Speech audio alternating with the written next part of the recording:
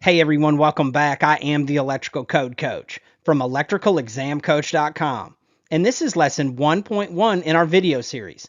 And in this lesson, we're going to do a short introduction. We're going to teach you about the course layout and show you how to use the course. Let's get to it. A little bit about me. I'm the baby of 6 children, and we grew up absolutely dirt poor. I wouldn't trade anything for it now. It's a large portion of who I am today and why I am so hungry. But I attribute all of my success to the 3 G's: God, grit, and grind. And we hope to pass some of those along to you. I've got 4 children of my own, and they are my reasons, or they're some of them. And we want to help you find your reasons, because you're going to need to know why you're doing this. Why are you getting your license? Why are you getting your certification? Because when work's hard and the boss is yelling at you and you're still wanting to study and you're tired and you've got football practice or whatever it is with the kids, you're going to need those reasons to push you through this program when times get hard and you still need to study. I've got 18 licenses and certifications, international, multi-state, federal licenses. I also sit on 7 boards: colleges, cities, international organizations, blah, blah, blah, blah, blah. We're not going to tell you any more about me in this program. This program is going to be all about you. So if you're looking for a program where I tell a lot of stories or fill you with a bunch of fluff, this program is not for you. We're into system after system, process after process. We just want to see you win. The only thing that you need to know about me is that I care. People don't care how much you know until they know how much you care. I'm getting ready to teach you a ton of things and blow this NEC book out of the water for you. But if you don't know how much I care about you, about your family, why I'm doing this, I want to see you win. Listen, I've dedicated my life to it. You can shoot me a call or a text anytime. I get back as quickly as I can. You also can shoot me an email and I will respond. My life is dedicated to helping you become everything that you can be in life and in the electrical industry. So before we move on in this program, I need you to understand and know just how much I care. Now let's learn about the course layout. We're going to teach you about the keyword and index process and how to look up questions in the book. We're going to teach you about load calculations, and we load them at the front end of the program, because inside there we're teaching you a lot of little processes that will serve you throughout the program, like what a demand factor is. We're going to teach you about box fill, pipe fill, voltage drop, motor calculations and sizing motor overloads, and motor short circuit ground fault protective devices. We're going to teach you about classified locations, transformers, sizing grounding and bonding conductors, OSHA, NFPA 70E, and business and law strategies. We're going to teach you a lot of other things along the way. Some of them we teach you in videos, and some of it we teach you inside of the quizzes. Some of them you're going to commit to memory, and a lot of them you're going to commit to memory the process on how to get the answer. Now let's learn about the website and how to use it. You can do it on your smartphone, computer, or tablet. One thing you'll notice right away is we have one price for all access, all cycles. So you don't have to worry about what level you have. Once you decide whether you want to do monthly, 3-month, 1 year, or even lifetime, it unlocks the entire website. You can see membership options at this link. Once you get the pro version, you can click on this link to continue the program, or you can come up here to this pro version link. Once you open the pro version, you're going to notice that it's very simple. We do not have a lot of distractions or bells and whistles or fluff content that you don't need for your exam. If you're in the 2017-2020, you're just going to keep scrolling down. If you're in the 2023, you're going to click here and it's going to take you to the same interface with a few different lessons that make it 2023 compatible. After you do lesson 1, you're going to click on lesson 2. When you get to lesson 2, you'll notice that you have the videos and the quiz. Always do the videos first. Once we scroll down and find our videos, you're going to do them in order from top to bottom, and we're going to watch them right here in the player. One beautiful thing about our program is you can do it full screen. You also can do something that no other program offers that I know of. You can download these videos for offline access. That is included in your pro version membership. Once you get through with all of these videos, you're going to come down here and take the lesson 2 quiz. Once you start the lesson 2 quiz, you're going to select an answer and click the check button. Now, all of our answers are going to show up right then to tell you if you've got it right or wrong, and down below is where you have your custom feedback. Some of the questions have individual videos that we've made to answer that question or a similar question just like it. So you'll just click play. What is the resistance? And in this case, it's going to go through and answer this exact question in video form and give you a detailed breakdown. If you're not able to watch video or you prefer to learn by text, the text will show up underneath it so you can learn that way as well. Then you'll select the next question and go on through the program. Once you've finished all of the video lessons, and don't skip any of them, it's very important that you finish them all. They're very short and very succinct. But once you finish them all, then you're going to go to the ECC Testing Center. And this is where the magic happens. We go through and we have topical quizzes, grounding, bonding, conductors, cables. Then we have our grind out quizzes, which are just question after question after question. Then you can come down and take your simulated exam. Once you work through all of the Pro version and all of the ECC Testing Center, you're ready to take your exam and see where you're at. You'll notice in the bottom left hand of each video that you're going to have your compatibility for that video.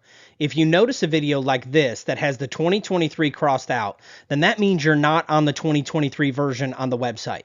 You need to go back to the Pro version, scroll to the 2023, and go through it. If it's cross-compatible with all of them, you're going to have the 2017, 2020, and 2023 logos down in the bottom. That's the end of lesson 1.1. You can head over to electricalexamcoach.com to sign up for the Pro version. I am the Electrical Code Coach, and my bargain is that these videos will add value to you, and you will in turn add value to others. Let's get to it.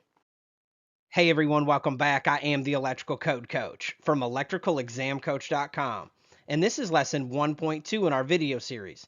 And in this lesson, we're going to be learning all about the keyword and index process. Let's get to it. The keyword and index process is a three-step process. Step 1, we're going to read the question and the answers twice. Sometimes when you read a question the first time, you'll think that it's leading you to a certain part of the index or a certain part of the code book. But when you reread it, you'll realize that it was actually asking something else. And you always want to read your answers twice, because once we do get to the correct section of the code book, you're going to need to know what the answers are, and hopefully it will pop off the page for you. Step 2, we're going to pull all the keywords from the question. You're going to be in a testing center setting, and they're going to give you a pencil and something to write on. You can write down the keywords, or you can continue to look back and forth at the screen until you feel comfortable with where you are in the book. I highly recommend that while you're using my program, practice doing both. Practice writing down the keywords, and then practice just looking back and forth at the screen until you find what you're looking for. And step 3, and probably the most important, is you're going to ask two questions. Where am I and what am I wiring? The first thing you're going to ask is, where am I? Am I in a kitchen? Am I in a bathroom? Am I outdoors? Am I indoors? And what am I wiring? If you can focus on that, that is going to give you the overall theme, and that'll help you get there quickly in the code book. Let's get to it. Now let's use the keyword and index process to answer this question. Step 1, we're going to read the question and the answers twice. Step 2, we're going to pull all the keywords. I like to start with about 2 or 3, but if the question gets really tough, you may have to go for more. Let's start with disconnecting, service, and maximum. And step 3, we're going to answer these two questions. Where am I and what am I wiring? Well, in this scenario, I'm going to be outside, aren't I, if we're wiring a service? And that answers my question. I'm wiring a service. And that's going to help us hone in on the theme of the question. Now, when we look at our possible keywords, the one that pops out the most is going to be service. Let's start there and see if we can find anything. Let's start with S for services. The index is located at the back of your code book. Pause the video now if you need a moment to get there. When we get to the index, we notice that it's in alphabetical order. And we're going to use those black bold headings to look for our first keyword. And in this case, it's service. And when we get to the S's, we notice that there are a lot of black bold headings about services. Service conductor, service entrance, service lateral. We want to try to be as specific as possible. So we're going to look for something about service or services. And after we look for a few moments, we'll notice that we find services. Now, underneath that black bold heading, you're going to notice some lighter headings. And those are going to be what you look for with your second keyword. And in this case, I would go with disconnecting means first. So we look for D underneath that services subheading. And sure enough, we find something about disconnecting means. When we look, it gives us a couple of different code references. So we're going to start with the first one first, and then we'll go to the second one. One thing I want to note out here is that while we go to this first reference of 230.71, you need to keep your hand or a piece of paper in the back of the book. So just in case it's not the reference we need, we can quickly flip back to the index and go to the next reference. Once we head to 230.71, this is when we need to slow down. We're going to take our time and read the black bold headings. You're always going to navigate your codebook using the black bold headings. You do not have a lot of time in the testing center. So you've got to decide what paragraphs you're going to read because you don't have time to read large sections of the codebook. So we're going to use keywords and the black bold headings to decide whether or not we're going to invest reading about this topic. And sure enough, when we get there, we notice that the black bold heading says maximum number of disconnects. We have multiple keywords here, so we're really going to slow down. And we're going to take our time and hone in on this. If you're in the 2017, when you read that paragraph there, you'll find your answer in the very first paragraph. If you're in the 2020 or the 2023, you're going to notice that you're going to have to go to the next black bold heading, and it has more keywords, and you'll find your answer inside of that paragraph. If you think you're in the right section of the code book, take a minute, read the page before, read the page after, looking at the black bold headings to find out and decide which paragraphs you want to read. And in this case, we find our answer and select D. Great job. Let's run the replay on this question and learn a few more things before we move on. And the first one is right here in the 4 possible choices.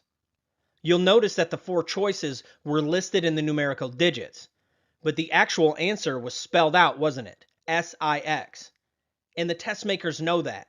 They'll add things like that in there because they know that you're reading large pages trying to find digits and see if it's the right digits. So they will actually spell the words out or vice versa. That's why we're learning the keyword and index process to decide what paragraphs we're going to take the time and read and which ones we're going to move on from. The second thing we noticed was the importance of reading that question twice. Because once we got to the black bold headings, we noticed another one of our keywords jump out from the question. The more familiar we are with that question, the more we're going to be able to be concise in deciding of whether or not we are going to read that paragraph. And finally, in step 3, when we answered the questions, where am I and what am I wiring? We decided that we were wiring a service. And this is going to help you as you continue to grow in the program. Because when you get multiple possible choices, you'll start learning the articles. Well, Article 230 is all about services, and Article 250 is all about grounding, which doesn't have anything to do with my question. So the obvious choice here would have been to go to Article 230. And this is really going to be helpful. In this case, they only have 2, but sometimes they have 3, 4, or 5 possible codes that it could be in. And you're going to get faster and sharper. I know you can do it. That's the end of lesson 1.2. And before you go on to the next lesson, I want you to think about the reasons that you're doing this. Are you doing it for your family? Are you doing it for your career? Are you doing it to level up in your professionalism? It's going to be those reasons that keep you moving when things get hard. Let's get to it. Hey everyone, welcome back. I am the Electrical Code Coach from electricalexamcoach.com. And this is lesson 1.3 in our video series. And in this lesson, we're going to be learning all about Ohm's Law. Let's get to it. Ohm's Law was discovered by Georg Ohm, and the relationship states that the current passing through a conductor between 2 points is directly proportional to the voltage across those 2 points, and inversely proportional to the resistance between them. Now that sounds like a mouthful, but we're going to break it down piece by piece and see how it's relevant and fundamental to our getting our license or certification. This picture I keep showing you is the Ohm's Law pyramid. It's also an easy way to remember the Ohm's Law formula. Does anyone know what the E stands for? That's right, it's electromotive force. It refers to the potential difference generated by a source of electrical energy, such as a battery or generator. It's the electrical pressure that pushes or pulls the electrons through the circuit. And just remember, when you're dealing with this Ohm's law pyramid, that the E stands for voltage. Does anyone know what the I stands for? That's right, the I stands for electrical current, and it's the rate at which the electric charge flows past a point in the circuit. The standard unit of electrical current is the ampere, often shortened to amp, and we're going to call it an amp throughout the rest of our program. The amount of electrical current refers to the quantity of charge passing through the circuit per unit of time. So there's a whole lot of electrons. It's a very large number, but we've all agreed that 1 amp is 1 amp, and that's how we deal with it in amps, or smaller or much larger, as we're going to learn throughout the program. But just remember in this relationship that the I stands for current. Does anyone know what the R stands for? That's right, it's electrical resistance. And it is a property of a material or a component that quantifies how it resists or opposes the flow of electric current. And it's usually measured in ohms. It's letting us know how much it's resisting that electrical flow that we're trying to produce with the voltage, which is also going to affect the amperage that flows through the circuit. All three of these are directly related together. Remember that the E stands for voltage, the I stands for amperage, and the R stands for resistance. All right, let's put this all together. The picture I keep showing you is a formula, and it's an easy way to remember this relationship. We have E on top of a division line, and then down below it is the I and the R. Now they're smushed together, and that would be implied multiplication. But just to make it easy to understand while we're laying the basics here, I went ahead and put the multiplication sign in between it. And what this relationship is saying is that as long as we know any of the two, we can always find the unknown. Now, if you're like me, I don't like a ton of math, but thankfully all the math in this program is 6th grade math. If I can do it, you can do it, trust me. And what this relationship states is that I know if I know any of the two, I can always solve for the unknown. If I know I and R, I can just multiply. If I know E and R, I can just divide and it'll let me know what I is. If I know I and E, I can just divide and it'll let me know what R is. And we're going to break this down piece by piece and show you that you can do it. Let's imagine that we have a 120 volt circuit with a 10 amp draw. What is the resistance on this circuit? Well, what I love about formulas is you just plug in what you know. Draw it exactly how it looks. I put my 120 on top. I know my current. I set it up in this manner. Then all I have to do is divide. I divide 120 by 10, and it lets me know that there should be 12 ohms of resistance on this circuit. Meaning I should be able to put my amp clamp out and read 10. I should be able to put my voltmeter out and read 120. And I should also be able to measure the resistance and measure 12 ohms. If I don't have that, there's something wrong. There's something failed, there's something broken, there's something disconnected, there's something causing more resistance that's gotten in the circuit. It's really great for troubleshooting. And I know that it's going to unlock a lot for you. Not only with your testing, but also out in the field. In this case, we have a 120 volt circuit with 12 ohms of resistance on it. What is the amp draw on this circuit? Well, what I love about formulas is we just plug in what we know. We know we have 120 volts. We know that we have 12 ohms of resistance. And we're going to look at this like a division line. We just take 12 and divide up into 120. We set it up like this. 120 divided by 12 equals 10. That lets us know that there should be 10 amps of current on this circuit. Finally, we have a circuit with 10 amps on it and 12 ohms of resistance. What is the voltage? Well, we plug in what we do know. In this case, we're solving for E, and we know that we have 10 amps and 12 ohms. Now all we have to do is follow our Ohm's law pyramid and multiply this out. We take 10 multiplied by 12 equals 120. So E equals 120. Great job. All right, let's do some Ohm's law practice. You can do it. I'm going to go a little bit slow here, so if you want to pause the video and try it on your own, you can. We have 120 volts. We have 16 ohms of resistance. What is the current? That's right, it's 7.5 amps. All we had to do was take 120 divided by 16, and that lets us know that we have 7.5 amps on this circuit. We have 120 volts. We have 15 amps. What is the resistance on this circuit? That's right, it's 8. Great job. All we have to do is take 120 divided by 15, and that lets us know that there is 8 ohms of resistance on this circuit. We have this scenario, and we're solving for voltage. We have 4 amps and 69.25 ohms of resistance.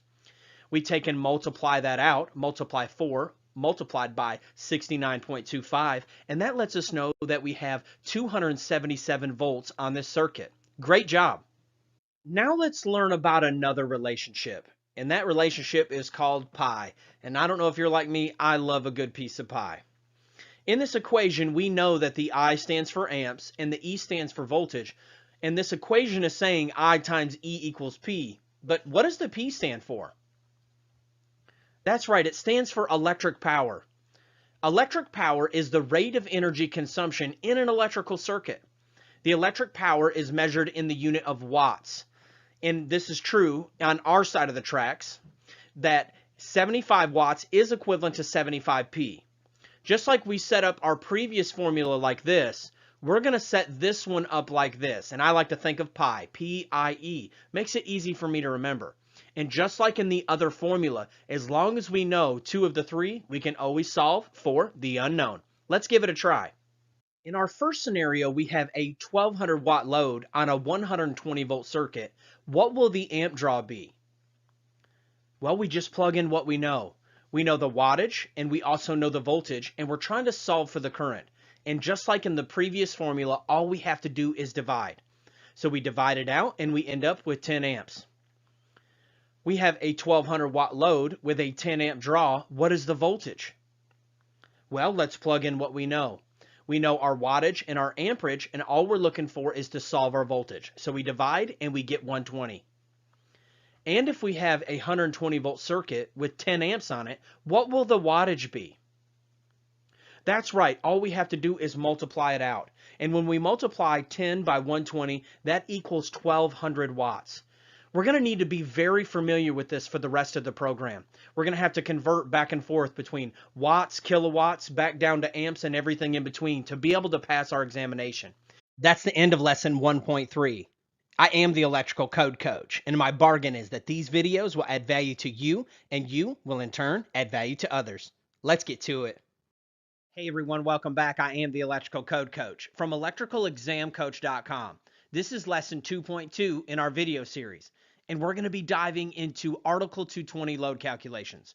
And just to clarify what we're doing, we are calculating the demand on a home in order to be able to size the main breaker, the wire, the pipe, the service, and everything that goes along with it. But before we can size all that, we have to know what is the demand on this home. And that's what we're going to be learning over the next few video lessons.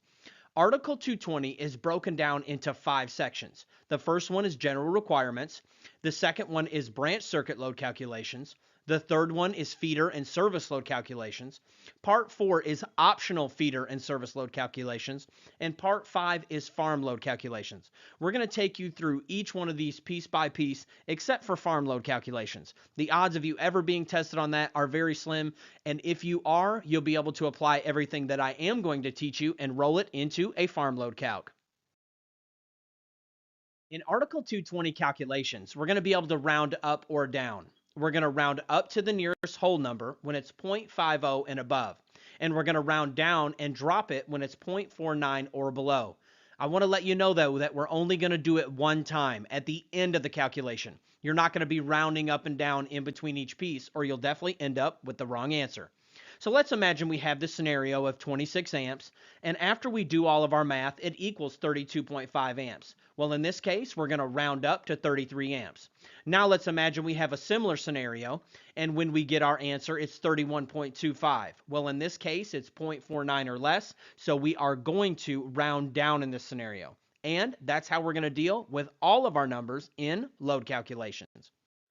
When doing Article 220 load calculations, we're going to be using nominal voltages. Although our actual meter reading might be 115 or 130, for our calculations, we're going to be using nominal system voltages like 120, 122.40, 122.08. It makes it a lot easier to do these calculations, not having to guess or wonder what the actual voltage readings might be. The first thing that we're going to learn about for our whole home load calculation is how to calculate the general lighting and receptacle loads. This is going to cover all of our general lighting and general receptacles in places like bedrooms, living rooms, hallways, everywhere that's considered a general area. We've grouped all of them together and come up with a very easy way to do it. Now, what I'm getting ready to teach you only applies to residential 1, 2, and multifamily dwelling units. Before we go any farther, we need to define and clarify what is a 1, 2, and multifamily dwelling unit. Well, a single family dwelling unit, often called a one family dwelling unit, is exactly like it sounds. It is a single standalone structure or classified thereof. Secondly is going to be a two family. In our area, we call it a duplex. You may not use that terminology, but this is two homes that are smushed together and classified as a two family dwelling. And anything that is 3 or more is called a multifamily dwelling unit. It's very important that we understand these definitions because there's some codes that apply in certain areas than others that we have to watch out for, not only in electrical, but also when we get into building, mechanical, plumbing, and zoning.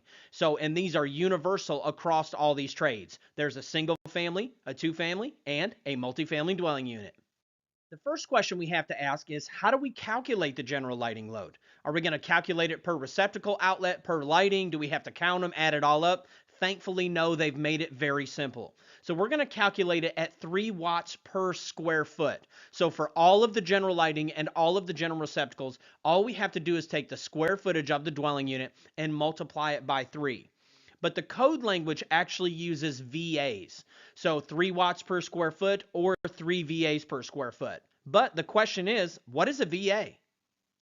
A VA is a volt amp, and for all of our testing, it's equivalent to a watt. So it's true for us to say that 2400 VAs is equivalent to 2400 watts. So for these calculations, we're going to be calculating them at 3 VAs per square foot. When calculating our general lighting and receptacle loads, we will use the outside dimensions of a building or structure. So we're going to measure from the outside of the building, both directions, do our multiplication, and that'll let us know how many square feet we have to multiply by.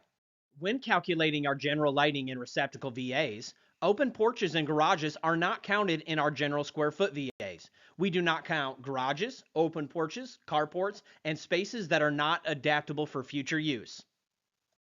How many VAs would you calculate before demand factors? Now, let me stop right there. I haven't taught you what a demand factor is yet, so I'm not going to teach you how to apply it to this part of the load calc because it's really the most complicated, especially if you don't know what a demand factor is. I'm going to teach you a little bit at a time what a demand factor is, and by the time we round back around to teach you how to do it, you'll be a pro at it. How many VAs would you calculate before demand factors in a home that is 1,500 square foot of living space on the main level with a 500 square foot attached garage and a 500 square foot unfinished basement that is adaptable for future use? Step 1 is find what our total square feet that we're working with. So we have our 1,500 general, we will count it. Then we're going to omit the 500 square foot of attached garage. We're going to count the 500 square foot of basement because in this question, it is adaptable for future use. In your testing, it'll say either or, and in the real world, it's almost always adaptable for future use, but you can work that out with your local electrical inspector. So all we have to do is total all that up. That gives us 2,000 square feet. Then we take our 2,000 square feet multiplied by 3 VAs per square foot, and we're going to select D. Great job.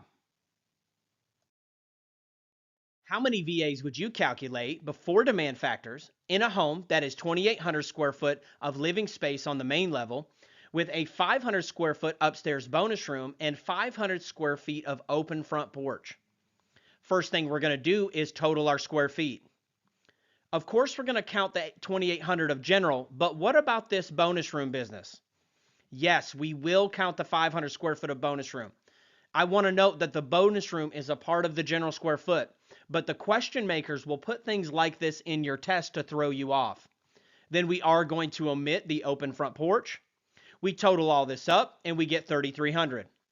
Now we take our square feet multiplied by 3 VAs per square foot, and we're going to select C. Now that we've learned about our 3 VAs per square foot, now we have to learn about what's called our small appliance and laundry circuit VAs.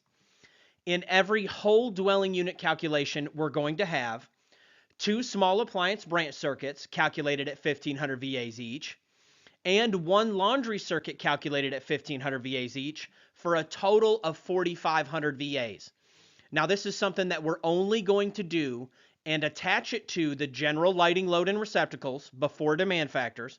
We're only going to do it when we're doing a whole house load calc. We are not going to add it on to something like an individual dryer or an individual range. Those are calculated individually. This is only when we're doing a whole home load calc. And once we start doing them, I will make sure to reiterate to you so you understand when and how to apply this. The easiest way to do it is anytime you're doing a whole dwelling unit load calculation is you take your square foot and you multiply it by 3 VAs per square foot. Let's imagine we had this 2,000 square foot house multiplied by 3 VAs equals 6,000 square foot. Then you just tack on the 4,500. It's for the 2 small appliance and the 1 laundry circuit. And you're only going to tack it on if you're doing a whole home load calc. All right, y'all, that's it for lesson 2. You can head over to electricalexamcoach.com to unlock the pro version and all of the quizzes and practice tests. Let's get to it. Hey everyone, welcome back. I am the Electrical Code Coach, and this is lesson 2.3 at electricalexamcoach.com. Today we're going to be learning about fixed appliances and how they work into a whole house load calculation. Fixed appliances include things like dishwashers in this picture, but it also includes things like garbage disposals, water heaters, central vacuum systems, and microwaves, and pretty much any other appliance once it's fixed. You'll notice in this bottom right-hand picture that there's 2 microwaves. One is not fixed, and the other one is fixed. And when you fix it to the wall or fix it so it can't move, either with plumbing or mechanical vents or anything else, it now becomes a fixed appliance. And there's a special way that they calculate them when doing a whole home load calculation. What it does not include is it does not include dryers or ranges. We're actually going to deal with those separately. So this includes all other fixed appliances except for dryers and ranges. Let's get to it. Before we dive into the calculations, let's learn about demand factors. We're going to be using them for the rest of the program. A demand factor is a multiplier that the code will use to decrease or increase the total calculated demand. The question is, will they use all 4 of these appliances at the same time? And the answer is no. So the code makers have made it so we can reduce the overall demand. Instead of just counting them watt for watt, they've made some multipliers that allows us to reduce the demand that we calculate. And remember, if we have less amps, we could have a smaller service. If we have smaller service, we could have smaller pipe, smaller wire, and a smaller overall cost of the job. The small appliance 75% rule works like this. Where 4 or more appliances are fixed in place, you can apply a 75% demand factor to the total calculated load of the appliances. I do want to note again that this excludes dryers and ranges. We're going to learn how to calculate those separately later in the program. So let's imagine that we have these appliances. And the question is, how do we calculate them all together to turn it into amps and later size our service, which sizes our wire and our pipe? What we're going to do first is find our total connected load. So we're going to go ahead and total all these up, and that equals 6,800. Then we're going to stop and check for demand factors. Step 1 in all load calculations is to get the total connected load. Then we're going to check for demand factors. And in this case, we can apply the 4 or more 75% rule. We take 6,800 multiplied by 0.75, and that gives us a new reduced load of 5,100 watts. And that's what we would take and add to our whole home load calculation. How many VAs would you calculate for a single family dwelling that has the following appliances: a 4,200 VA water heater, a 1,000 VA disposal, and an 1,100 VA dishwasher? First, we're going to find the total connected load. We total all that up, it equals 6,300 VAs. Now, we check for demand factors. In this case, we only have 3 appliances, so the 4 75% rule does not apply, and all we have to do is take our total. I do want to note that one of the 4 choices was as if you had incorrectly applied the 75% rule. In this case, because we only have 3, we don't apply any demand factor at all, and we take the total connected load at 6,300. Great job. How many VAs would you calculate for a single family dwelling in Dallas, Texas that has the following appliances: a 4,200 VA main water heater, a 3,500 VA additional water heater for the basement, a 1000 VA disposal, and an 1100 VA dishwasher. First, we're going to find our total connected load. We take and total it up, and it equals 9800. Now, we check for demand factors. Sure enough, we have 4 or more fixed appliances, so we can apply the 75% rule. We take 9800 multiplied by 0.75. That gives us a new reduced load of 7,350 VAs. I want to note that if you look at option B, it was 9,800, as if you didn't apply the 75% rule. You got to be careful. Oftentimes, they'll have one of the answers be as if you missed or added one of the steps that you shouldn't have. But you've been grinding. You're going to get it. I know you can do it. And we're going to select C. Let's get to it. All right, y'all, that's it for lesson 2. You can head over to electricalexamcoach.com to unlock the pro version and all of the quizzes and practice tests. Hey everyone, welcome back. I am the Electrical Code Coach from electricalexamcoach.com. And today we're going to be diving into dryer load calculations. We're going to be in section 220.54 and looking at table 220.54. Let's head there now. When we get to table 220.54, we're always going to read our black bold heading to make sure we're in the right table. Great, I feel like we are. We're going to start on the left-hand side and find our number of dryers. Then we're going to use a straight edge and come over and find our demand factor in percentage. I want to make an important distinction at this point in the program. You have to be very careful with these titles right here. Sometimes they're listed in a replacement value and it just says demand. And in other tables, it'll say a demand factor in percentage. And we've learned that that is just a multiplier. Section 220.54 lets us know that dryers must be calculated at a 5,000 VA minimum or the nameplate rating, whichever is greater. Now, let's learn what a nameplate is.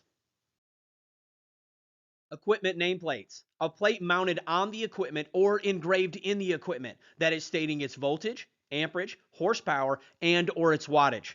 Now, it may only have a few of these, but as we've learned in previous lessons, we can apply Ohm's law to find the unknown. Now that we're dealing with larger wattage appliances, we want to make something clear before we move on.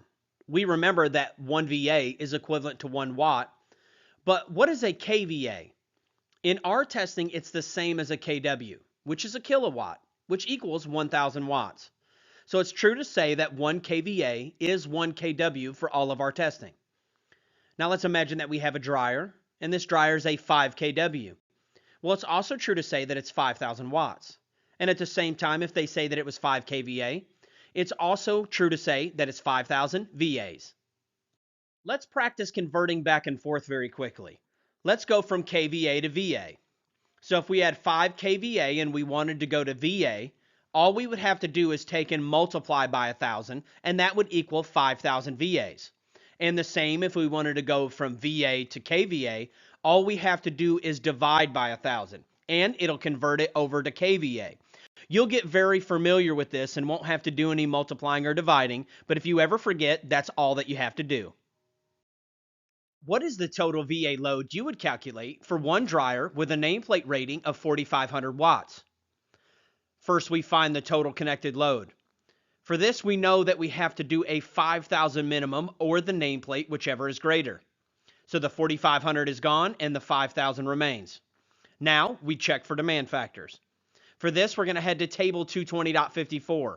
And we're going to find that 1 through 4 dryers, it's at 100%, meaning that there is no demand factor. And we just select A. Great job. What is the total VA load you would calculate for one dryer rated at 5,200 VAs? First, we're going to find our total connected load. We know that we have to do a 5,000 minimum or the nameplate, whichever is larger. In this case, the nameplate's larger, so we're going to select 5,200. Now that we have our total connected load, we're going to check for demand factors. For this, we head to table 220.54.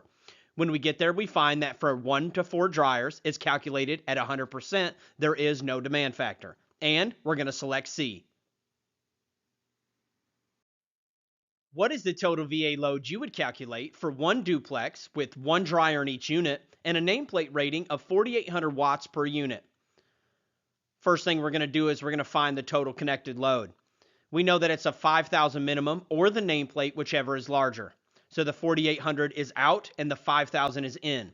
Then we have to multiply it by our 2 units, and that gives us 10,000. Now we check for demand factors. For this, we head over to table 220.54, and we're going to find that 1 through 4 ranges is calculated at 100%. And we're going to select A.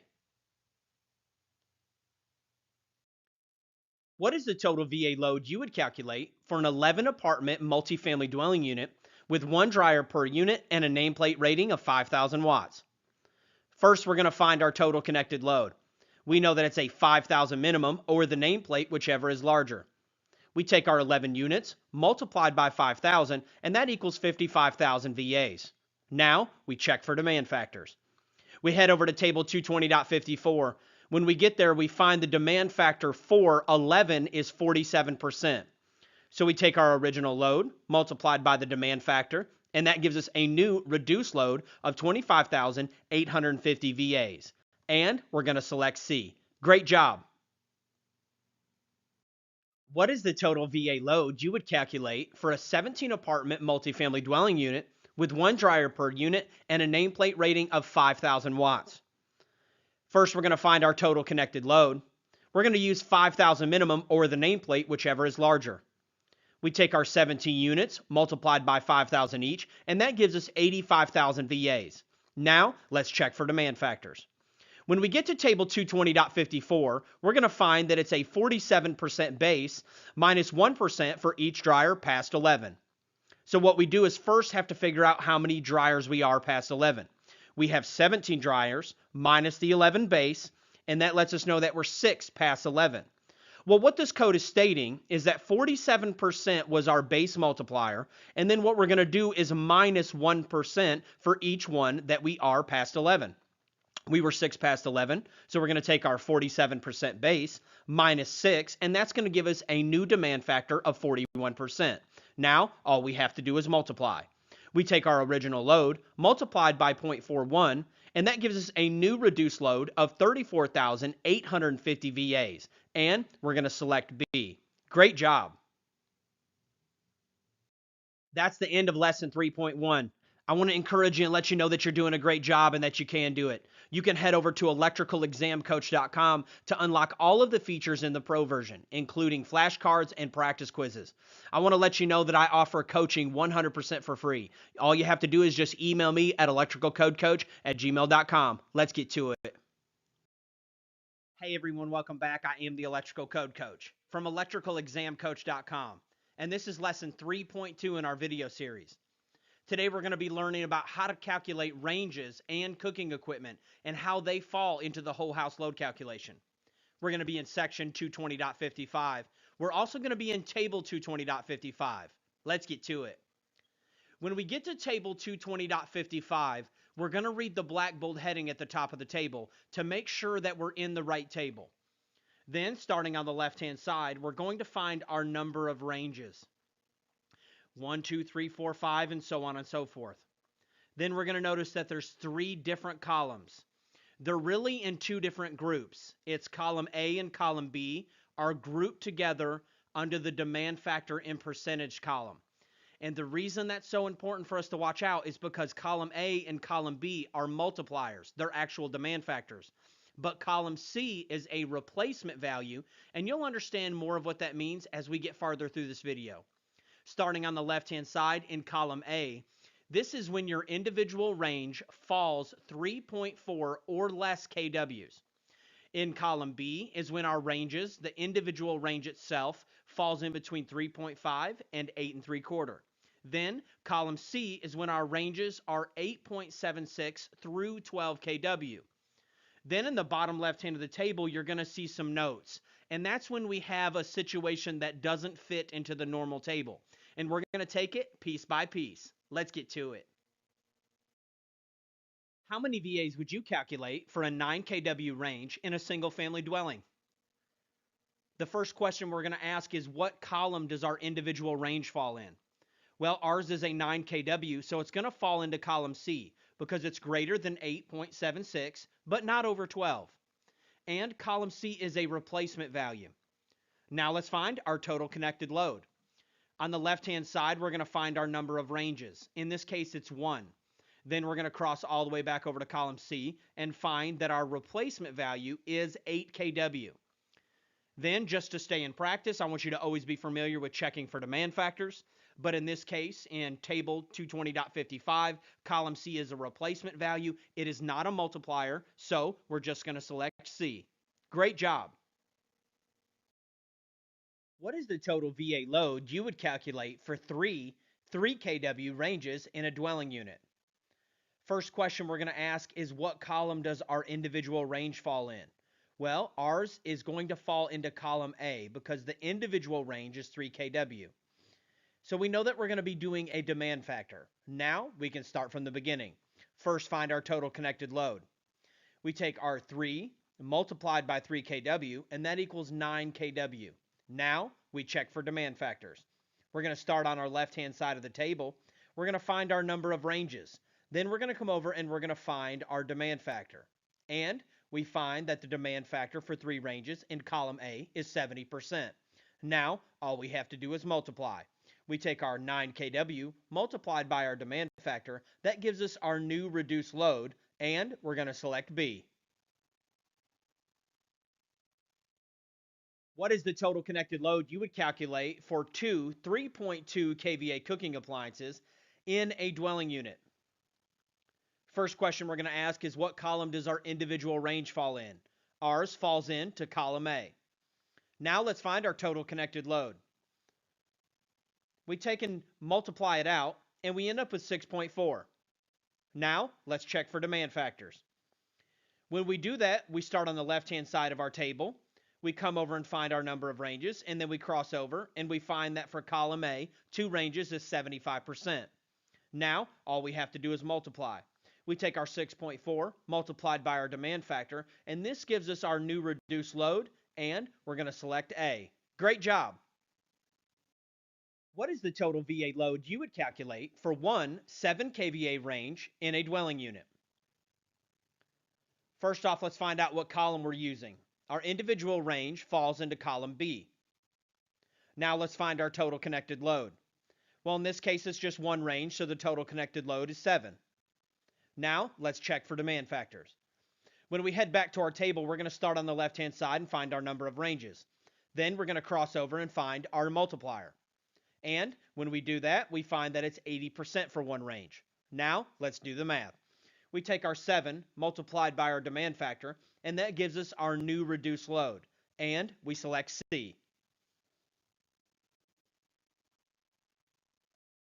How many VAs would you calculate for a 14.6 kVA range in a dwelling unit? Step 1, find out what column our individual range falls in. When we get to column C, we find out that it's only good through 12 kW. When it's over 12 kW, you have to use one of our table notes listed down below the table. In this case, we're going to be using note 1.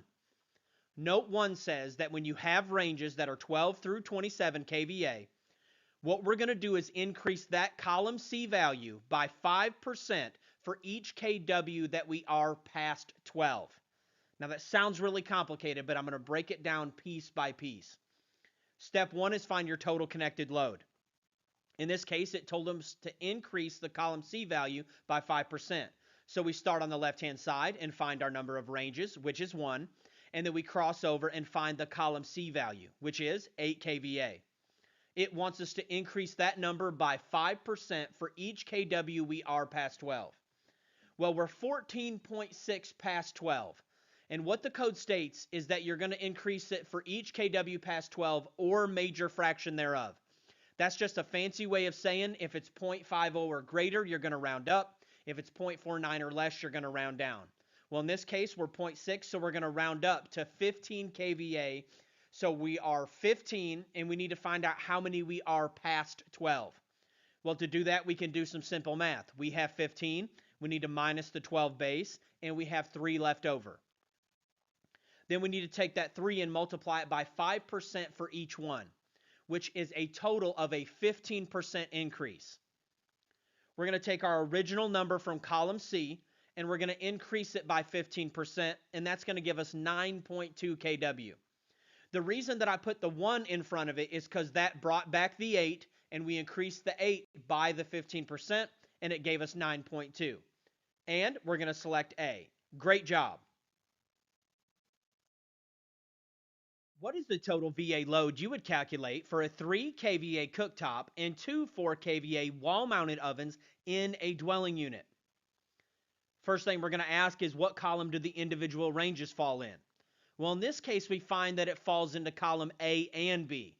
This question is very simple. All you have to do is treat the column A ranges individually, the column B ranges individually, and then total them together. So what we do is we find our total connected load. The column A ranges is just 1, so it's 3 kVA. The column B ranges, we have to do some math, and we end up with 8 kVA.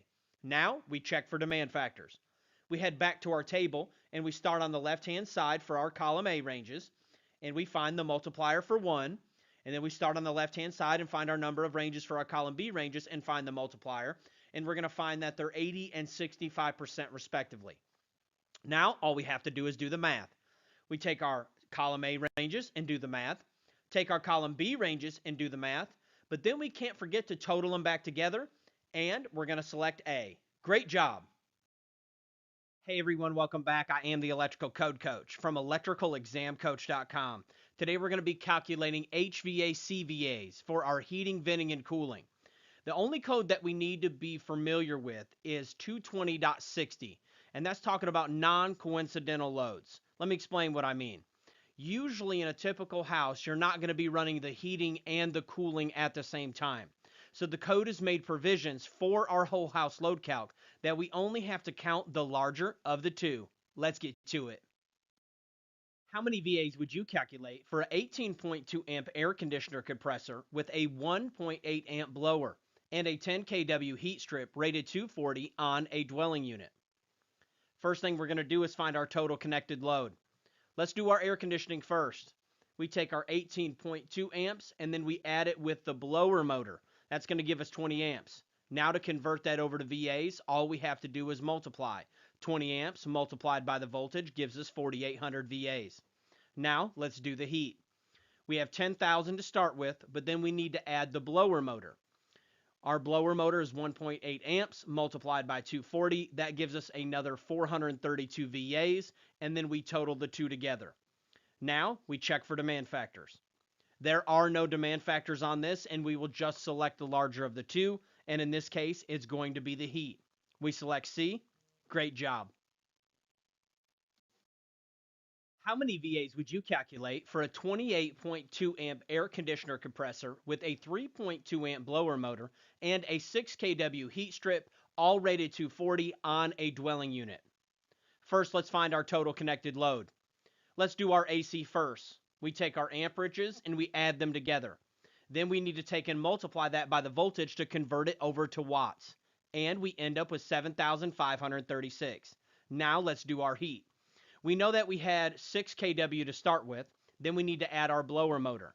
We take our blower motor at 3.2 multiplied by the voltage, and that gives us another 768 VAs. We total those two together, and we check for demand factors.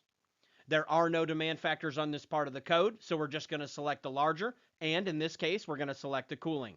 Great job. That's the end of lesson 4.1. You can head over to electricalexamcoach.com to unlock the pro version and all of the practice quizzes. I'm here anytime you need me for free coaching. It's electricalcodecoach@gmail.com. Let's get to it. Hey everyone, welcome back. I am the Electrical Code Coach from electricalexamcoach.com, and this is lesson 4.2 in our video series. Now we're going to learn how to apply the demand factor to the general lighting load. At the beginning of the program, we learned that it was 3 VAs per square foot, and we had to add on the 4,500 VAs for our 2 small appliance and 1 laundry circuit. At the beginning of the program, I did not teach you about the demand factor for this because it's kind of complicated at face value, especially if you don't know what a demand factor is. But now that we're this far in the program and you are very familiar with using demand factors, I'm going to teach it to you now. And for this one, we're going to head to table 220.42. It's a very important table in our load calculation process. When we get to table 220.42, we always read the black bold heading to make sure that we're in the right table. And it says demand factors for lighting. Now, you can ask the question, if this is the 3 VAs per square foot, well, it includes receptacles. And you are correct. We are allowed to use this table for commercial lighting or any of the lighting in the following locations that we're getting ready to talk about. But we're also allowed to use it for the entire 3 VAs per square foot, plus the 4,500 that we tacked on for the 2 small appliance and 1 laundry. Using this table, we start on the left-hand side and find our location. The first one we find is dwelling units. Then we're going to find hospitals, hotels and motels, warehouses, and really important down here at the bottom, it says all others. So if it's not listed inside of this type of occupancy, we're going to cross over. And if you look over here down in the bottom right hand, it's at 100% calculation, meaning that there is no demand factor for lighting unless you're one of these specific places that are listed on the left. Then over here across the top, we find our demand factor. In this column, it's the portion of the VAs. And then in this column, it is the demand factor in percentage. We're going to break this down one piece at a time and learn how we apply the demand factor to the 3 VAs per square foot and the 4,500 VAs for the small appliance and the laundry circuit. Let's get to it. When looking at this table, we're going to see a multi-layered demand factor for dwelling units. Step 1, we're going to take the first 3,000 VAs at 100%. Step 2, we're going to take in between 3,001 through 120, which is technically just another 117,000 more. And that's how I'm going to refer to it for the rest of the program. We're going to take that percentage at 35%, and then we're going to take anything above and beyond that at 25%. Then step 3, we add them back together. We take the original 3,000 that we set to the side.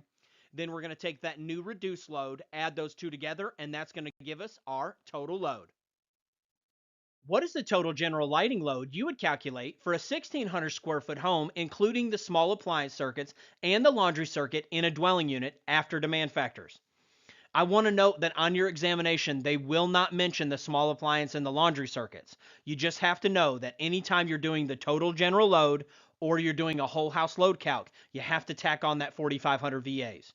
Step 1, find our total connected load. We're going to take our 1,600 square foot multiplied by 3 VAs per square foot, and that equals 4,800 general square foot VAs. Now we need to tack on our 4,500 for our 2 small appliance and 1 laundry circuits. Then we take that load and we check for demand factors. We head to table 220.42. We're going to take our first 3,000 at 100%. Then we're going to take that remainder at 35%. Then all we have to do is total the two back together. And we're going to select D. Great job. What is the total general lighting load you would calculate for a 1,200 square foot dwelling unit? Notice that I took out all the pointers that we had in the previous slide. Anytime it asks for the total, you're always going to be applying a demand factor if there is one. And in every one of these type calculations, you're going to have the 2 small appliance and 1 laundry circuits. Step 1, find the total connected load. We're going to take our 1,200 square feet multiplied by 3 VAs per square foot, and that's going to give us 3,600 square foot VAs. Now we have to tack on our 4,500 for our 2 small appliance and 1 laundry circuits.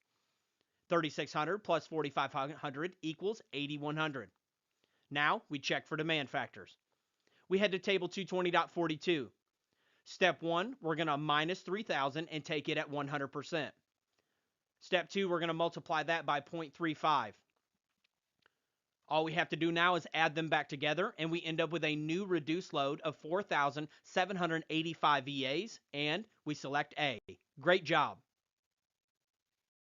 That's the end of lesson 4.2. You can head over to electricalexamcoach.com to unlock all the quizzes, flashcards, and everything else that comes with the pro version. I offer my coaching 100% for free. All you have to do is email me at electricalcodecoach@gmail.com. Let's get to it. Hey everyone, welcome back. I am the Electrical Code Coach from electricalexamcoach.com, and this is lesson 4.3 in our video series. And today we're going to be tying all these pieces together that we've been learning about the whole home load calculation. We're going to learn how to take our general, our fixed appliances, our dryer, our range, our HVAC, and turn it into our whole home demand. Let's get to it. What is the total VA demand you would calculate for a 1,600 square foot home with the following loads? Now, I know this looks daunting, but we're just going to take it one piece at a time. You've worked very hard up until this point, and I know you can do it. I want us to get used to laying out all of our calculations like this. On our piece of paper, write general, fixed appliances, dryers, ranges, and HVAC, and we're going to fill them in one at a time. Step one is to find our general lighting and receptacle loads. We're going to first find our total connected load. We take our 1,600 square foot multiplied by 3. That gives us 4,800 square foot VAs. Now we add on our 2 small appliance and 1 laundry circuit, which is 4,500. That gives us this total connected load of 9,300. Now we check for demand factors. Step 1, we're going to take the first 3,000 at 100%. We're going to take that remainder at 35%. Then we take the 2 and total them back together, and we're going to put that over here on the right-hand side. Every time I want you to write it out just like this, add in each load, total them up, and you'll be on your way to doing the whole house. Let's get to it. Now let's do our fixed appliances. We have a garbage disposal, dishwasher, and water heater. Find the total connected load. We total them all up and it equals 5,500. Now we check for demand factors. There are only 3 appliances, so the 4 or more 75% rule does not apply, and we write down 5,500. Now we deal with our dryer in the same way. We find our total connected load. We know that it's 5,000 minimum or the nameplate, whichever is larger. Now let's check for demand factors. When we get to table 220.54, we find that 1 through 4 dryers are calculated at 100%, and we put down 5,000. Now our range. First thing we're going to ask is what column does our individual range fall in? Well, this one falls into column C, and column C is a replacement value. Let's find our total connected load. We start on the left-hand side of the table. We find our number of ranges, and then we cross over to column C, and it's 8,000. Now we check for demand factors. There are no demand factors on column C because it is a replacement value, and we write down 8,000. Great job. Now for our HVAC VAs, we're going to take the larger of the heating or cooling. First, find our total connected load. Our heating is 10,000, and our cooling is our amps multiplied by our volts, which equals 4,320. Now we check for demand factors. There are no demand factors on this portion, so we're just going to select the larger of the 2, and we're going to put down 10,000. Now all we have to do is total it all together. Now all we have to do is total all of our loads. Make sure that you push the equals button in between each addition. And the reason is sometimes when you add a bunch of numbers without clearing it out, it will mess up inside the calculator. So I'm going to do mine like this: 5,205 plus 5,500, and then I'll hit the equals button. And then I'll do plus 5,000, plus 8,000, plus 10,000, pushing the equals button in between each time just to make sure I end up with the right answer. Then I'm always going to double check my answer on these large calculations and make sure that I get the same number twice. We end up with 33,705, and we select A.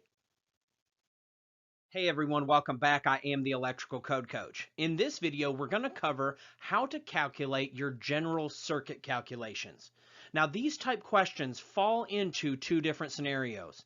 One, they're going to ask you the minimum required 20 amp branch circuits.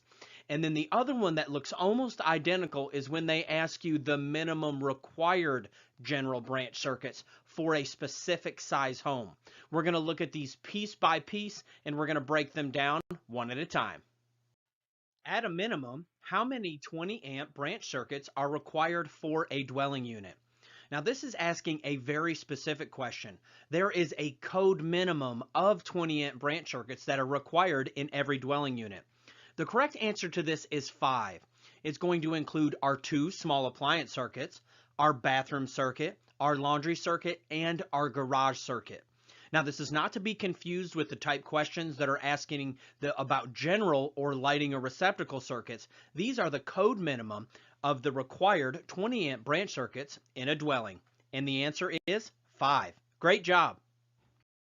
At a minimum, how many 20 amp general branch circuits are required for a 2,700 square foot home? Now, your question may not say general, it may say for lighting and receptacles. You can keep an eye out for that. But usually if they give you the square feet, that's going to be the red flag for me, that I'm calculating the general branch circuits. So how we're going to do this one, it's very simple. We're going to do it one step at a time.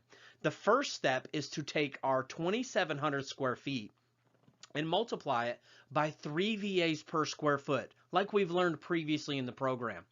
That's going to end up with 8,100 VAs. Now what we have to do, because this is our general lighting, those are all going to be 120 volt circuits. So I'm going to take that 8,100 and divide it by that 120 volts.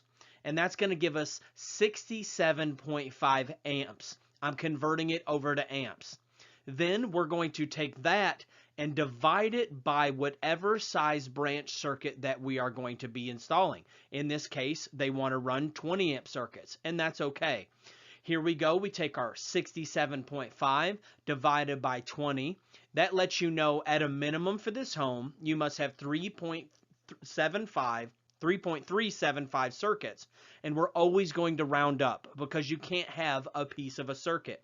So the correct answer would be 4 for this home. Now, these are not to be confused with the 5 required ones. This is if someone wanted to continue to wire their home for their general lighting and receptacles with 12 gauge wire. They'd be allowed to put them on 20 amp circuits at that point, and this is how we would calculate it. Now let's do a 15 amp version. At a minimum, how many 15 amp general branch circuits are required for a 2,700 square foot home? The first thing we're going to do is take our 2,700 and multiply it by 3 VAs per square foot. Then we're going to take that and divide it by 120, which is our circuit voltage. Then we take that remainder there and divide it by the size circuit, and in this case, it's 15 amps. It's going to equal 4.5, and we're going to always round up to 5. Now, there are other ways to calculate this, but for me, this is the simplest and one that works every time. And that's what I always want to be able to give to you. One, to me, that is the simplest and one that works every single time. You can head over to electricalexamcoach.com for more exam prep like this. Let's get to it. Hey everyone, welcome back. I am the Electrical Code Coach from electricalexamcoach.com. Today we're going to be diving into lesson 5.1, and it's called the optional method for load calculations. When I hear the word optional, I think either or, but this is actually a whole nother method for doing load calculations, and its name just happens to be the optional method. Everything I've taught you up until this point is called the standard method. In the absence of a method listed on your test, you're always going to default to the standard method. And thankfully, you'll never get an optional method question unless it states the word using the optional method. It's so important that we know that. We're going to find all these rules laid out in 220.82. Specifically, we're going to be focusing in part B. It's very simple. It took me about 6 videos to teach you how to do the standard method. It's only going to take me 1 to teach you the optional method. We're still going to do our 3 VAs per square foot and our 4,500 VAs for our 2 small appliance and 1 laundry. Then we're going to take that and take the nameplate of all appliances, and we're going to apply 1 demand factor. Then that's going to give us our new reduced load. Now all we have left to do is total our HVAC. We're going to take the larger of the heating or cooling. We add that back to that reduced load from above, and we're going to have our total connected load. It's that simple. We're going to take it 1 piece at a time, and then we're going to put all the pieces together. Let's get to it. The optional calculations that we're about to learn apply only to a single-family dwelling unit.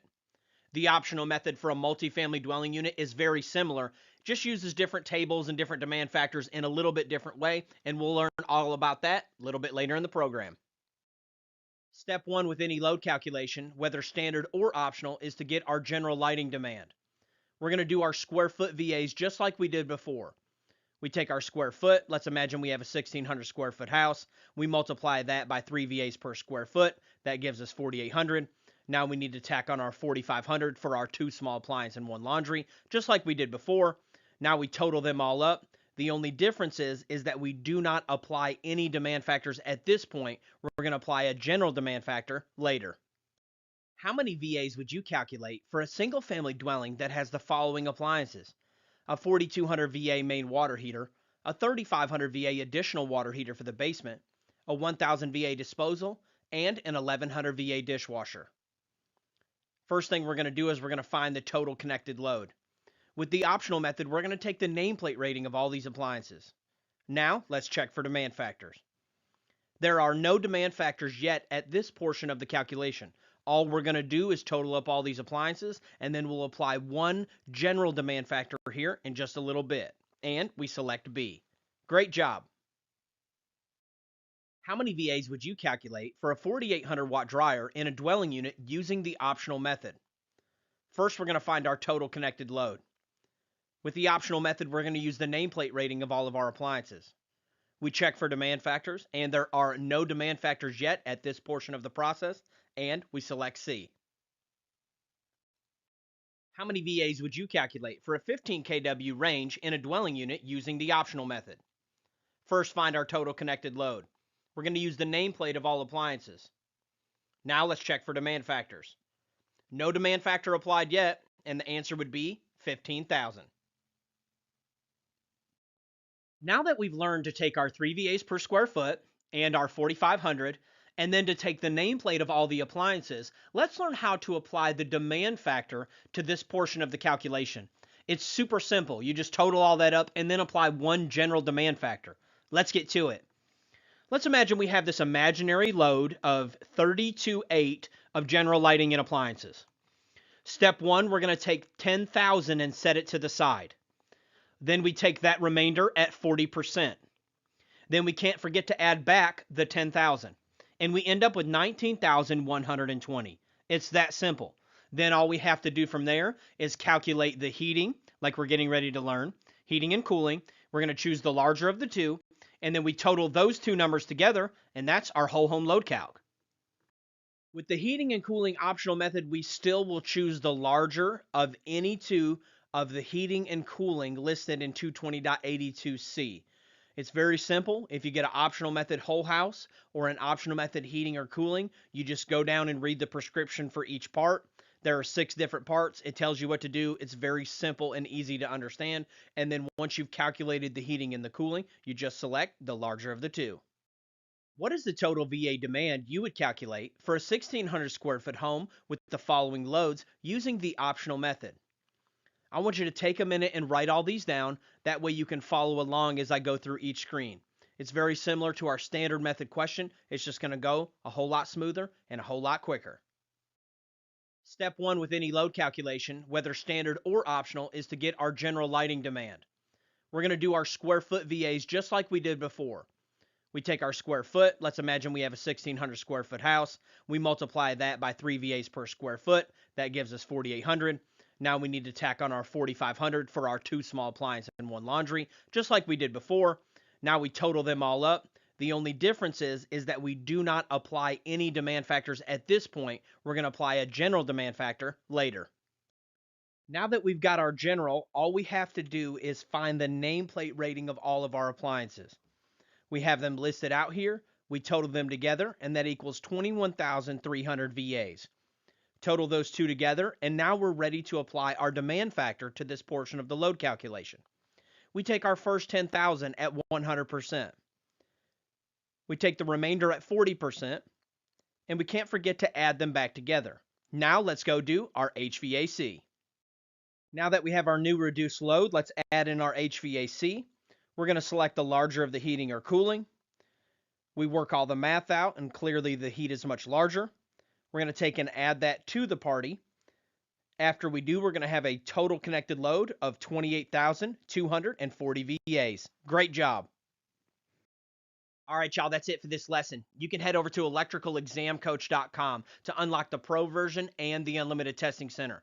We also offer our full program on USB drive and DVD, so you can watch it offline and without commercials virtually anywhere.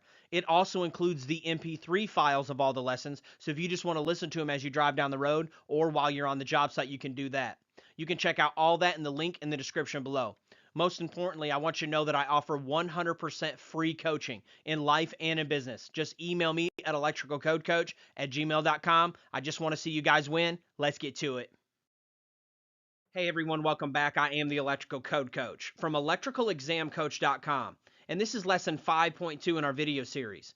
We're going to be in section 220.14, and we're going to be doing a good overview and a great foundation of commercial load calculations. Later in the program, if you'd like to do some more obscure, more rare commercial load calculations, you'll have the opportunity to do that as well. Let's get to it. How many VAs would you calculate for 7 branch circuits where each branch circuit was dedicated for signs and outline lighting in a commercial building? Step 1, find our total connected load.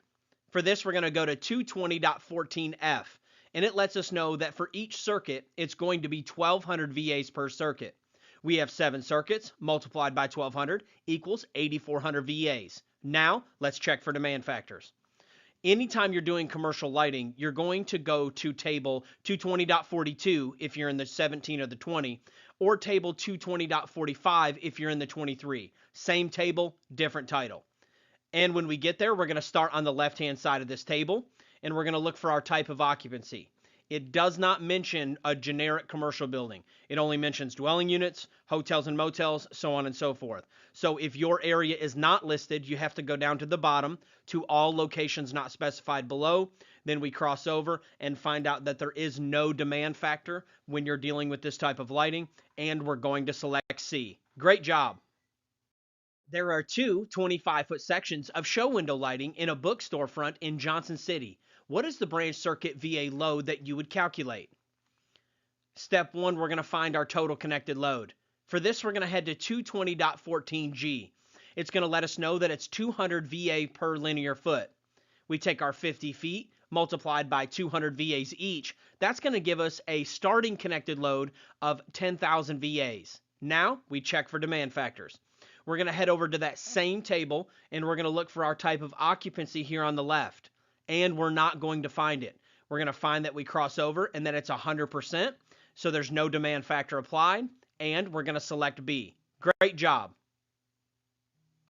For commercial occupancies, what is the calculated receptacle outlet load per yoke? First, we're going to find our total connected load. For that, we're going to head to 220.14I, and it's going to let us know that it's 180 VAs per yoke. But the question is, what is a yoke? This is a yoke. Starting on the left-hand side, it's also a device strap. It's what holds all the pieces together. What this code is stating is that whether we have a single, a duplex, or even this old school triplex here, each one of those would count as 180 VAs each.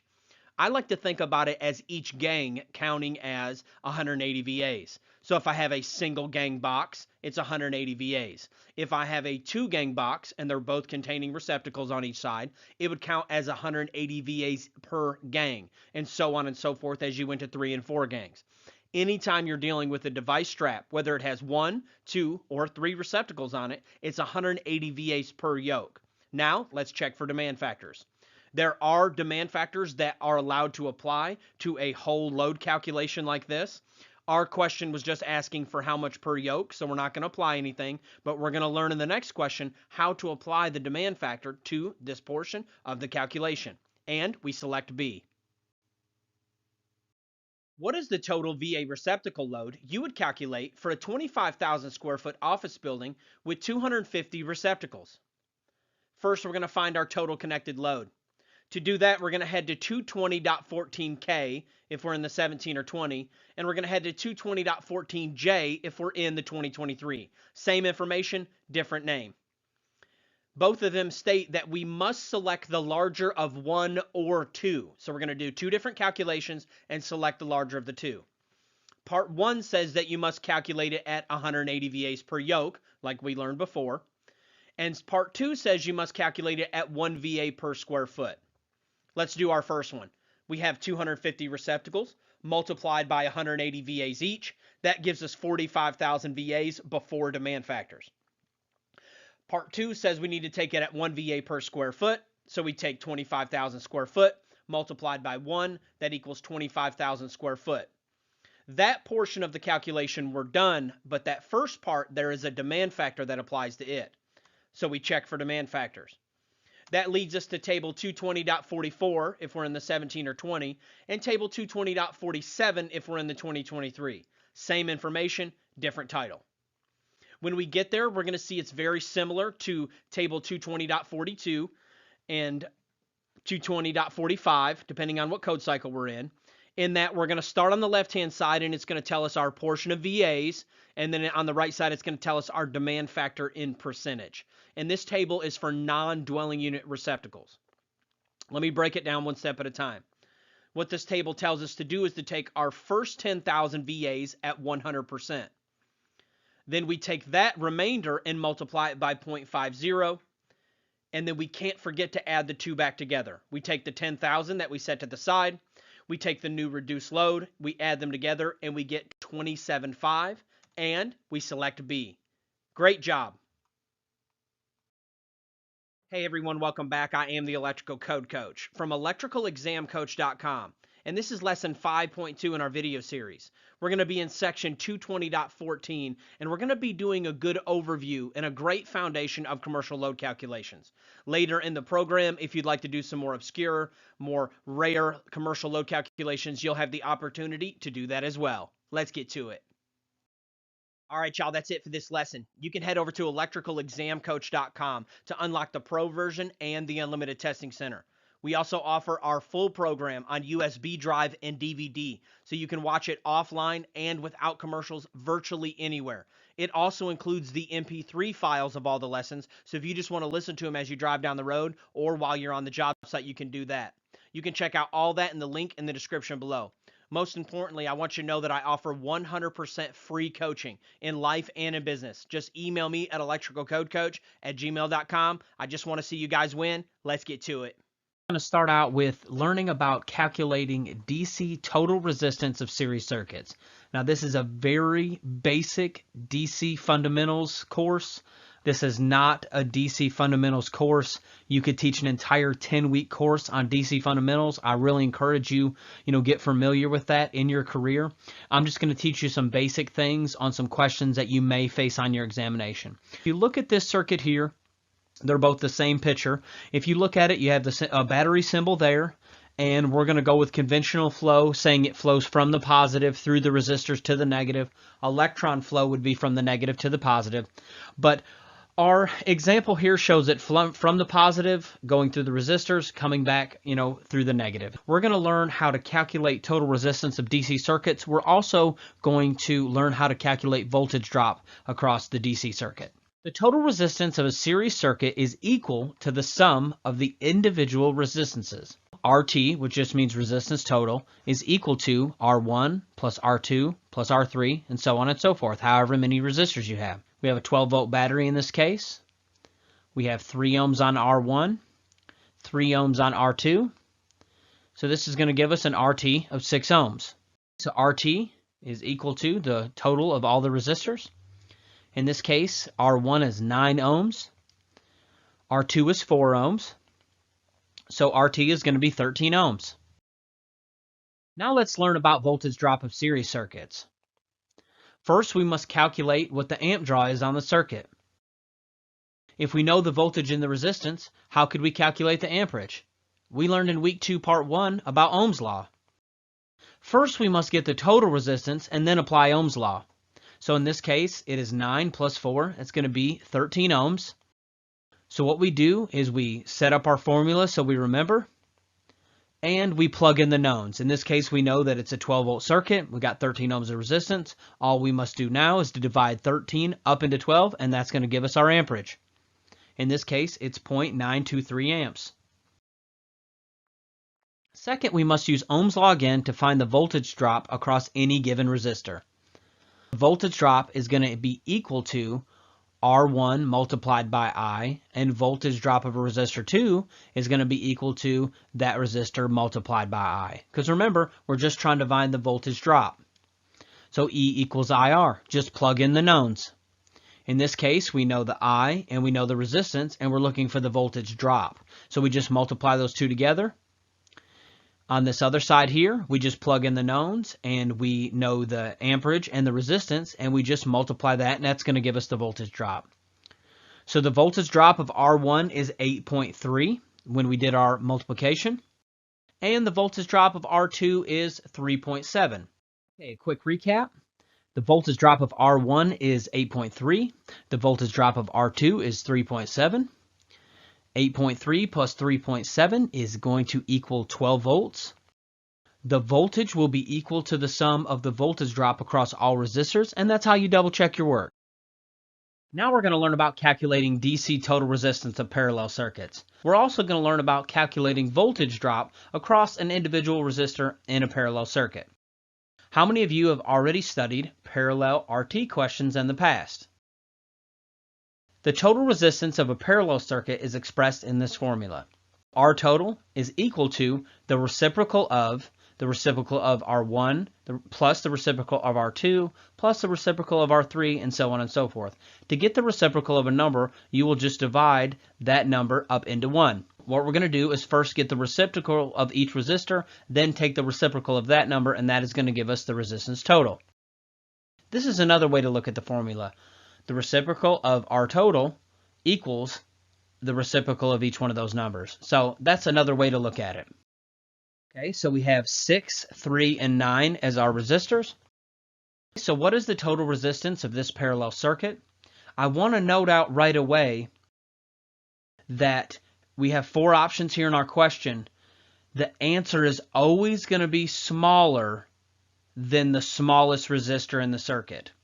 So if you're in your testing center and you get a question like this, we can tell right away that A and B are not going to be correct because the total resistance of a parallel circuit is going to end up being smaller than the smallest resistor. That's an easy way to figure that out. So now if you had to guess and you forgot the steps, you had a 50-50 shot. Just select C or D if you couldn't remember, and you got a 50-50 shot of getting the question right when you're in the test.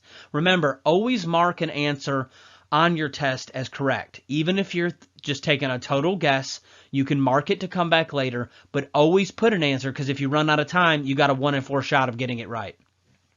Take our 1 divided by 6 plus 1 divided by 3 plus 1 divided by 9.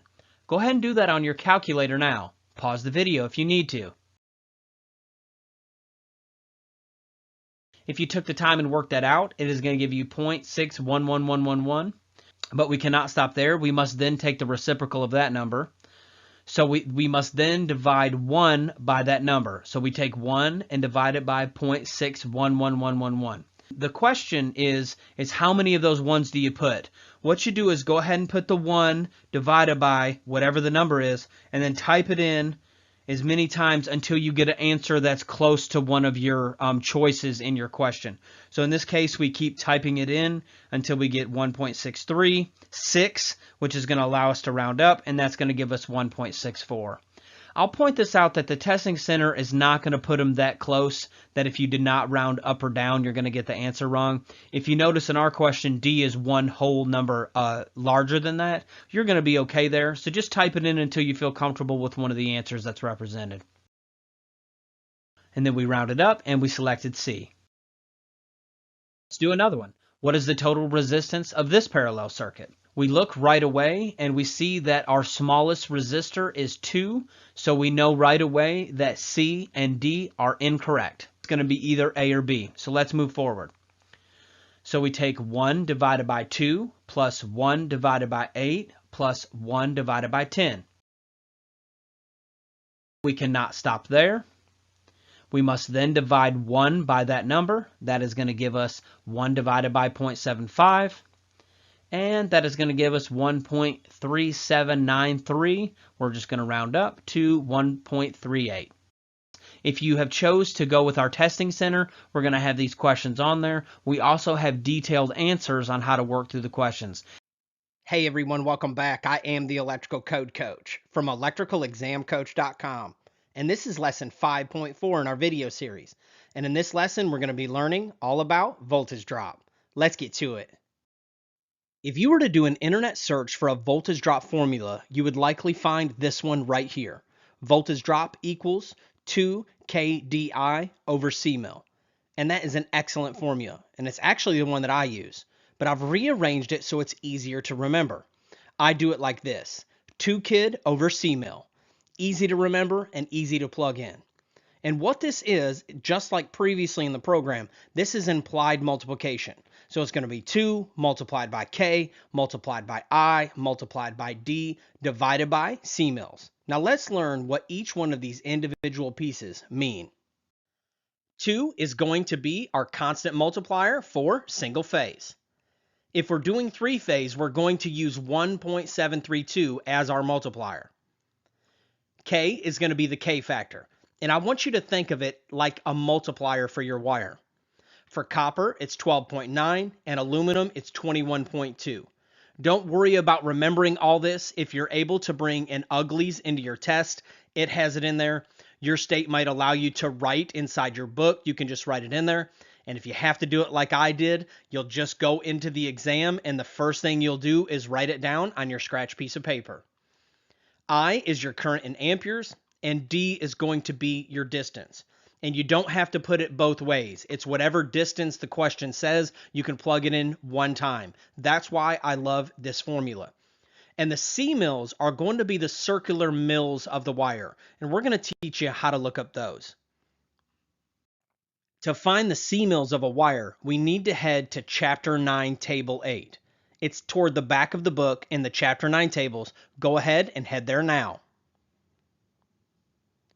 When we get there, we find that there's a lot going on with the table, but just like every other table, we only need to focus on what we need to focus on. On the left-hand side, we're going to find our size of wire, and you'll notice all of your familiar friends, 14, 12, 10, then it goes down into larger numbers like 3/0 and 4/0, then it goes into the KC mills, and that's where we get those circular mills from, 250, 300, 350. In the next column over, we need to be sure to be in the area section because that's where we're going to get our circular mills value. Each wire has a circular mills value. And you'll notice for the first few wires that there's 2 sets of 12, 2 sets of 14, 2 sets of 10. But if you look over, the circular mills are the exact same size. So don't worry about if it's solid or stranded. Just go over to the circular mills. Make sure that you're in the area section under circular mills, and you'll find your value. You'll notice when you get down to 4/0 that the values stop. And the reason is because the left-hand side of this table, the 250, 300, and 350, are already showing you what the circular mills are in KC mills. So we have 250,000, 300,000, 350,000. So once you get past 4/0, you're going to get into 250, 300, 350, and all you have to do is add on the 3 zeros. What is the voltage drop of a 200 amp circuit using 4/0 copper conductors that is 225 foot long on a 120, 240 volt system? Step 1, we're going to write down our formula. I like to physically write it down on the piece of paper so I can go through one step at a time. Then I'm going to draw a large division line so I can put my inputs that need to be on top and then go look for my C mills. Let's start with 2. Is this a single phase or a 3-phase service? Well, this one is single phase, so it is going to be 2. Then I like to go ahead and put my X down for multiplication so I don't get my numbers mixed up. Then let's go to the K, and that's going to be dependent on the type of conductor. And in this case, it's copper. So the K factor for copper is 12.9. Now we need to look at I, which is current. We put down our X for our multiplier. We go to our question, and it's a 200 amp circuit. So we're going to put 200 down. Then we put our multiplier, and now we need to look for D. Well, our D is 225 foot, and we put that down. Now we need to find our circular mills. And for that, we're going to be looking for 4/0 in the table. When we head to Chapter 9, Table 8, we're going to start on the left-hand side and come down and find 4/0. Then we're going to cross over, and we're going to find that it's 211600. Anytime it's a long number like that, I don't try to figure out my thousandths or tens, or I just say 211600, and I write that down. Then I write that down right under here. Now all we have to do is go to our calculator and plug it in. And all we have to do is plug in our values. We take 2 multiplied by 12.9 equals multiplied by 200 equals multiplied by 225 equals, and then we divide that by 211600. And it's as simple as that. That lets us know that we have a 5.48, which we would round up to 5.5 voltage drop on this circuit. And we select B. Great job. That's the end of lesson 5.4. You can head over to electricalexamcoach.com for more practice questions and lessons like these. Let's get to it. Hey everyone, welcome back. I am the Electrical Code Coach from electricalexamcoach.com. This is lesson 6.1 in our video series. Today we're going to be learning all about box fill. We're going to be in section 314.16, and we have two primary tables that we're going to be using. The first one that we're going to cover is 314.16a. Let's get to it. On the left-hand side is going to be our box size in inches. The next column over is going to be the type of box, and there are several different types of boxes. The first one is going to be the round octagonal box. A round box is truly circular, and the picture listed here is actually an octagonal box. I want to give a shout out to homedepot.com. It's where I snagged all these pictures. The next three lines you'll notice say square. And these boxes are true 4-square boxes. They're 4 by whatever the depth is. And if you look back over here to your dimensions where the box size in inches is listed, this box states that it's a 4 by whatever the depth is. There are 3 different depths. The next 3 lines you'll notice say square as well, but its dimensions are a little bit different. It says 4 11/16 by 4 11/16 by whatever the depth is. Down below there start your device boxes in all different shapes and sizes. Finally, we come to our masonry boxes. Listed below there, you're going to see different type of raised covers, which also give you a little bit more cubic inch volume inside of your box. The next column that we need to pay attention to is this middle one right here. Now, in the NEC, it actually says a minimum volume, which is kind of deceptive to the installer because it's actually your maximum volume that you're allowed to fill that box. And it's listed in cubic inches. That's all we're concerned with. We're not concerned with any metric designators inside of this table. We want to be dealing with cubic inches. And the reason it's cubic inches is because we have 3 different measurements. We have 4 by whatever the depth is. In this column, you're going to find the maximum that you're allowed to fill each box. Then when we come over here to the far right of the table, it's one of my favorite pieces. It's actually like a cheat sheet. If all of your wires are of the same size, you can use this part of the table and make it very simple on yourself. First thing you'll do is you'll come over and find your gauge of wire. Then you'll come over here and find your type of box, and then come over and tee off with how many wires can fit inside of that box. It's very simple. Now let's look at the second table that we're going to be dealing with for box fill. And it's right below there. It's 314.16b. And this one's very simple to understand. On the left-hand side is our conductor size. And on the far right-hand side is going to be our cubic inch volume. Every box can only handle so many wires and devices. And that's what we're going to learn in this lesson here today. Each box has so many cubic inches that you can fill, and each conductor and device takes up so many cubic inches of that box. Now, let's do some practice questions and get to it. What size round octagonal box would you select for 9 number 12 conductors? For this one, we're going to be using table 314.16a. We're going to start here and we're going to find our gauge of wire. Then we're going to come down and we're going to find a box, making sure to cross over and double check that we don't crest over into a different style box. We want to stay in the round octagonal. We find our conductors, we find the one that fits it, we slide over and double check ourselves, and we're going to select A. Great job! What size round octagonal box would you select for 7 14 gauge conductors? We're going to head to table 314.16a. We're going to start here on the right-hand side, and we're going to find our gauge wire. Then we're going to come down and find a box that fits it, and be sure when we cross over that we stay in the right category of box, and we're going to select C. What size 4-square box would you select for 8 number 8 conductors? We head to 314.16a. We're going to start here on the right-hand side, and we're going to find our size wire.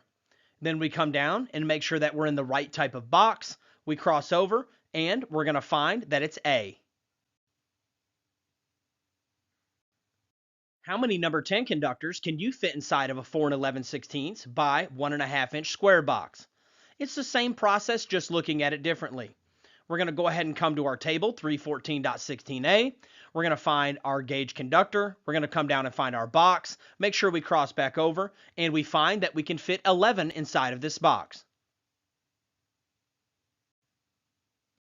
How many number 8 conductors can you fit inside of a 4 by 2 1/8 by 1.5" device box? We head to 314.16a. We're going to find our gauge wire.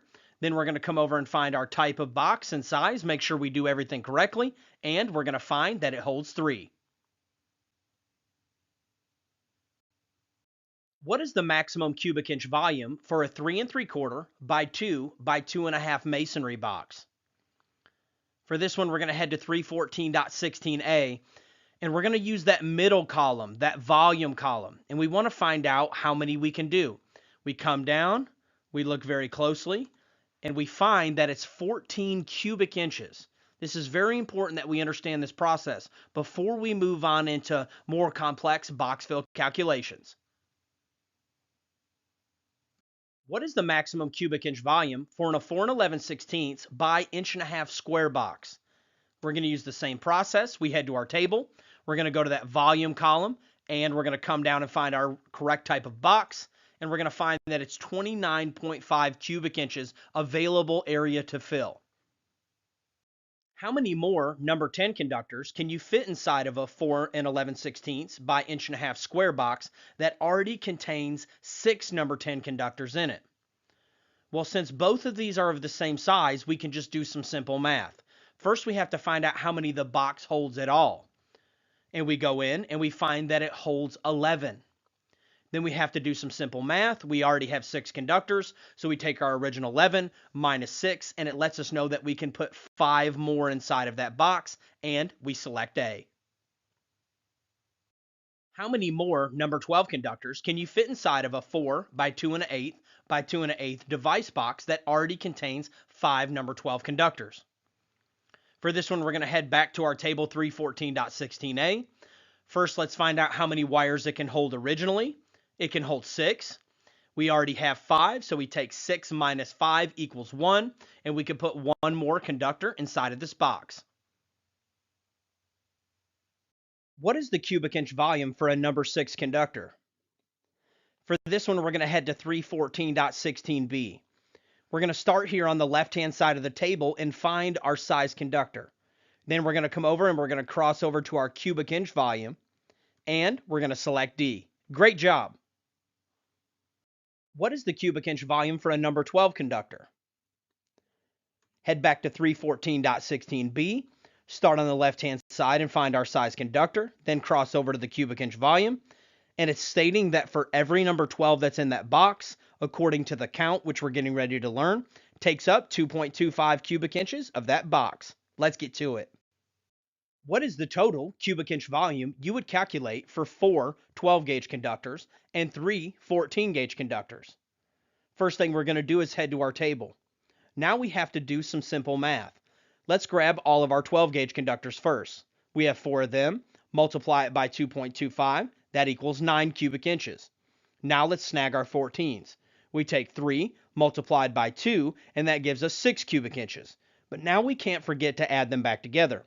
Total it all up, and these conductors are taking up 15 cubic inches of this box, and we're going to select C.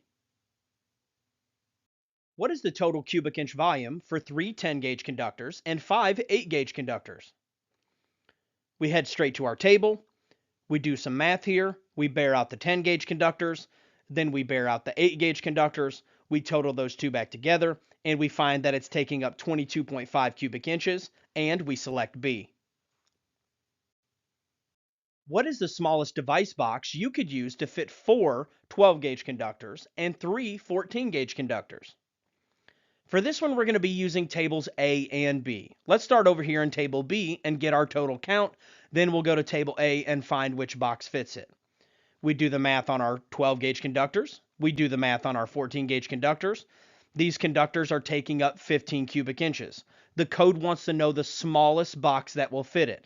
So we come over here to our middle column, the volume column, and we slide down until we find a device box that just fits it. And we're going to find that it's a 3 by 2 by 3 1/2. What is the smallest round octagonal box you could use to fit 3 10-gauge conductors and 3 12-gauge conductors? For this one, we're going to be using both the tables again. Let's go ahead and bear all of our math out. And we find out that these conductors are taking up a total of 14.25. Now let's head over here to table A and go down the volume column until we find the right type of box, which is right up here at the top, the round octagonal boxes. Find the one that fits, and it's a 4 by 1.5 inches. Great job. Now let's learn about the rules for box fill. We're getting ready to cover a lot of ground, and this is something that you have to master. But don't feel like that you have to master it in one pass. Watch this part of the video over and over until you thoroughly understand it. We're going to learn how to count conductors now for our box fill calculations. We have to accommodate for each wire and then also for the different devices and fittings that we use out in the field. We're not going to be dealing with equipment grounding conductors at first. We're going to calculate those separately at the end of this slide. So now we're dealing with only neutrals and hots. Each conductor counts as 1 of whatever gauge it is. So each 12 counts as 1, each 10 counts as 1, whatever gauge wire it is. Each conductor that passes through the box counts as 1. So even if it doesn't terminate or splice inside that box, if it's passing through that box, it counts as 1 each. Each internal clamp only counts as 1 total based off the largest conductor that's in the box. Let me show you what I mean. This is an internal clamp. The clamping mechanism is inside the box. Well, it's taking up some of my space, so we have to account for it somehow. What this code is stating is it doesn't matter if I have 1 or 5 of these clamps, we're only going to count it as 1, and it's going to be grouped with whatever the largest conductor is in the box. Meaning if I have 12 and 10 gauge conductors inside that box, this internal clamp would count as 1 10 gauge conductor. All of the fittings we're going to convert over to conductors, then the conductors we're going to convert over to the cubic inches, and you'll know more of what that means as we go through this lesson. This is an external clamp because the clamping mechanism is on the outside of the box, and we don't have to count those at all for box fill purposes. Next, each stud or hickey that is present in the box shall count as 1 total based off the largest conductor that's in the box. Now, these are really old words, probably from the 30s if I had to imagine, but they still use them on examinations today. And this is what we're talking about. Imagine that we're hanging a chandelier. This we would call the stud or the nipple. Or, this would be the nipple, this would be a nipple. But they're calling this the stud and this a hickey. And they still use this terminology on exams today, so you definitely need to understand. In this scenario here, in this picture, the stud would count as 1 of whatever gauge was in the box that was the largest, and the hickey would count as 1 of whatever gauge was in the box that is the largest. And we're going to do lots of practice, so don't worry about it. Now we need to account for device straps and yokes. What the code states is that for each device strap or yoke, it's going to be counted as 2 based off the largest conductor that's connected to the device. As we learned earlier in the program, this is a device yoke or what we call a device strap. So each one of those, and how I like to think about it, is each gang of a box, if you have a single gang box, 2 gang box, or 3 gang box, each gang is going to count as 2 based off the largest wire that is connected to the device. So if I had a box that had 12 gauge on one switch and 14 gauge on another switch, the first switch would count as 2 12s and the second switch would count as 2 14s. Now let's deal with equipment grounding conductors. Let's deal with the 2017 first. If you are on the 2017 code, this is how you deal with equipment grounding conductors that are in the box. It's only counted as 1 total based off the largest conductor in the box. Meaning it doesn't matter if you have 10 equipment grounding conductors, they all only count as 1 for your count total, and it's based off the largest conductor that's in the box. So if I have 10s and 12s, it's only going to count as 1 number 10. Now in the 2020 and in the 2023, it's a little bit different. Up to the first 4 conductors, it's going to count as 1. then for every one that is past 4, you're going to increase it by a 1/4 inch volume. And we're going to do some practice questions with these. Just let that soak in, and when we get to the practice questions, we're going to expound on it more. If you're still on the 2017, when I come to this part of the lesson today, I want you to just fast forward through it. You don't need to learn it. It will just confuse you. 2017 will come first, and the questions will state what year I'm dealing with. Then when we get to the 2020 and the 2023, I'll let you know, and that way you can learn your respective lesson. Let's get to it. What is the total cubic inch volume you would calculate for a light box that contains 3 12-gauge conductors with 1 stud and 1 hickey present in the box? For this one, we're going to go to table 314.16b. We know that each 12 is 2.25 cubic inches. Now let's count our conductors. We know that we have the 3 number 12s originally, but now we have to deal with the studs and the hickeys. Our code states that for each stud and each hickey, they count as 1 each based off the largest conductor that's in the box. In this case, we only have number 12s, so they're going to be grouped with the 12s. So that lets us know that we have a total of 5 number 12s. That's what I meant by we're converting everything back to conductors, and then we can do our multiplication. We take those 5 number 12s, multiply it by the cubic inch volume for 12, and we end up with 11.25 cubic inches, and we would select C. What is the total cubic inch volume you would calculate for a light box that contains 3 number 12 gauge conductors, 3 14 gauge conductors, and 1 hickey present in the box? We'll head to our table. We know that each 12 is 2.25. So you always deal with the largest conductors first. And the reason is because your fittings are likely going to be grouped with the largest conductors. We know that we have the 3 number 12s, but now we got to deal with our fittings. In this case, we have 1 hickey. Each hickey counts as 1 based off the largest conductor that's in the box. And what we're going to do is group it with the 12s. We have the 3 original conductors, the 1 fitting. We have 4 number 12s. We bear that math out and end up with 9 cubic inches. Now let's deal with our leftover conductors. We have 3 14 gauges. We take and bear all that math out. Then we total it together and we end up with 15 cubic inches that all of this is taking up in this box. This is something that you'll have to take your time and master. One of my favorite sayings is, you don't wake up on that level. You don't wake up understanding this. You don't watch the video once and get it. If it were that simple, anybody can do it. I hope it's been very easy for you to understand up into this point, but for you to truly master it, you got to get after it. What is the total cubic inch volume you would calculate for a box that contains 8 number 12 gauge conductors and 2 single pole switches in a 2-gang box? We look at 314.16b. We know that each number 12 is 2.25. Let's go ahead and count our conductors. Each device yoke counts as 2 based off of whatever wire is terminating to the device. We know we have 8 original conductors, and we only have 1 size wire, so we know it's going to get grouped with the 12s. And each one of those devices counts as 2, so we end up with 4 more number 12s, which gives us 12 12-gauge conductors. Now we take and do our math, we end up with 27 cubic inches, and we select B. What is the total cubic inch volume you would calculate for a box that contains 8 12-gauge conductors terminating to 2 single pole switches, 6 14-gauge conductors terminating to 2 single pole switches in a 4-gang switch box? This looks like a tough question, but I know that you can do it. First, we're going to head to our table so we can get our values.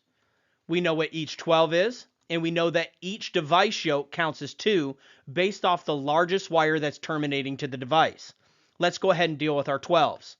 We know that we have 8 conductors and 2 devices for those 12s, so each one of those devices counts as 2 more, giving us a total of 12 12-gauge conductors.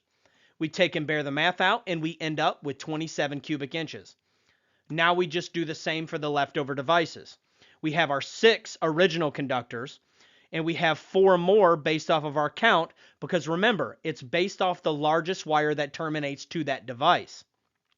We take and bear that math out, total the 2 together, and end up with 47 cubic inches. Let's get to it. What is the total cubic inch volume you would calculate for a box that contains 3 internal clamps and 4 12-gauge conductors? We head to our table. We know what each 12 is. All internal clamps count as one total based off the largest conductor in the box. We only have one size wire in the box, so we're good to go. We take our 4 original conductors plus our 1 clamp count, and that equals 5. We bear our math out, and we select C.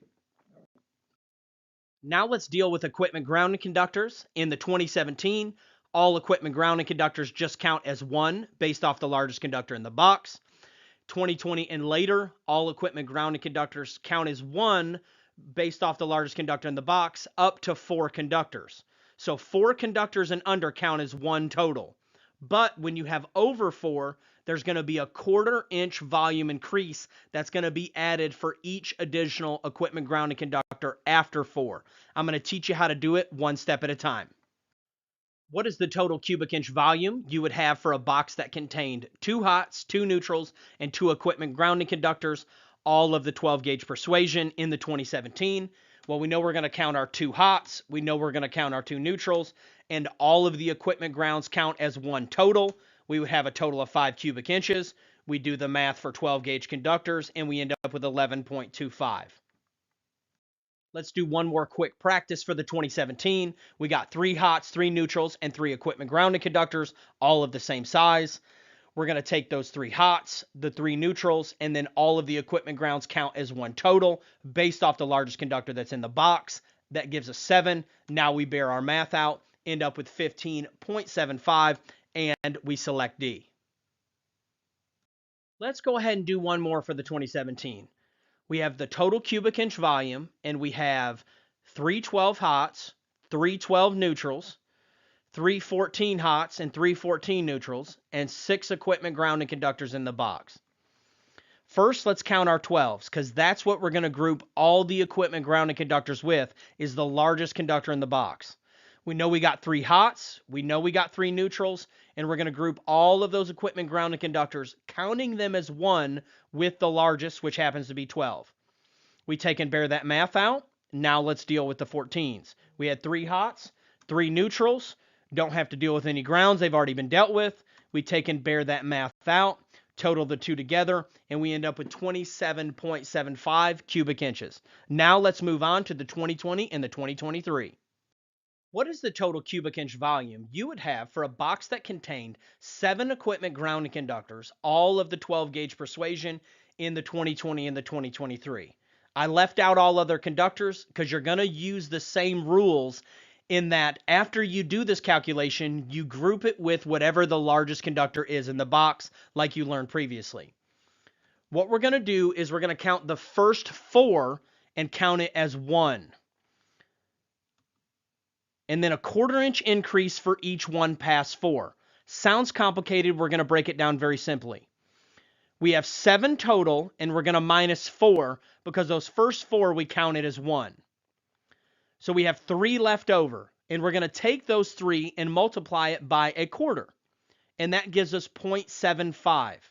So we have a total of 1.75 conductors based off whatever the largest conductor is in the box. In this case, there's only number 12s. So we would take that 1.75, multiply it by the cubic inch volume for a number 12 conductor, and we end up with 3.9375 cubic inches for our equipment grounds. What is the total cubic inch volume you would have for a box that contained 6 hot conductors, 6 neutral conductors, and 6 equipment grounded conductors, all of the 12-gauge persuasion in the 2020 and the 2023? First thing we're going to do, we know we take the 6 hots and the 6 neutrals, and we're going to set that to the side. Now we got to deal with the equipment grounding conductors. We're going to, for the first 4, it's going to count as 1. So we need to figure out how many we are past 4. We have 6 total minus that 4. That means we are 2 past 4. For each one of those, it's going to be a 1/4 inch increase. Take 2 multiplied by 0.25, that equals 0.50. Then we have our 1 original. Then we have 0.50 add-on, so that gives us 1.50 grounds. We need to take and add that back to the 12, so we take our 12 plus our 1.50. Then we multiply that by the individual volume for a number 12, which is 2.25, and we end up with 30.375. Let's get to it.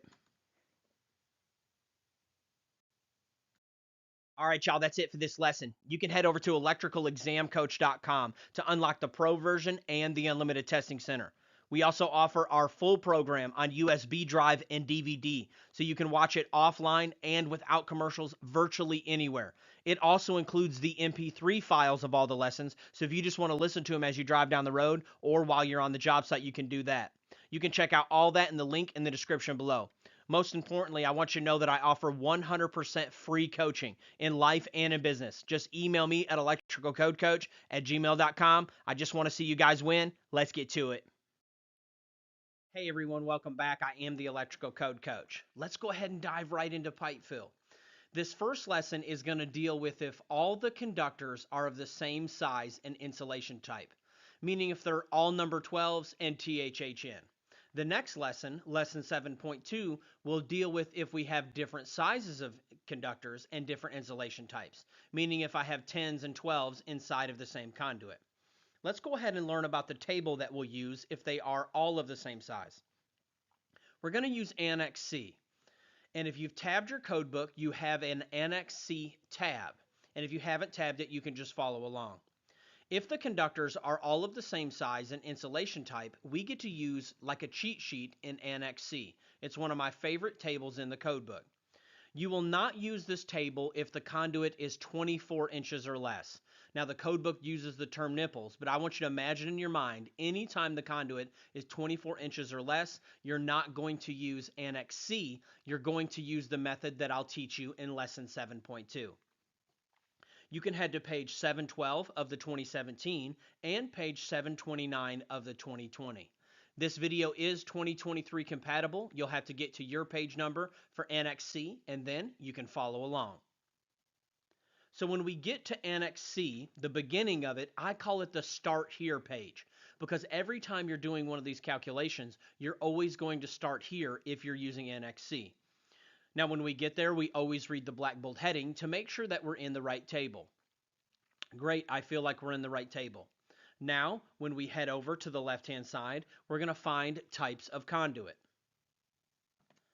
And the first one that we come to is EMT, electrical metallic tubing. Now let's look at the second one that we come to. It also is EMT. So what is the difference? And that's one of the most important distinctions that we have to watch out for with Annex C. The first version of the table, if you'll notice next to the C1, there is no A symbol. The A symbol signifies compact conductors. There are several different types of conductors out in the industry. Some of them are concentric, but the ones that are compact are bound a little bit tighter, and you can actually fit more of those inside of a pipe legally. But for your normal pipe fill questions, they're not compact conductors. Matter of factly, unless it says the word compact conductors, you will never assume that they're compact conductors. And you do not want to use the A versions of these tables. So when you go to the first one, it says C1 EMT.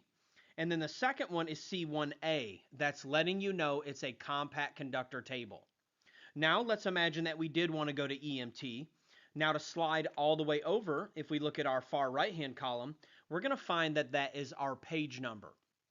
And for this table, you're definitely going to want to use a straight edge. Do not trust your eyes on this one. This is not a one-point question, meaning that it could count as multiple points on your exam. These are more difficult questions, and you don't want to make a simple mistake by not crossing the page correctly. One way that guys eliminate this is they will actually highlight every one that is not in a table. So they'll highlight C1, C2, C3, and they'll use a straight edge and highlight all the way across to the page number to shave off just a few seconds while they're testing. Remember, part of this is strategy, and it's beating the clock. You've only got a few minutes to answer these questions. So doing some strategic highlighting can really save you a lot of time on the back end. Now that we've learned about the Start Here table, let's actually go to where we find the values. So let's imagine that we are using EMT conduit. So we're going to start on the left-hand side. We're going to find our type of conduit, being sure that we're not in an A version of the table. Then we use a straight edge and cross over and find the page number.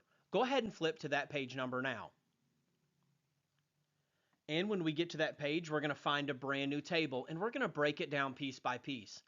The main thing that we have to watch out for with this table is that we always read the black bold heading when we get to that section to make sure that we're in the right table. As you'll find throughout the entire NXC, all of these tables look identical. The only difference is the title of the table. So every time I even flip a page in NXC, if I have to flip a page, I stop and make sure that I haven't started off into a new table. Because the difference between you being in this table and that table is just one page, and there's no difference in the table look and feel. So just make sure that you're always reading the table to make sure that you haven't, gone off into the A version of the table, which comes right after the regular version, and that you haven't crossed off into another type of conduit. Starting on the left-hand side, we're going to find our type of insulation. And this is where we find some familiar friends: RHH, RHW, THHN, THWN-2, and that's going to be our type of insulation that our wire is coated. And then in the second column is going to be our size of wire. Now, you may find when you're looking that you find your type of insulation, but you don't find your size wire over there in the wire column. That's okay. Just start over until you find the type of insulation again, and then you'll cross over and eventually find your size wire. Then once you find both of those, you'll come across the top of this table, and you'll see your trade size of conduit. All of our familiar friends: 1 inch, 2 inch, 3 inch, and so on and so forth. Once we line all three of those up, all we have to do is come down and tee off, and we find how many wires can fit inside of that conduit legally. I love this table because they've done all of the hard work for us that I'm getting ready to teach you in lesson 7.2. How many THW, number 10, can you fit inside of a piece of 1 inch rigid metal conduit? The first question we ask ourselves is, are they all of the same size and insulation rating? They are, so we're going to head to Annex C using our Annex C tab. When we get to the Annex C Start Here page, we're going to start on the left-hand side until we find our type of conduit, which was rigid metal conduit. Then we're going to come down and make sure that we don't select the A version of that table, and we're going to use our straight edge or our highlighting that we've done, and we're going to go to the page number. When we get to that page number, we're going to read the black bold heading to make sure we're actually in rigid metal conduit and that we're not in the A version of the table. Then we're going to start on the left-hand side until we find our insulation type. Every time we flip a page, we're reading that heading to make sure that we're not starting off into a new table or a new version of the table. Then once we find our insulation type, we're going to cross over to the size of wire. As long as our size of wire is listed there, we're going to come across the top to the size of conduit.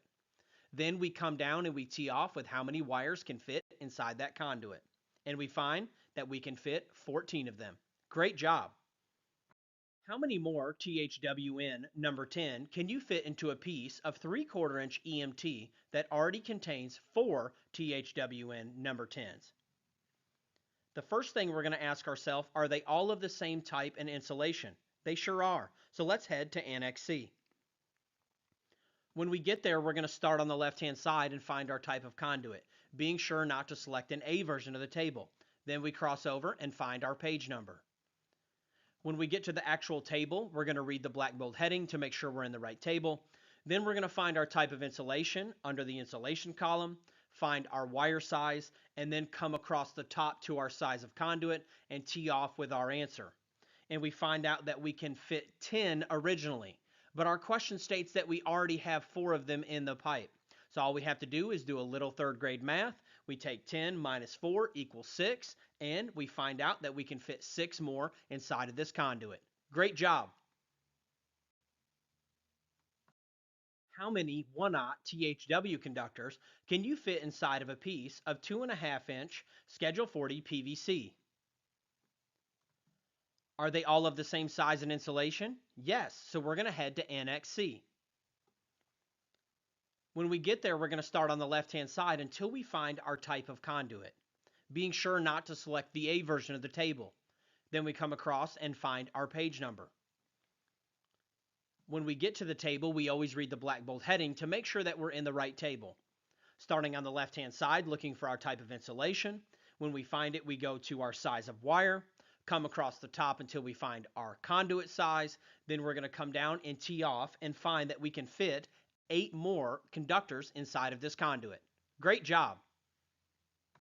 How many more 2-aught THHN conductors can you fit inside of a piece of 3-inch Schedule 80 that already contains 5 2-aught THHN conductors? Well, the first question we're going to ask is, are they all of the same size and insulation? Yes, so let's head to NEC.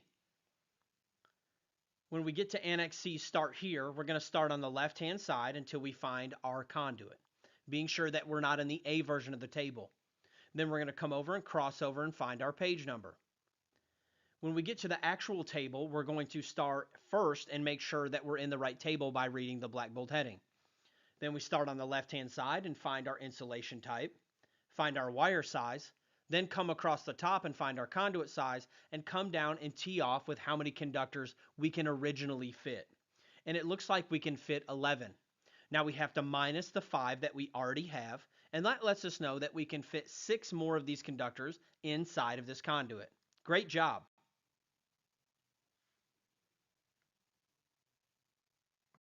How many more number 10 THW-2 conductors can you fit inside of a piece of 3/4 inch Schedule 80 PVC that already contains 3 number 10 THW-2 conductors?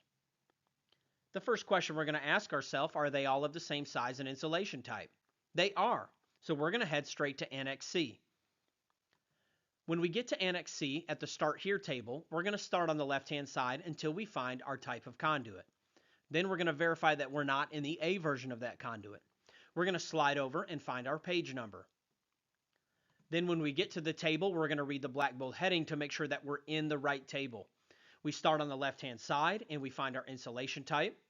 Then we find our wire size. Then we come across the top and find our conduit size. And we're going to find that our starting value is 7. We have to minus the 3 conductors that we already have, and that's going to let us know that we can put 4 more. All right, y'all, that's the end of lesson 7.1. You can head over to electricalexamcoach.com and check out our completely free version. But if you're really wanting to get your license and you're serious about it, really encourage you to check out our pro version, which will unlock all of the practice tests, quizzes, and all of the other pro features. That is really the recipe for getting your license. I am the Electrical Code Coach, and you can always email me at electricalcodecoach@gmail.com if there's any way that I can help you in life or business. Let's get to it. Hey everyone, welcome back. I am the Electrical Code Coach, and we're picking right up in pipe fill. This is lesson 7.2. So in our previous video, we learned that if the conductors are all of the same size and insulation type, we can just head straight to NEC to answer all of our pipe fill questions. But when they're not, we're going to learn about what to do today. We're going to learn about Chapter 9, Table 4 and Chapter 9, Table 5. First, let's learn about Chapter 9, Table 4. It's on page 680 of the 2017.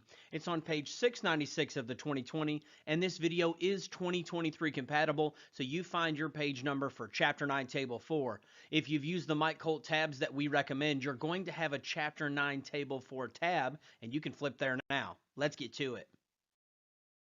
When we get to Chapter 9, Table 4, we're going to find that all of these tables look almost identical, and the only distinction is the name of the type of conduit at the top of the table. You'll notice that the very first one is EMT, and then it goes down to a bunch of familiar friends in conduit, our RMC, Schedule 80, Schedule 40, and all of those different types. If you get our pro version to the program, we have a video called the Strategic Highlighting video that will show you how to strategically highlight these tables to make them pop. Starting on the left-hand side of this table, we're going to find our size of conduit. We want to make sure that we are in the inches column. We're not dealing with millimeters. Then we have a bunch of different columns across the top. The first one is more than 2 wires. The second one is 60%, and that's going to be for nipples. Our 1 wire is 53%, 2 wires, and then the diameter of the pipe, and then the 100% total fill area. Let's break them down one by one. The first one that we come down is when we have more than 2 wires. So anytime we have 3 or more wires, we're going to use this percentage. It's the 40% fill column. What it's saying is you're allowed to fill that conduit up to 40% of its capacity. And these values listed down below are going to let you know what that capacity is. So we'd start here on the left-hand side, find our tray size conduit, and then we would come over to our respective column. And that lets us know the total square inch capacity of this pipe that we are allowed to fill. In box fill, we use cubic inches, but in pipe fill, we're going to use square inches. And the next column over would be our 60% for nipples. So when we're dealing with nipples that are 24 inches or less, we're going to use the 60% fill column. So the question will ask, if we have a nipple of this size, how many conductors can you fit? First, you would come over to your size of conduit. Then if it was a nipple, you would come over here, you would grab that value, and that's how much space you have total to fill.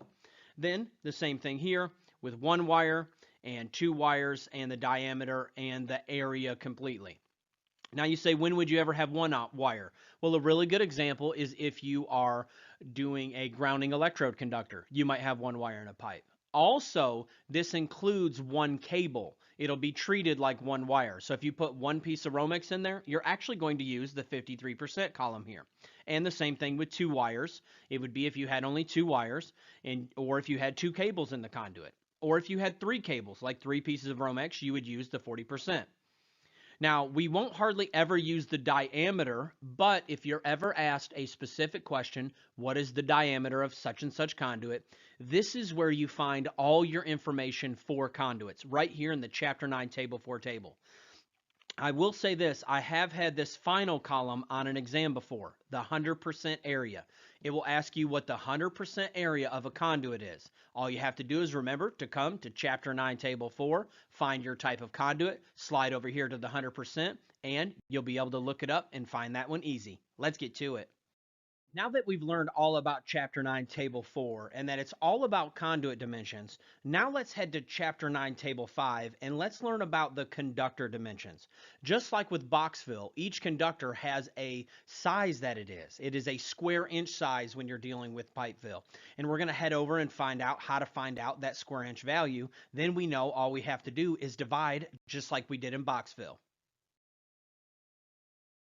When we get to Chapter 9, Table 5, it looks very similar to Annex C.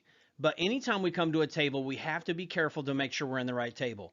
We want to make sure that we're in Chapter 9, Table 5, not in Chapter 9, Table 5A. Just like with Annex C, there is an A version of the table that is for only compact conductors. So we're going to head here and we're going to start on the left-hand side and find our type of insulation. Then we're going to cross over and find our wire size. Then we have to be careful here. We want to make sure that we're in the approximate area and that we're in the inches squared. We're not dealing with diameter for pipe fill. Although there may be a time that you have a question that asks you for the diameter of a conductor. If that's the case, you would head here and it'll tell you the answer. But we're dealing with area when we're dealing with pipe fill. So we start on the left-hand side, find our type of insulation, find our wire size, and then find our approximate area in inches squared. Now, let's do some practice questions. Before we jump into the practice questions, let's go ahead and hit the major points. We're going to use Annex C when all of the conductors are of the same size and insulation. With dealing with equipment, grounding, and bonding conductors, they shall be included based off the actual dimensions of the conductor. It's not like we did in box fill. If there is a grounding conductor in that pipe, it counts 1 for 1, and all of them count. If you've got 10 of them, they all count. Conduit 24 inches or less shall be calculated from the 60% fill column. A combination of conductors of different sizes shall use the actual dimensions from Table 5 or 5A if they're compact conductors, and then we're going to use the dimensions of the conduits listed in Chapter 9, Table 4. And it's a little bit different than when we're dealing with load calculations. We're actually going to round up when it's 0.8 or greater.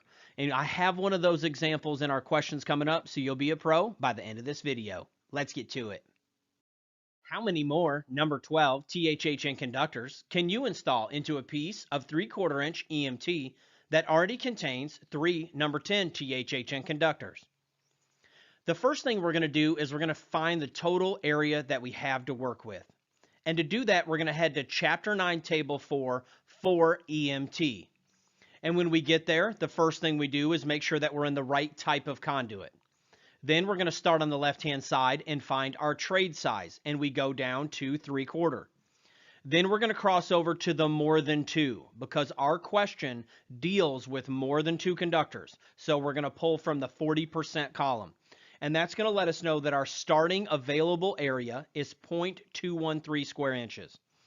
Now we need to find what we already have, which is the number 10s. We're going to head over to Chapter 9, Table 5. And when we get there, we're going to start on the left-hand side and find our type of insulation. We're going to cross over and we're going to find our size of wire. Then once we find that, we're going to cross over to the approximate area.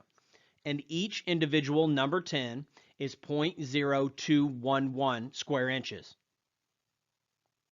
Now that we have our conduit and our starting conductor, let's go ahead and write down our number 12s. That's the conductor that we're wanting to install. And then we'll be done with the code book, and all we have to do is some simple math. After we find that value and write it down, we can proceed. We're going to take and multiply our conductors that we already have. We have 3 number 10s multiplied by the value by a number 10, and that gives us this number. Now to figure out how much space we have left, all we have to do is take our total fill area, which was 0.213, subtract the number 10s, and then that lets us know we have 0.1497 remaining left to fill. In order to find out how many number 12s we can fit in it, all we have to do is divide. We take our available area left to fill, divided by the individual number 12, and we're going to find out that we can fit 11.255. In this case, it's lower than 0.8, so we're going to round down to 11 conductors, and we select D. Great job. How many 1/0 XHHW conductors can you install into a piece of 2.5-inch Schedule 40 that already contains 4 4/0 XHHW conductors? So the first thing we're going to find out the square inches of our pipe. For that, we're going to head to Chapter 9, Table 4, 4 Schedule 40. When we get there, we're first going to verify that we are in the right type of conduit. Then we're going to come over here to the left, find our size of conduit. Then we're going to come over to the 40% column because we have more than 2 conductors. And we're going to find that for this conduit, it's 1.878. Now we need to head to Chapter 9, Table 5 and find out the square inch values of our wires. When we get there, we make sure that we're in Chapter 9, Table 5 and not Chapter 9, Table 5A. Coming down the left-hand side for the type of insulation, then finding our wire size, then we come over here to the approximate area in square inches, and we find its value. Now that we have our conduit and our starting conductor, let's go ahead and write down what the conductor that we're wanting to install is. And it's 1/0 XHHW. Now we can start all over. We multiply by how many conductors that we already have. We have 4 multiplied by the value for a 4/0, and that gives us this number. Then what we're going to do is take our total area that we were able to fill and minus what we have, and that lets us know what we have remaining left to fill. Then all we have to do is divide. We take our remaining left to fill, divide by our individual 1/0, and that lets us know that we can fit 3.28 conductors. We are below 0.8, so we're going to round down, and we find that we can fit 3 more in the conduit. How many number 12 THHN conductors can you install into a 20-inch nipple of EMT that already contains 3 number 10 THHN conductors? First, we're going to find the square inches of our pipe. We found out previously that Table 1 tells us for nipples that are 24 inches or less, we are going to use the 60% fill when using EMT. So how we find out what the 60% is we'll head to Chapter 9, Table 4. First, we will verify our type of conduit to make sure we're in the right conduit. Then we're going to start on the left-hand side and find our size of conduit. But then we need to cross over to the 60% fill because this is a nipple. And we find that it's 0.320. Now we can finish the problem like normal. We're going to head to Chapter 9, Table 5 and find out the square inch value of our conductors. When we get there, we verify we're in 5 and not 5A. Then we're going to come down and slide on the left-hand side, come over to our size wire. Then we're going to come over to the approximate area, and we're going to find that it is 0.0211. We found out our pipe. We found out our starting conductor. Let's go ahead and write down the conductor that we're wanting to add while we're right here in the table. Now, all we have to do is multiply. We take our original conductors, which was 3, multiplied by its value, and that gives us this value. Then all we have to do is subtract from our starting value. Our starting value was 0.320. Now all we have to do is minus what we already have, and that lets us know that we have this much remaining left to fill. Then, to find out how many more we can fit, we simply divide. We take our available left to fill divided by the conductor that we're wanting to install, and that lets us know that we can fit 19.3. We're going to round down again, and we are going to select B. Great job. The next 3 sample questions are going to go a lot faster. It's assuming that you've already learned how to use these tables. I'm not going to be showing them on the screen. How many more 2-aught THHN conductors can you fit inside of a piece of 3-inch Schedule 80 PVC if it already contains 5 1-aught THHN conductors? Well, what we're going to do is we're going to go to Chapter 9, Table 4 and find our pipe. Then we're going to find the appropriate column based off of our number of conductors. And we're going to find that for 3-inch, here is the value. Then we're going to go find our type of insulation in Chapter 9, Table 5. Go ahead and get all of the values for conductors that are involved. First, we're going to take our known conductor, 1-aught, and we're going to take and multiply it by 5, and that's what we're already filling of this pipe. Then we're going to take and minus our total fill, minus what we already have, and that gives us our remaining left to fill. Then we take our 2-aught conductor, and we divide it out, our remaining left to fill, by the conductor that we're wanting to install, and we're going to find that we can fit 7.4. Again, we're going to round down because it's less than 0.8, and we're going to select B. How many more number 10 THWN-2 conductors can you fit inside of a piece of 3/4 inch Schedule 80 PVC that already contains 3 number 12 THWN-2 conductors? We're going to head to Chapter 9, Table 4 and find our pipe. We're going to find the appropriate column based off the number of conductors, and we're going to find this value for a piece of 3/4. Then we're going to head to Chapter 9, Table 5 for our conductor properties, being sure to write down all the values that we need. First, we're going to take our number 12 that we already have, multiply it by the 3 that we already have, and that gives us this value. Then we're going to take our total available to fill minus what we already have, and that gives us this for our remaining left to fill. Then we just take that and divide.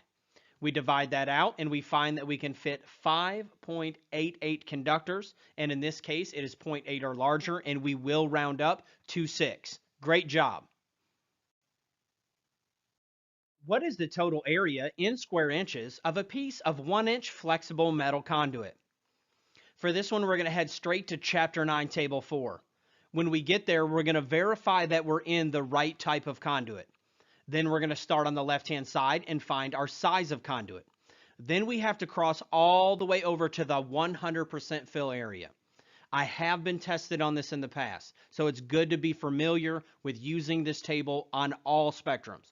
And in this case, we're going to select 0.817. Great job. Hey everyone, welcome back. I am the Electrical Code Coach from electricalexamcoach.com. And this is lesson 8.1 in our video series. We're going to be in Article 240, and we're going to be learning all about overcurrent protective devices. You'll hear me use the term OCPD throughout the rest of the program, and all it stands for is overcurrent protective devices. But to simplify it even further, just think about it like this. Anytime you see OCPD, it just means breakers and fuses. Whether it's the individual breaker at a branch circuit, 20 amp, or it's a 100 amp feeder breaker, or our main 200 amp disconnect. It's either going to be a breaker or fuse, and they're all OCPD. Let's get to it. Table 240.6a is one of my favorite tables in the NEC. It's where we get our standard ampere ratings from. And although it seems like the least of all the tables, it's very powerful throughout the electrical industry. Anytime we come to a new table, we always read the black bold heading to make sure that we're in the right table. Standard ampere ratings for breakers and fuses. Starting on the left-hand side is where it starts with our numbers. You should pull your code book out and look at it now. If you're in the 2023 and later, it's going to start with 10 amps and go up. And in the 2020 and previous, it's going to start with 15 amps and go up. And then it goes up by fives: 15, 20, 25, 30, 35, 40, 45, 50. And when we get to 50, it starts jumping by tens and even larger numbers as we move up in amperage. The reason that this table is so important is it unifies the entire electrical industry. The manufacturers make these size breakers. The stores stock these size breakers. Installers purchase these size breakers, and when we are doing our load calculations in the NEC, these are the sizes that we're actually going to use. We're going to learn all about it in this lesson. Table 240.6a, standard ampere ratings for breakers and fuses. Let's get to it. Let's look at the major points for general overcurrent protective devices. I say general for a reason, because there are other parts of the code that modify, change, or erase the things that I'm getting ready to teach you. A good example is when we get to motor overload devices. But these rules that we're getting ready to learn apply blanket across the NEC unless another section tells you otherwise. The first one is the next size up rule. And that's the next standard size on that table that we just learned about. Let's imagine that we have a 59 amp known load. And for the rest of the program, I'm going to call it known load. And there's a reason that you'll learn about here in a minute. But do they make a 59 amp breaker? They don't, do they? What we would do is we would go to our table, 240.6a, and we're going to look at the next standard size. So we go 15, 20, 30, and then we look here and we see 50. And then in between 50, there's no 55, and it jumps to 60. If we have a 59 amp load, we're going to choose a 60 amp overcurrent protective device. Now that may not feel good at first when you first start wiring and learning this stuff, but later we'll understand that there are rules in place when we get to sizing our wire that are going to make it so everything's okay and we're totally protected. The next major point is going to be continuous loads at 125%.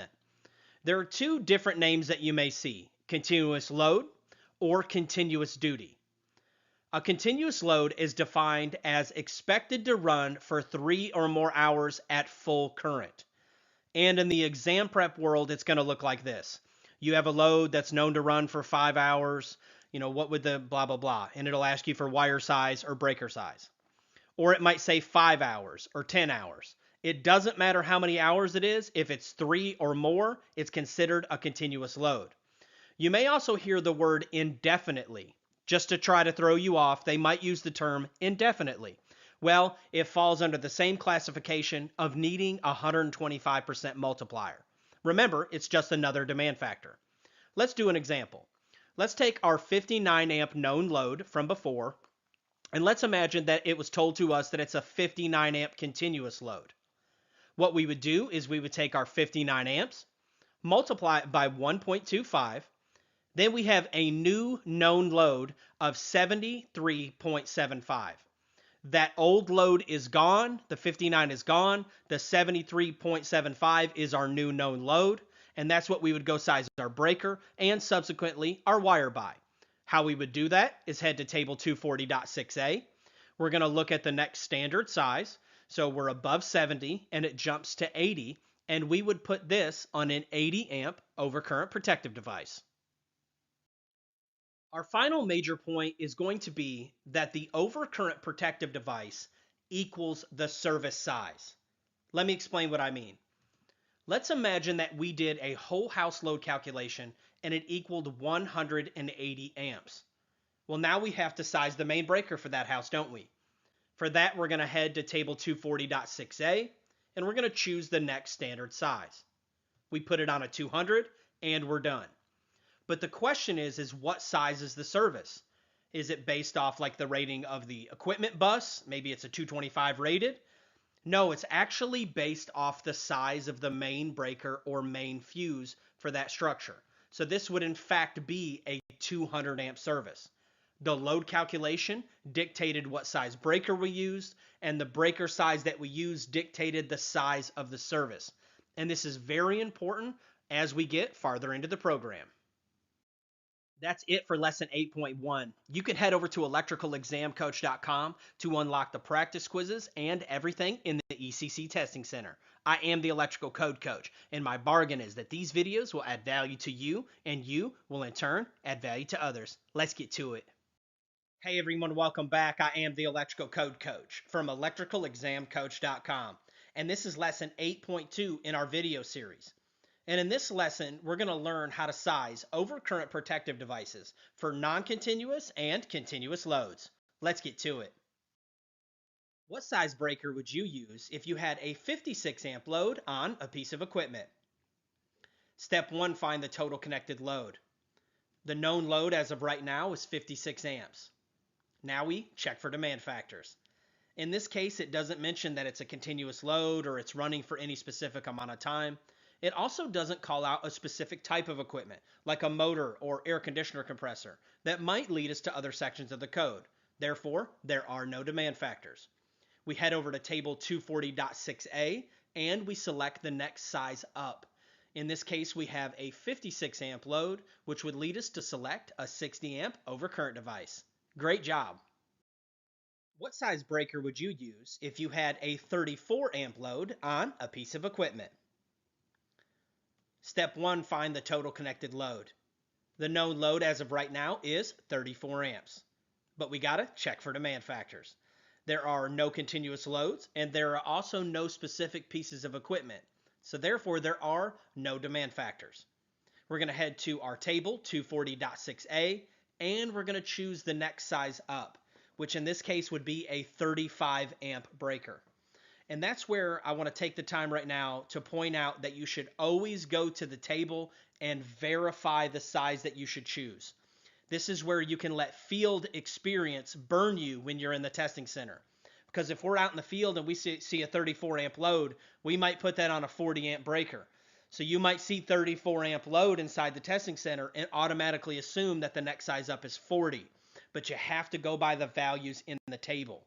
The correct answer in the field and in the testing center in this case would be a 35 amp breaker. Let's get to it. What size breaker would you use if you had a 40 amp load on a piece of equipment? Step 1, find the total connected load. The known load right now is 40 amps, but we check for demand factors. And in this case, there are no continuous loads or specific piece of equipment. Therefore, there are no demand factors. We're going to head to table 240.6a. Even though we feel confident that it's a 40, I want you to always be in the practice of flipping to the table and verifying that you have the correct size breaker. And in this case, we land right on a standard size, so we're going to select 40. And we select D. Great job. What size breaker would you use if you had a 26 amp load in a house and it's known that it will run for 4 hours at a time at full current? Step 1, find the total connected load. Our known load as of right now is 26 amps. Now we got to check for demand factors. In this case, it's going to qualify as a continuous load. Any load that's expected to run for 3 or more hours at its full current must have that 125% continuous load multiplier. So we take our known load multiplied by 1.25. That gives us a new known load of 32.5. In that case, we would round up to 33, and that's our new known load. Then we head to table 240.6a, and we choose the next size up. And in this case, it's going to be a 35 amp breaker. Great job. What size breaker would you use if you had a 40 amp load in a house and it's known that it will run for more than 5 hours at a time? Step 1, find our total connected load. Our known load as of right now is 40 amps. But we must check for demand factors. And in this case, we have our continuous load multiplier. It's very important to note that the test makers will put different numbers of hours to see if you're paying attention. They'll put, what if the load runs for 16 hours or 20 hours? If it's anything 3 hours or more, it's going to have that 125%. We take our known load multiplied by 1.25, and that gives us a 50 amp new known load. We head to table 240.6a, and we're going to land directly on a standard size breaker, which is a 50. So we come back and select A. Let's get to it. What size breaker would you use if you had a 47 amp load and it was expected to run indefinitely? Step 1, find the total connected load. Our starting known load is 47 amps. Now we check for demand factors. And in this case, it gets that 125% continuous duty, just like a continuous load. We take our starting known load, multiplied by 1.25, and that equals 58.75. And in this case, we would round up. So 59 is our new known load. Now let's head to table 240.6a. And in this case, we're going to select the next size up, which happens to be a 60. Great job. That's the end of lesson 8.2. And I want to take this moment and encourage you and let you know that you're doing a great job and keep up the hard work. And just don't forget the reasons that you're doing this. For your family, for your career, for taking your family from where you guys were to where you guys are going. Because it's easy when we get exhausted and it's hard and we're on our way to that next level to forget all the reasons that we're doing this in the first place. I want to let you know that I'm here for you. Anything that you need, you can always just email me at electricalcodecoach@gmail.com. I am the Electrical Code Coach, and my bargain is that these videos will add value to you, and you will in turn add value to others. Let's get to it. Hey everyone, welcome back. I am the Electrical Code Coach from electricalexamcoach.com, and this is lesson 8.3 in our video series. We're still in Article 240, but we're going to be doing sample calculations of whole homes and businesses and selecting the main overcurrent device. Learning how to take all the work that we've done in the program up until this point, the load calculations and everything, and then take those total VAs and find out how to choose that overcurrent device, which will ultimately dictate the size of the service. Let's get to it. What size main breaker would you select for a home with a total calculated load of 23,123 VAs on a 120 240 volt system? Step 1, find our total connected load. Well, they've already done the load calculation for us, so all we have to do is take our total known VAs and divide it, and that's going to give us our load in amps.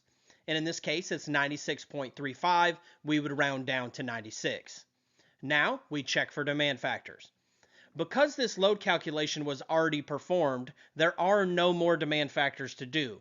They were done along the way, right? We would have performed our range demand factor, our dryer demand factor, and then now we have this total lump sum of 23,123. So all we have to do is divide by 240, and there are no demand factors. Now that we have our known load, we head to table 240.6a, and we choose the next size up. And in this case is going to be a 100. Great job. What size main breaker would you select for a home with a total calculated load of 47,000 VAs on a 120 240 volt system?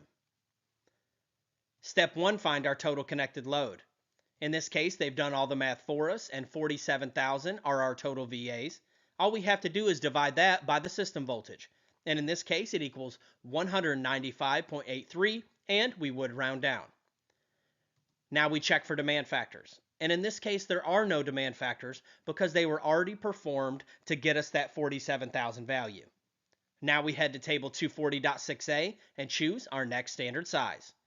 And in this case, it ends up being a 200 amp breaker. Great job. What size main breaker would you select for a home with a total calculated load of 38,000 VAs on a 120 240 volt system? Step 1, find our total connected load. They've already done the math for us, so all we have to do is divide by the system voltage. And in this case, it equals 158. Now we check for demand factors. And like we said before, there are no more demand factors on this calculation. We head over to table 240.6a and we choose the next standard size breaker. And in this case, it's 175 amps. What size main breaker would you select for a business with a total calculated load of 95,000 VAs on a 140 240 volt system? Step 1, find our total connected load. They've already performed the load calculation for us, so all we have to do is divide by the system voltage. and we end up with 395.83, and we would round up to 396. Now we check for demand factors. And whether it's a home or a business, all the demand factors were already performed to get that original 95,000 number. So there are no more demand factors. Now we head to table 240.6a and we choose the next standard size breaker. And this would be a 400 amp breaker. This would also be a 400 amp service. Let's get to it. Now let's do that exact same calculation but on a three-phase system and show you the beauty of three-phase. What size main breaker would you select for a business with a total calculated load of 95,000 VAs on a 120/208 three-phase system? Step 1, find our total connected load. Well, they've already given us our total VAs, so all we have to do is divide. But with three-phase, there's one extra step. Because of the geometric nature of three-phase, we have to take that 208 and multiply it by the square root of 3. The square root of 3 just so happens to be 1.732. Once we work that math out, we end up with 360.256. And it seems like a lot of work on the front end, but you'll find out that you'll trade this little bit of math for what this is getting ready to provide for us. Now we can take and do our math, and after we divide it out, we end up with 263, and of course we would round up in this case. There are no more demand factors, so we head to table 240.6a and choose the next standard size. And this is where the beauty happens. We're going to now put this on a 300 amp breaker instead of like in the previous question, it would be on a 400 amp, meaning that we'd have to have larger wire in the previous question, which may lead us to have larger pipe, which we may end up with a larger cost of overall project. The beauty of three-phase is the numbers come down. So this one's on a 300 amp service, which means we can put it on smaller wire, which might mean we can put it in smaller pipe, which might end up having a smaller overall cost. Let's get to it. What size main breaker would you select for a business with a total calculated load of 80,000 VAs on a 120/208 three-phase system? Step 1, find our total connected load. In this case, they've done the work for us. They've given us the 80,000. Now all we have to do is divide. We do our little bit of pre-work and we end up with 360. Now we take and divide that out and we end up with 222 amps. In this case, we'll round down to 222. There are no more demand factors in this calculation. We head over to table 240.6a, choose the next standard size up, and put this on a 225 amp service. That's the end of lesson 8.3. You can head over to electricalexamcoach.com. Let's get to it.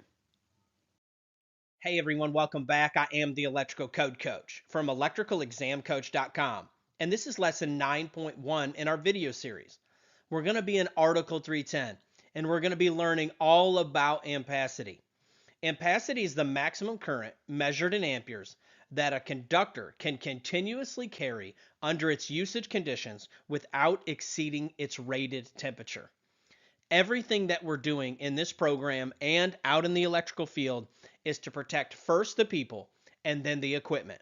And it's no different with the wire. This wire is only rated to handle so many amps before the insulation will start to deteriorate, and ultimately we could end up with a fault, short circuit, or just arcing and sparking.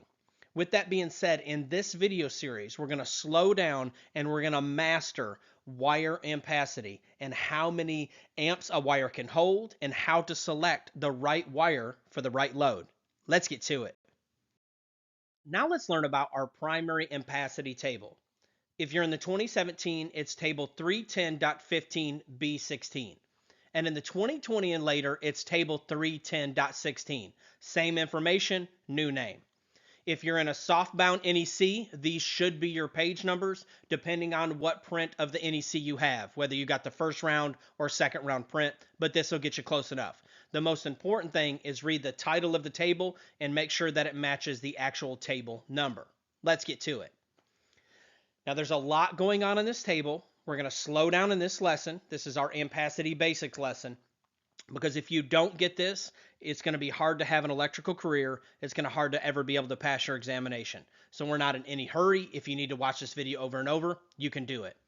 The first distinction we want to make with this table is that it's actually two tables. On the left-hand side is going to be for copper conductors, and on the right-hand side is going to be for our aluminum and copper-clad conductors. Left-hand side copper, right-hand side aluminum, and if you'll notice, they mirror each other, but in the NEC, it's smushed all into one table. Now let's take a look at what all this information means. Now we're going to do a quick breakdown of the table. We won't stop on any specific part until we need it in the program because I don't want to confuse you. And later you'll understand why I did it piece by piece. But we read all of our tables from top to bottom, left to right. I want you to focus on the left-hand side because that's the copper side, but you'll notice that everything that we do is going to be mirrored over on the aluminum side. So starting at the top, it gives us the scope of the table. We're not going to get into that right now. It comes later in the series. Then you'll notice there's a 60, 75, and 90 degree C columns. Below that are going to be the insulation types like THHN, THWN. On the left-hand side, you're going to have the conductor sizes, which is easy. And then in the middle, you'll find the allowable ampacity for each respective column. Now let's take these piece by piece and explain exactly how to use them. Now let's learn about terminals and insulation rating. And that's where these 60, 75, and 90 degree C columns come into play. Whether we're dealing with terminals or insulation around the wire, each one of them can only handle so much heat safely. Whether it's a lug or a breaker or a switch or the insulation around the wire, they're all rated for specific temperatures.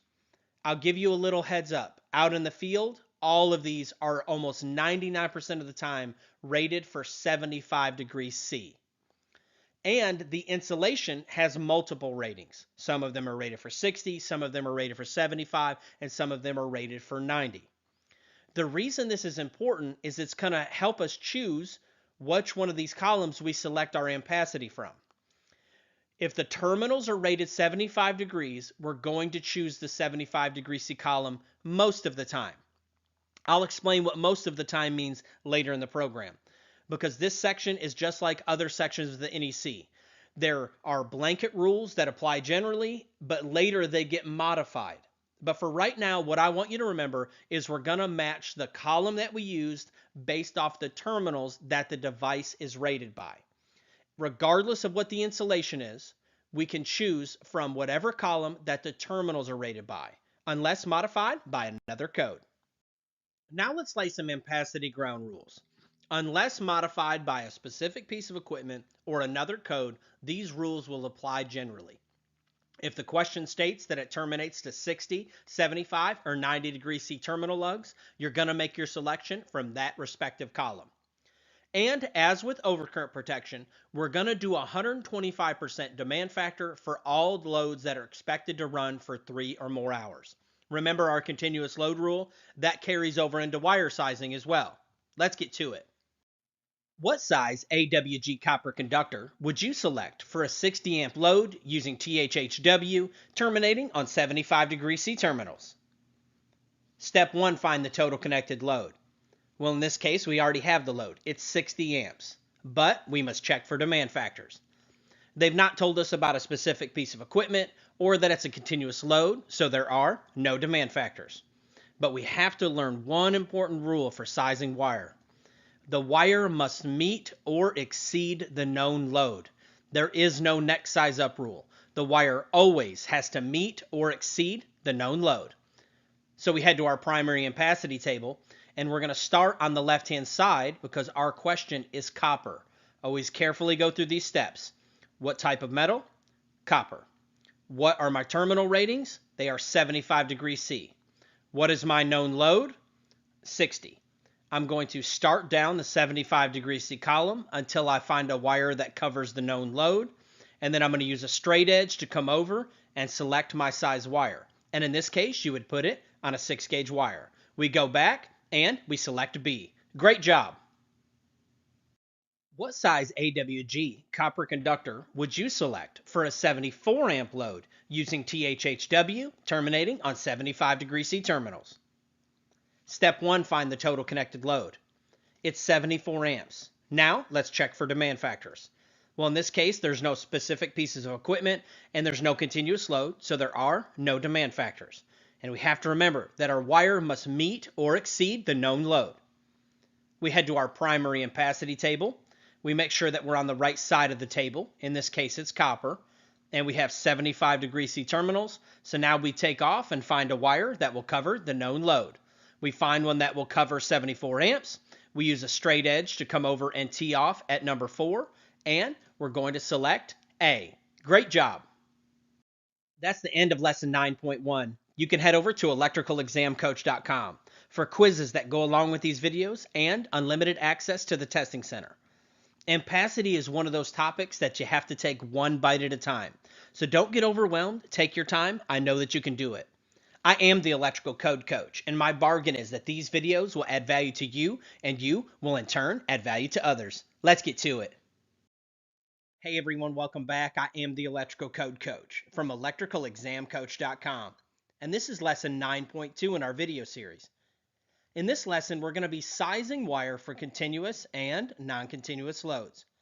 Let's recap on the basics before we get started. If the question states that it terminates to 60, 75, or 90° C terminals, we're going to make our selection from that respective column under normal circumstances. And the second one is, as with overcurrent protection, like we learned before, we're going to do 125% demand factor for all loads that are expected to run for 3 or more hours. Let's get to it. What size copper conductor would you select for a 40 amp load using THHW terminating on 75° C terminals? Step 1, find the total connected load. In this case, we know the load, it's 40 amps, but we must check for demand factors. It doesn't mention a specific type of equipment or that it's going to be a continuous load, so in this case, there are no demand factors. And we always have to remember that all wire must meet or exceed the known load. So we have to find a wire that meets or exceeds 40 amps. We head to our primary ampacity table, and the first thing we're going to do is check the type of conductor. It's copper, so we're going to start on the left-hand side of the table. We're in the 75° C column because that's our terminal rating. Then we're going to slide down and find a wire that meets or exceeds the known load, and we find out that it's an 8-gauge conductor. And we select C. Great job. What size copper conductor would you select for a 60 amp load running for more than 5 hours using THHN type wire terminating on 75° C terminals? Step 1, find the total connected load. Well, our starting known load is going to be 60 amps, but we must check for demand factors. When we find out that it's going to be a continuous load, we need to remember to do our 125% rule for continuous loads. So we take our original known load, multiply it by 1.25, and that gives us a new known load of 75 amps to size our wire by. And remember, our wire must meet or exceed the known load. We head to our primary ampacity table. We head to the copper side because it wants copper conductors. We're in the 75° C column, and we need to go down and find a wire that meets or exceeds 75 amps, and we find that it happens to be a number 4. Let's get to it. What size copper conductors would you select for a 40 amp load that's considered a continuous load using THHN type wire terminating on 75° C terminals? Step 1, find the total connected load. In this case, our starting known load is 40 amps. Well, we have to check for demand factors, but they've already let us know that it's going to be considered a continuous load. We take our original known load, multiply it by 1.25, and that gives us a new known load of 50 amps. And all of our wire must meet or exceed the known load. We head over to our primary ampacity table. We're going to start on the left-hand side because they want copper conductors, and we're in the 75° C column. We come down and we find a wire that meets or exceeds our load, and we're going to put it on a number 8. Great job. What size aluminum conductors would you select for a 90 amp load running for more than 5 hours using THHN type wire terminating on 75° C terminals? Step 1, find the total connected load. Well, our starting known load is going to be 90 amps, but we must check for demand factors. In this case, we find out it's a continuous load. We're going to do our continuous load math. We take our starting known load multiplied by 1.25, and that's going to give us a new known load of 112.5 amps. Now, we have to remember that all of our wire must meet or exceed the known load. We head to our primary ampacity table, but this time we have to be careful because they are wanting aluminum conductors. So we're actually going to start on the right-hand side of this table. We're going to start on the right-hand side. We're in the 75 C column. We come down and we find a wire that meets or exceeds the known load, and we find out that it needs to be on a 1/0. Let's get to it. That's the end of lesson 9.2. You can head over to electricalexamcoach.com to get the quizzes that go along with these videos and unlimited access to our testing center. I am the electrical code coach, and I want you to know that you're doing a great job. If you need anything from me, you can always just email me at electricalcodecoach@gmail.com. Don't give up. I know you can do it. Keep grinding. Let's get to it. Hey everyone, welcome back. I am the electrical code coach from electricalexamcoach.com. And this is lesson 9.3 in our video series. In this lesson, we're going to be sizing the overcurrent protective device and the wire in the same question for all of these loads, for continuous and non-continuous. Let's recap very quickly. If the question states that it's terminating to 60, 75, or 90 C terminal lugs, you're going to make your selection from that respective column under normal circumstances. With both OCPD and wire sizing, we still have that 125% demand factor for all loads that are expected to run for 3 or more hours. And we will always select the overcurrent protective device first, and then we'll choose our wire size. And it'll make more sense why we do that once we start sizing services in the next lesson. And once we get into larger amperage questions like 1,000 amps or greater, which we'll learn in the lesson after that one. Let's get to it.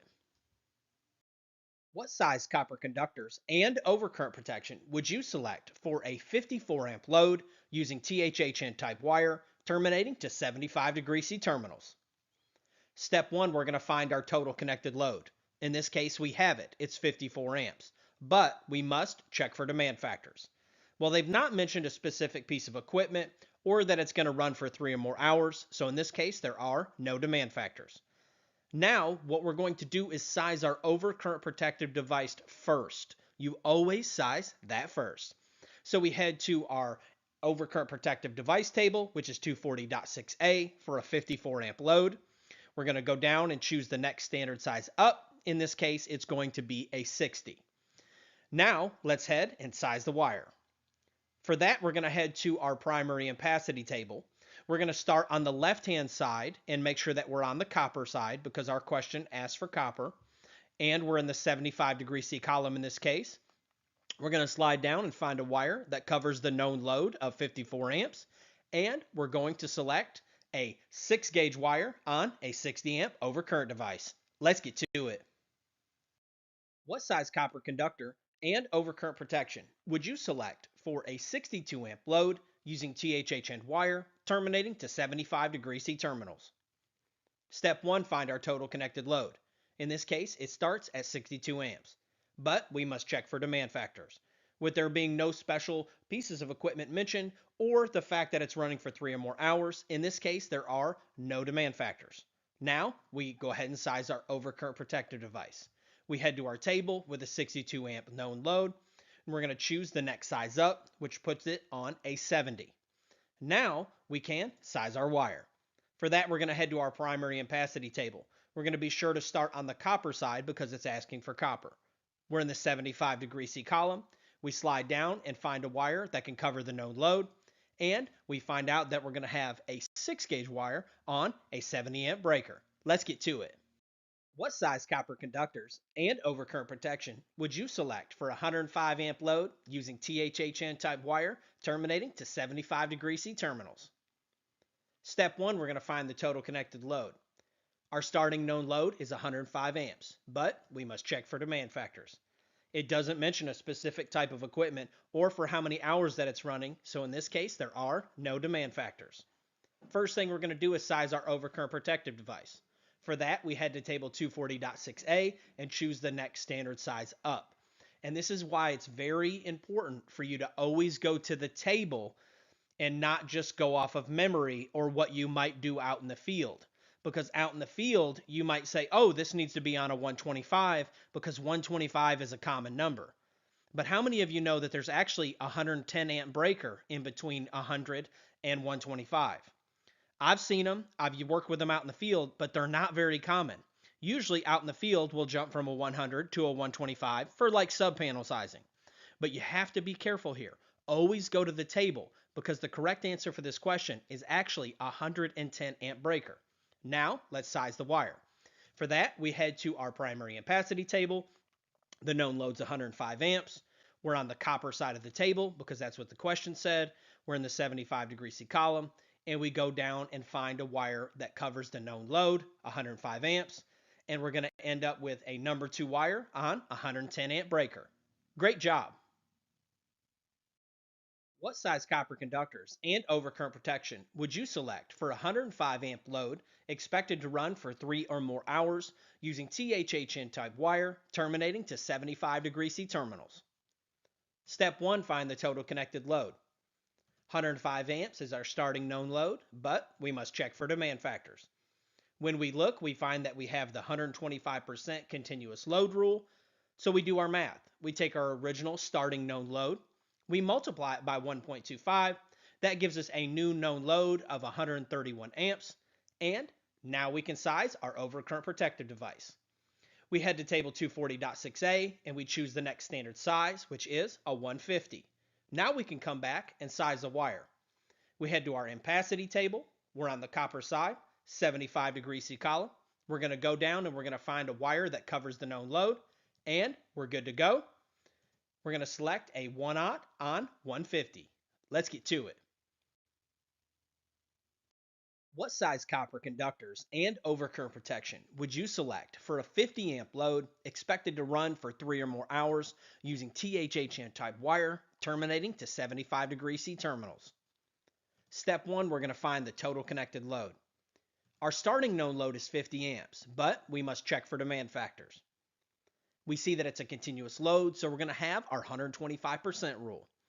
We take our starting known load, multiply it by 1.25, and that gives us a new known load of 62.5. Now we can size our overcurrent protective device. We head to our table, we choose the next standard size, which in this case is going to be a 70.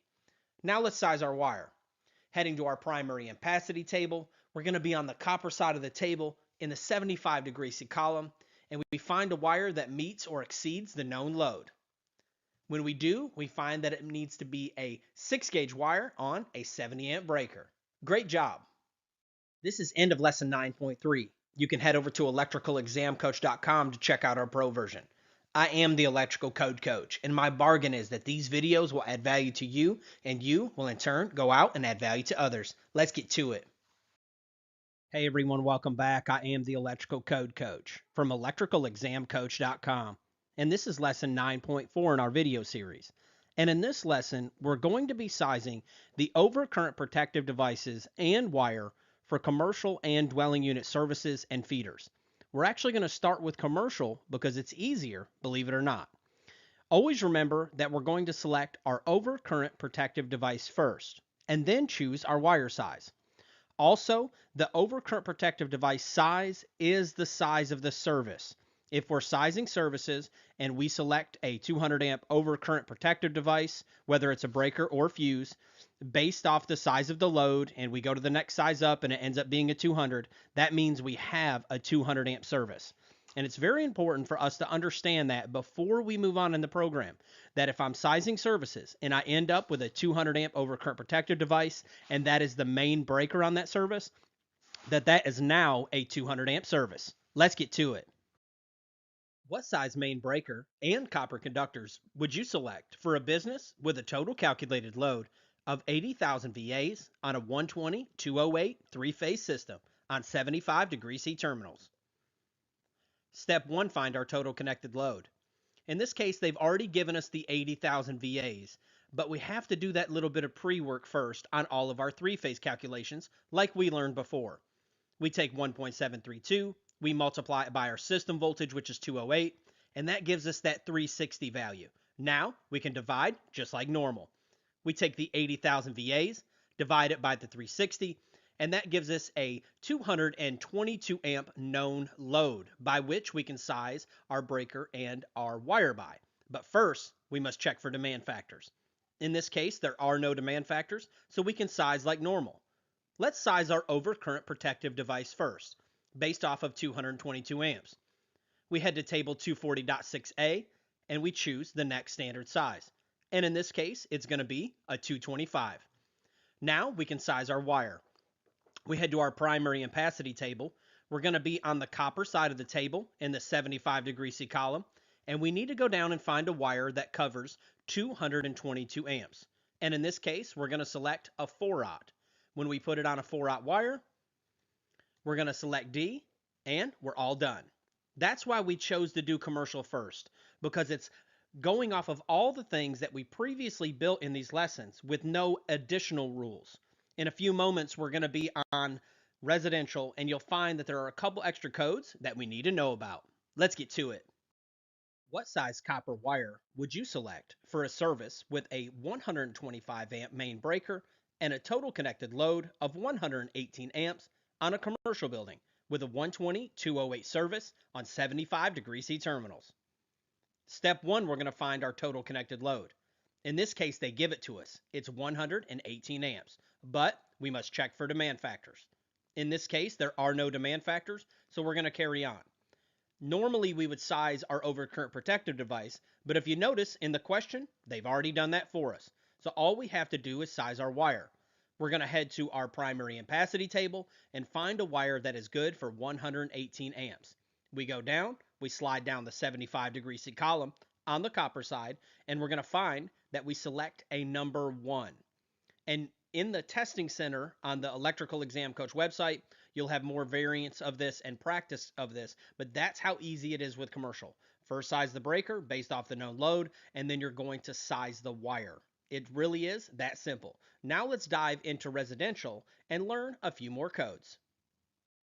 Now let's learn how to size dwelling unit services and feeders in between 1 and 400 amps. This applies to single-family dwelling units and the individual units of two-family and multifamily dwelling units. And it's affectionately called the 83% rule. The next few slides are very dense, so I want you to slow down, take your time, watch it as many times as you need, but I know that you can do it. Keep up the great work. Let's imagine that we have a dwelling, and the first thing we're going to do is find our total connected load. Let's imagine that it's 47,000 VAs on a 240 volt system. That gives us 195.83. We would round up to 196 and go size our main breaker. And the main breaker would be a 200. That's the next standard size. We now have a 200 amp service. Now the next step normally would be to size the wire at 196 amps, right? That's our known load. We can just follow our normal ampacity rules. Well, not with services that are in between 1 and 400 amps. And let me show you what I mean. Let's all head to page 800 if you're in the 17, this table if you're in the 20, and this table if you're in the 2023. This is technically called the 83% rule, but I'm not going to force you to do the longhand math. I'm going to take you to these tables that are in the NEC that are almost like a cheat sheet that makes this super easy to apply and understand. Let's get to it.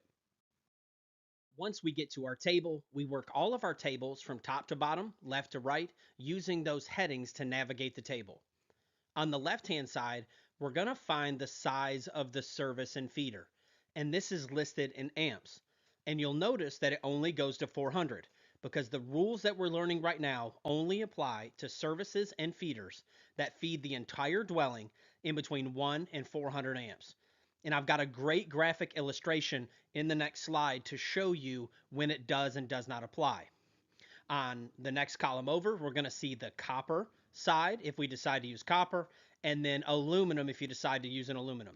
So what you do is size your service. You come down here. Let's imagine it's a 100 amp service and you want to use copper. You slide over and it tells you what size wire to use. It makes it super simple. Now let's put it to practice. Now let's find out when this rule does and does not apply. Let's imagine that we have a single family dwelling. We have the meter socket outside, we have the riser, and we have a back-to-back panel, kind of an old school setup. We have the wire going up the riser and the wire going inside. Technically, this is all service wire all the way to that main breaker, and the 83% rule does apply here. as long as it's in between 1 and 400 amps. Now let's imagine that we have a main breaker outside, we have the service riser, and we have a main sub panel inside. We have the riser wire and the wire going inside. The 83% rule applies to all this wire. You can apply it to the wire going up the riser, and you can apply it from the meter disconnect combo to the first main sub panel. Now the rules with this is that it has to be the panel that feeds the entire structure. You're not allowed to use it on other sub panels or on any sub panel that does not feed the entire structure. You have to be very careful with that one. So we're allowed to apply it on this one on the left for the whole wire. We go use that table and size our wire based off the table. And the scenario on the right for all of that wire there for the service itself, and then also for the main feeder, as long as that panel that it's feeding is feeding the entire structure.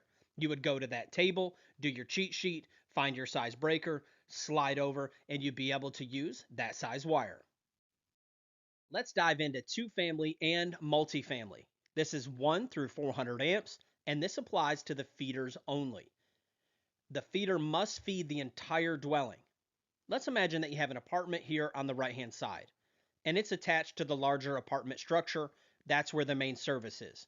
Let's imagine that you have your meter center out here, you have your service riser, and then you have your wire going up. That wire there, the 83% rule does not apply. You're going to use all of the previous rules that we learned before and apply those. But the individual feeder going into that unit does. The 83% rule does apply. And the beauty of this is it allows you to save money in the long run. Whether you're doing single family dwellings only or you're doing the individual units of the apartments, you're going to be able to use a smaller wire based off that table than you would if you went and sized it like normal. And over a year's time, that could save you a lot of money. So that is when the 83% rule does and does not apply.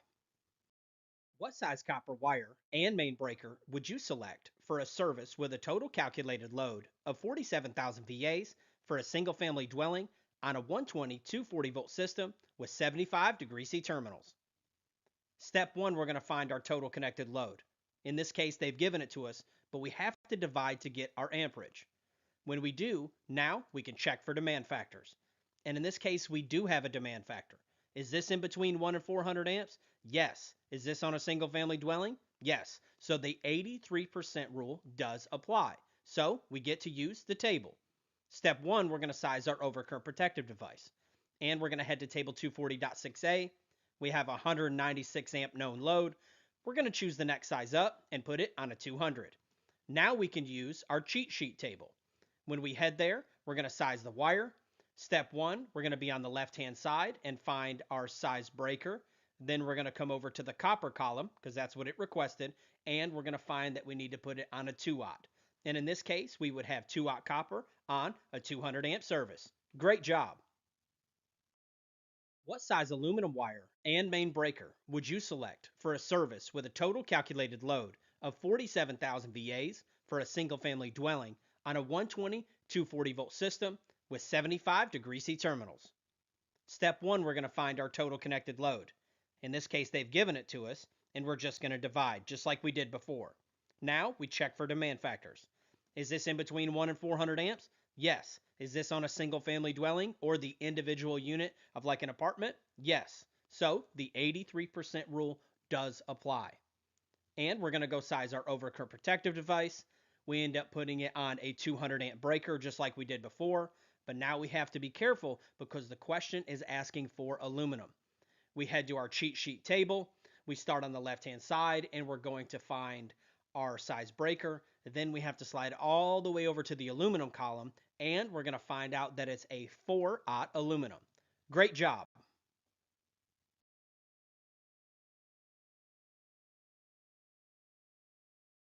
That's the end of lesson 9.4. When it comes to these type questions, the only way to beat it is through repetition. And the best way to do that is at electricalexamcoach.com. We teach you so much more inside of the quizzes that we don't get the chance to cover inside the videos. There are so many different nuances, different levels, and just topics that we haven't covered on video that we cover inside of those quizzes that are in the testing center at electricalexamcoach.com. I am the electrical code coach, and my bargain is that these videos will add value to you, and you will in turn add value to others. Let's get to it. Hey everyone, welcome back. I am the electrical code coach from electricalexamcoach.com, and this is lesson 9.5 in our video series. And in this lesson, we're going to be learning about bundling adjustments and ambient temperature corrections. These are a subset of ampacity. And remember, ampacity is just how many amps the wire can handle safely under its conditions of use without exceeding its temperature rating. Bundling adjustments work like this.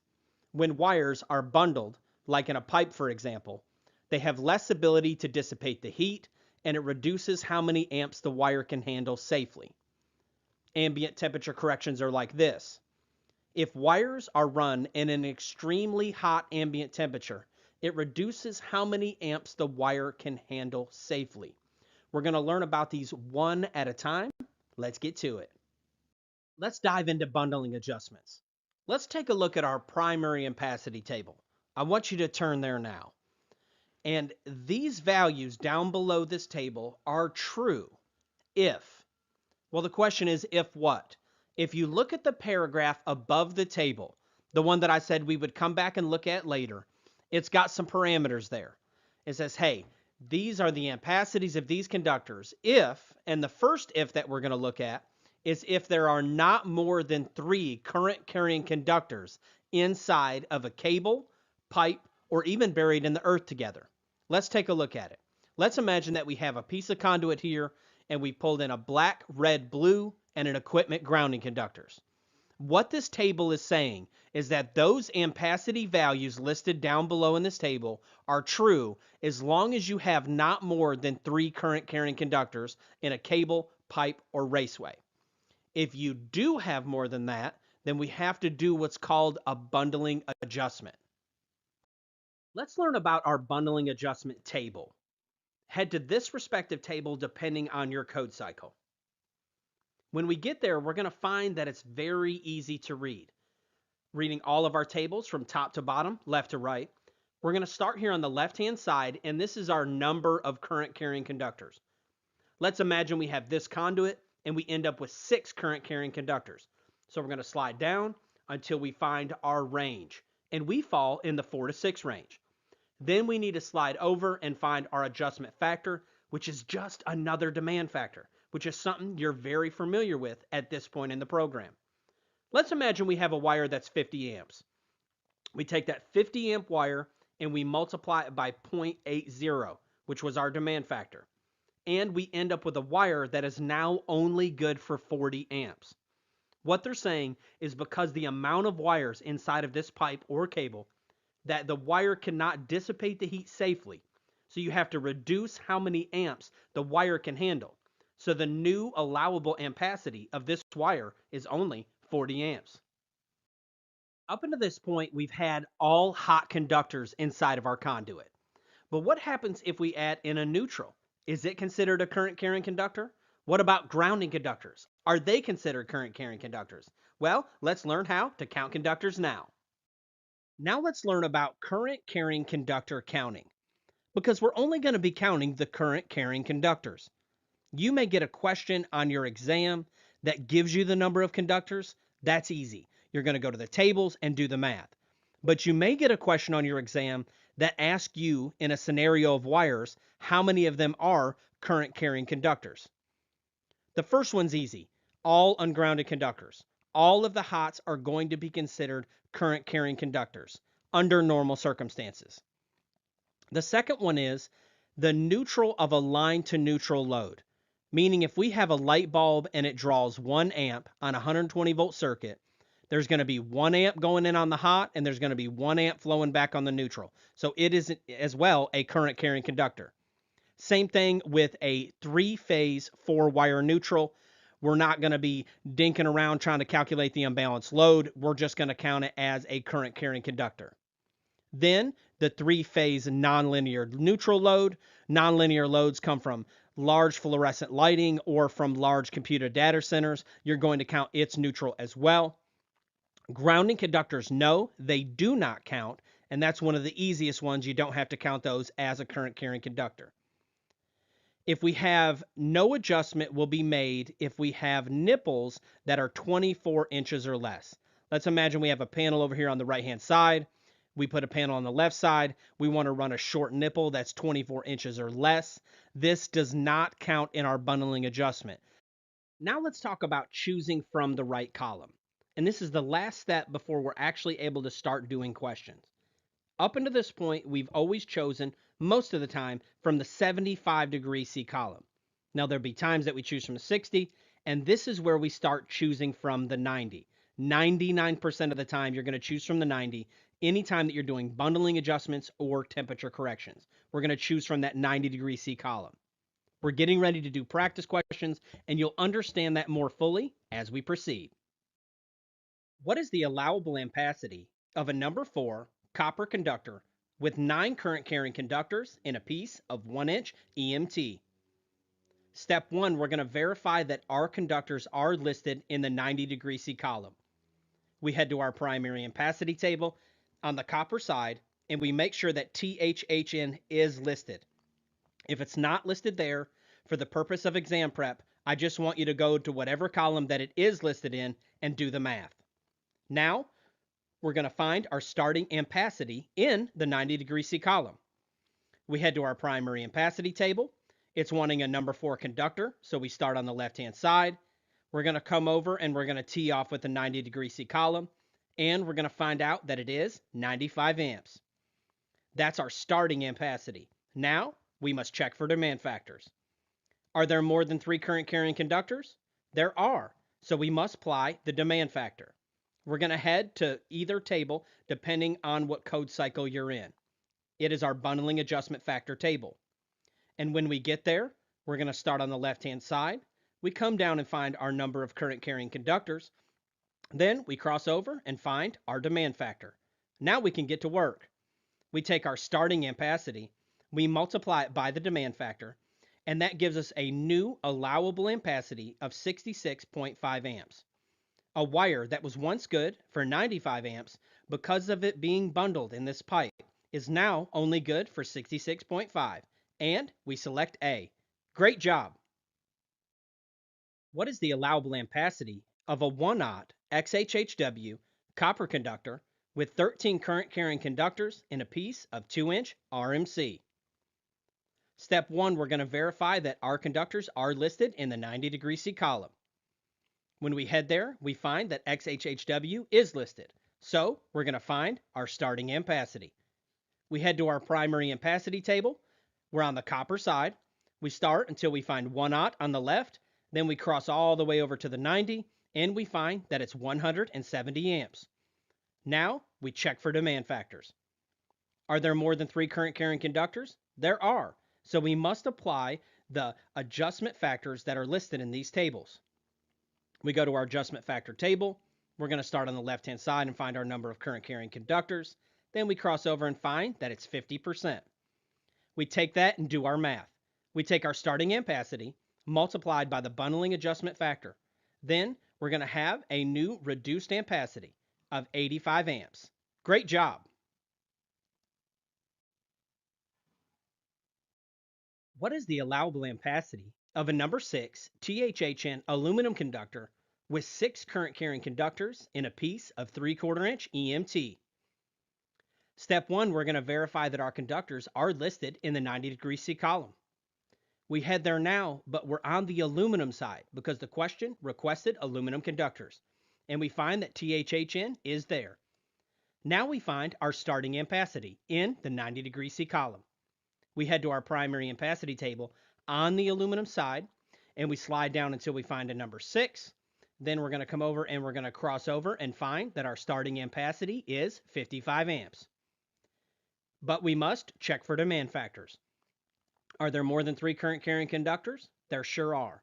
So we're going to head to our bundling adjustment factor table. When we get there, we're going to find our range of conductors. Then we're going to cross over to the demand factor. Now let's just do the math. We take our starting ampacity multiplied by 0.80, and that gives us a new reduced allowable ampacity of 44 amps. Let's get to it. That's the end of lesson 9.5. I want to let you know that you're doing a great job. Keep up the good work. Keep grinding. If you need anything from me, whether it's mentoring, coaching, or any way that I can help you in life or business, you can always just email me at electricalcodecoach@gmail.com or shoot me a call or a text at 423-895-3247. If you don't get me, leave a voicemail and shoot a text. I am the Electrical Code Coach, and my bargain is that these videos will add value to you, and you will in turn add value to others. Let's get to it. Hey everyone, welcome back. I am the Electrical Code Coach from electricalexamcoach.com, and this is lesson 9.6 in our video series. In our previous lesson, we learned all about bundling adjustments and how to derate them when wires are bundled inside of a pipe, cable, or raceway. In this lesson, we're going to be learning about ambient temperature corrections. It's very similar. We just pull from a different table, but it's the same style demand factor process that we've been doing this entire program. Ambient temperature corrections are like this. If wires are run in an extremely hot ambient temperature, it reduces how many amps the wire can handle safely. And let's not forget the basic definition of ampacity. It's how many amps the wire can handle safely under its conditions of use. Let's get to it. Let's take another look at our primary ampacity table. In the last lesson, we learned about the first part of the note that's at the top of the table. And it says that these values are true as long as you don't have more than 3 current carrying conductors. But there's a second piece to this. Now, if you're in the 2017, it's at the top of the table. If you're in the 2020 and the 2023, it's at the bottom of the table. And what it's stating is that these values are true in this table as long as you're in an ambient temperature of 86 degrees Fahrenheit. Anytime you get outside of that ambient temperature, you're going to have to do an ambient temperature correction. Let's imagine that we have this circuit here, black, red, blue, and an equipment grounding conductor. Well, we know from the previous lesson that we will not have to do a bundling adjustment on this one because there's not more than 3 current carrying conductors.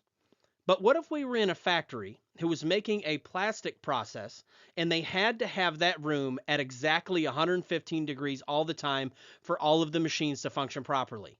That's what we're going to learn about in this lesson when you run into those scenarios and you're pulling circuit conductors.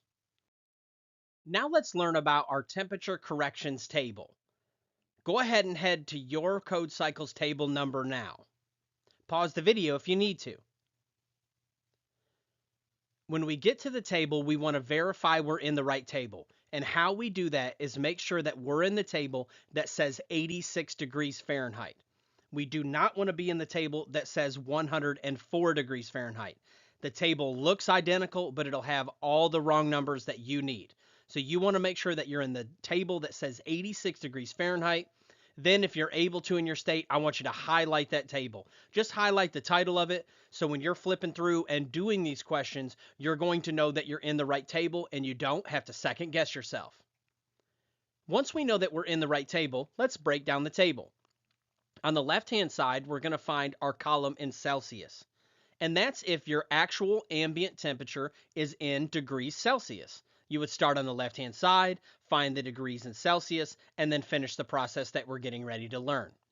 Across the top, you'll see a 60, 75, and 90 degree C column. And those correspond with the 60, 75, and 90 degree C columns of our starting ampacity table. Then on the right-hand side, you'll notice degrees Fahrenheit. And that's if your ambient temperature is listed in degrees Fahrenheit. Let me give you an example. Let's imagine that we have this circuit here with our black, red, blue in it. And we have our equipment grounding conductor. Then let's imagine we're in an ambient temperature of 115 degrees Fahrenheit. We would start on the right-hand side and we would find 115 degrees. Then we would come over to the 90 degree C column and we would find our correction factor. And all it is another demand factor. And let's imagine that we had a wire that was 50 amps before we started. We found out that it was installed in an ambient temperature of 115 degrees. And we found out that our correction factor was 0.82. All we would have to do is take our starting ampacity, multiply it by 0.82, and we would end up with a new allowable ampacity of 41 amps. Great job. Let's talk about choosing from the right column.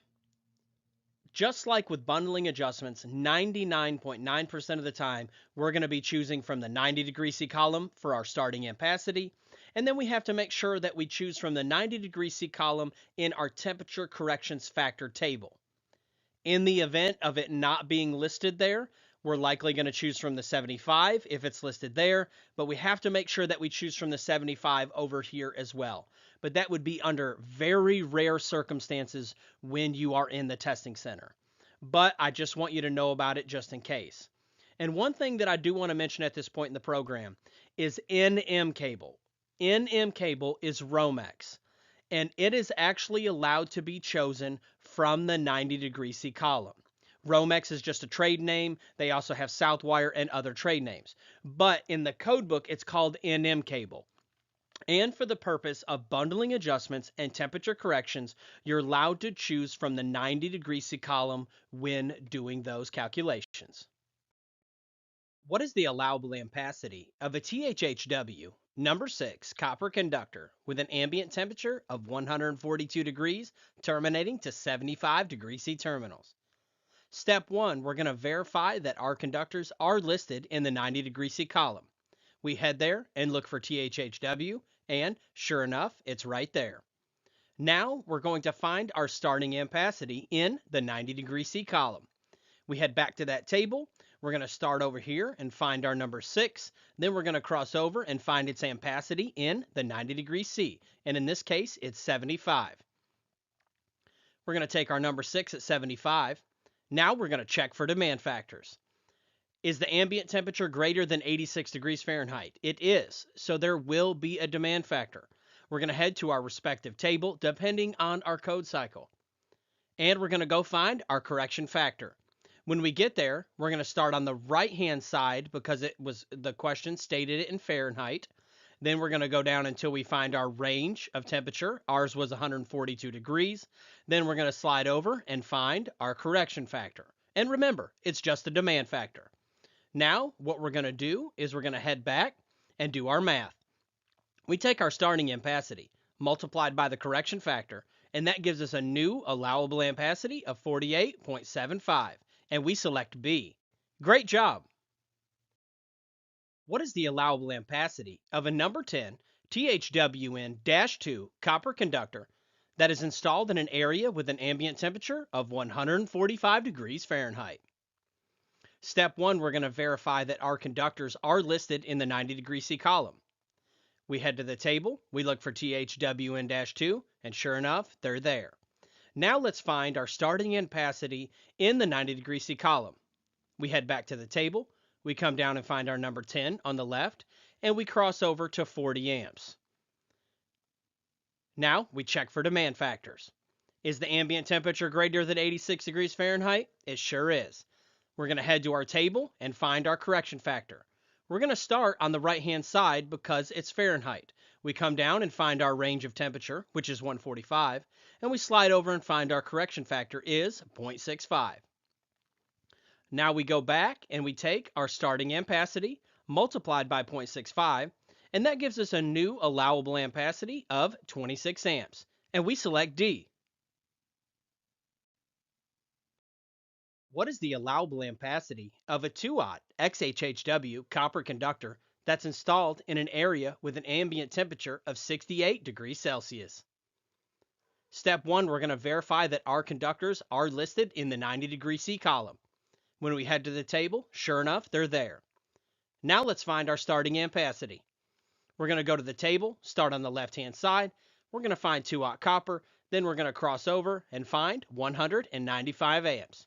Now we check for demand factors. Is the ambient temperature greater than 30 degrees Celsius? It sure is. So we know that there will be a demand factor. We head to our correction factor table, and in this time we're going to start on the left-hand side because it was listed in degrees Celsius. But we have to be careful to cross all the way back over to the 90 because that's the column that we chose from. And we find that our correction factor is 0.58. We take our starting ampacity, multiply it by the correction factor, and that gives us our new allowable ampacity of 113.1 amps, and we select A. Let's get to it. That's the end of lesson 9.6. You can head over to electricalexamcoach.com for practice questions and different variants of these type of questions. I am the electrical code coach, and my bargain is that these videos will add value to you, and you will in turn add value to others. Let's get to it. Now we're going to learn about sizing motor conductors. 430 is one of the largest articles in the code book, so I'm only going to show you what you're going to be testing on. When sizing normal motor conductors, you will use the motor FLC and not the FLA nameplate. FLC stands for full load current, and that's a value that we find inside the code book. The FLA nameplate rating is typically the amperage value that they've stamped on the motor's nameplate. Remember how we've learned previously that every piece of equipment has a nameplate, and it'll say things like what voltage the equipment is and what the amperage is. Well, on motors, they'll typically stamp an amperage, but that's the FLA. So when we're sizing normal motor conductors, we're actually going to use the FLC, and I'm getting ready to teach you how to find that value. We're going to find these values in table 430.248, and that's for single phase. It's on page 321 of the 2017 or page 332 of the 2020. I want you to head there now, pause the video if you need to, and we're getting ready to go over this table. I'll give you a little hint. If you are able to tab your code book, there is a motor FLC tab that will take you right there. So the first thing that we do when we get to this table is we read the black bold heading. It says full load current in amperes for single phase alternating current motors. Great, I feel like we're in the right table. I would go ahead and take a moment, and if you can, and highlight that right there where it says full load current, and then highlight the word single phase. Okay? Highlight the word full load current and single phase. Now continuing to read the table from top to bottom, left to right, using the black bold headings to navigate the table, we're going to start on the left-hand side. And if you notice there, you have your horsepower. That's going to be whatever the horsepower of the motor is. Now across the top, all of those black bold headings are respective voltages. Okay? So what you do is you go to your horsepower, and then you come over and you tee off with whatever voltage your motor or your question states. Okay? So, and one thing I want to know is that these are nominal voltages. So although it says 115 at the top, it would also include 120. Although all the way at the end, it says 230 volts across the top of the black bold headings, you could still count 240 in that. These are nominal voltages. Another tip I want to give you is that even if the motor is a single phase motor, but your question states 208 volts, you use whatever column your question states. Don't try to use reasoning and say, well, 208 is only three phase. Whatever your question states, just do it that way. Now let's all head to table 430.250. That's for our three-phase motors. It's on page 322 of the 2017 and on page 333 of the 2020. And when we get there, it's going to be very similar. We always read the black bold heading. It says full load current for three-phase motors. I want you to highlight full load current and three-phase motors if you're allowed to highlight in your state. When we go to read this table, we're going to read it just the same. We start on the left-hand side. It's going to be our respective horsepower. And then coming across the top are our voltages. Again, I want to warn you, make sure that whatever the question states, you choose from that voltage. So even if it doesn't make sense, if they put 230 volts on a three-phase system, just do whatever the question states, okay? Don't try to change the reasoning there because it's very easy to do. So if the question stated a 7.5 horsepower motor, on three-phase with 230 volts, you would go over and select an FLC of 22 amps, okay? And if it said a 7.5 horsepower motor for 208 volts, you would go over and tee off and find out that it has an FLC of 24.2 amps, okay? Now let's learn about some more ground rules for motors. You're going to multiply the FLC by 125%, okay? They consider motors continuous duty. Remember how we learned about continuous load and continuous duty previously? Well, it's the same thing. They're assuming that all motors are continuous duty, except, remember this is the national exception code, okay? Except when you're dealing with these certain circumstances, okay? For conductors on motors that are under 1200 RPM, that are intermittent duty, multi-speed, or high torque, you're actually going to use the nameplate FLA current rating. And for each one of these, there's going to be individual rules that apply. I'm only going to teach you in our lesson the ones that you're probably going to be tested on. Okay? So, and I'm going to say this over and over in every slide so you don't have to worry about remembering that right now. If it's a normal motor conductor, you're going to multiply the FLC by 125%. If it's any one of these other motors, under 1200 RPM, intermittent duty, multi-speed, or high torque, and your question will say that in there. And I'm going to teach you how to watch for these red flags. You're actually going to use the FLA rating. Why the code book doesn't stick with FLC or FLA only, I don't know, and I wish they would simplify it. Also, one thing I want to note for motor conductors. Remember in the ampacity lesson, we learned that 14 gauge wire can only go on a 15 amp breaker, 12 gauge wire can only go on a 20 amp breaker, and 10 gauge wire can only go on a 30 amp breaker? Well, with motors, these limitations do not apply. Those rules do not apply. So, now that we've set the ground rules, let's get to it. What size copper conductors would you select for a 3 horsepower, 208 volt, 3-phase motor that has an FLA nameplate rating of 9 amps terminating to 75 degree C terminals? One thing I want to note is that they're always going to put that FLA nameplate in there, rating in there to throw you off. So remember, when sizing normal motor conductors, you will use the FLC. For conductors on motors that are under 1200 RPM, intermittent duty, multi-speed, or high torque, you're going to use the nameplate FLA rating. For normal single motor conductors, you're going to multiply that FLC by 125%. So first we go find our FLC. We go to table 430.248 for single phase, and we go to 430.250 for 3-phase. Okay, so when we get to the table, we start on the left-hand side. So we look back at our question. What does it say? It says 3 horsepower. And then it also says 208 volts. So we start at 3 horsepower, we come over and we tee off with 208 volts, and we're going to find that that motor has an FLC of 10.6 amps. Now what we're going to do is take that 10.6 amps, we're going to multiply it by the 125%, 1.25. That's going to give us a new amp draw that we're going to size our wire by of 13.25 amps. Now we head to our primary ampacity table, being sure to select from the 75 degree C column because our terminals are 75 degrees. We're also selecting from a copper conductor. So we start, we go down, and we go on the 75 degree C side of the copper conductors until we find a conductor large enough to cover the known amp load. And in this case, it's 13.25 amps. And we're going to select A, 14 gauge. Great job. What size copper conductors would you select for a 5 horsepower, 208 volt, 3-phase motor that has an FLA nameplate rating of 15.2 amps terminating to 75 degree C terminals? Remember, when sizing normal motor conductors, you will use the FLC. On these types of motors, you're always going to use the FLA. Also, for normal single motor conductors, you're going to multiply that FLC by 125%. First, we need to find our FLC. We're going to head to our respective table. In this case, it's 3-phase, so we're going to go to 430.250.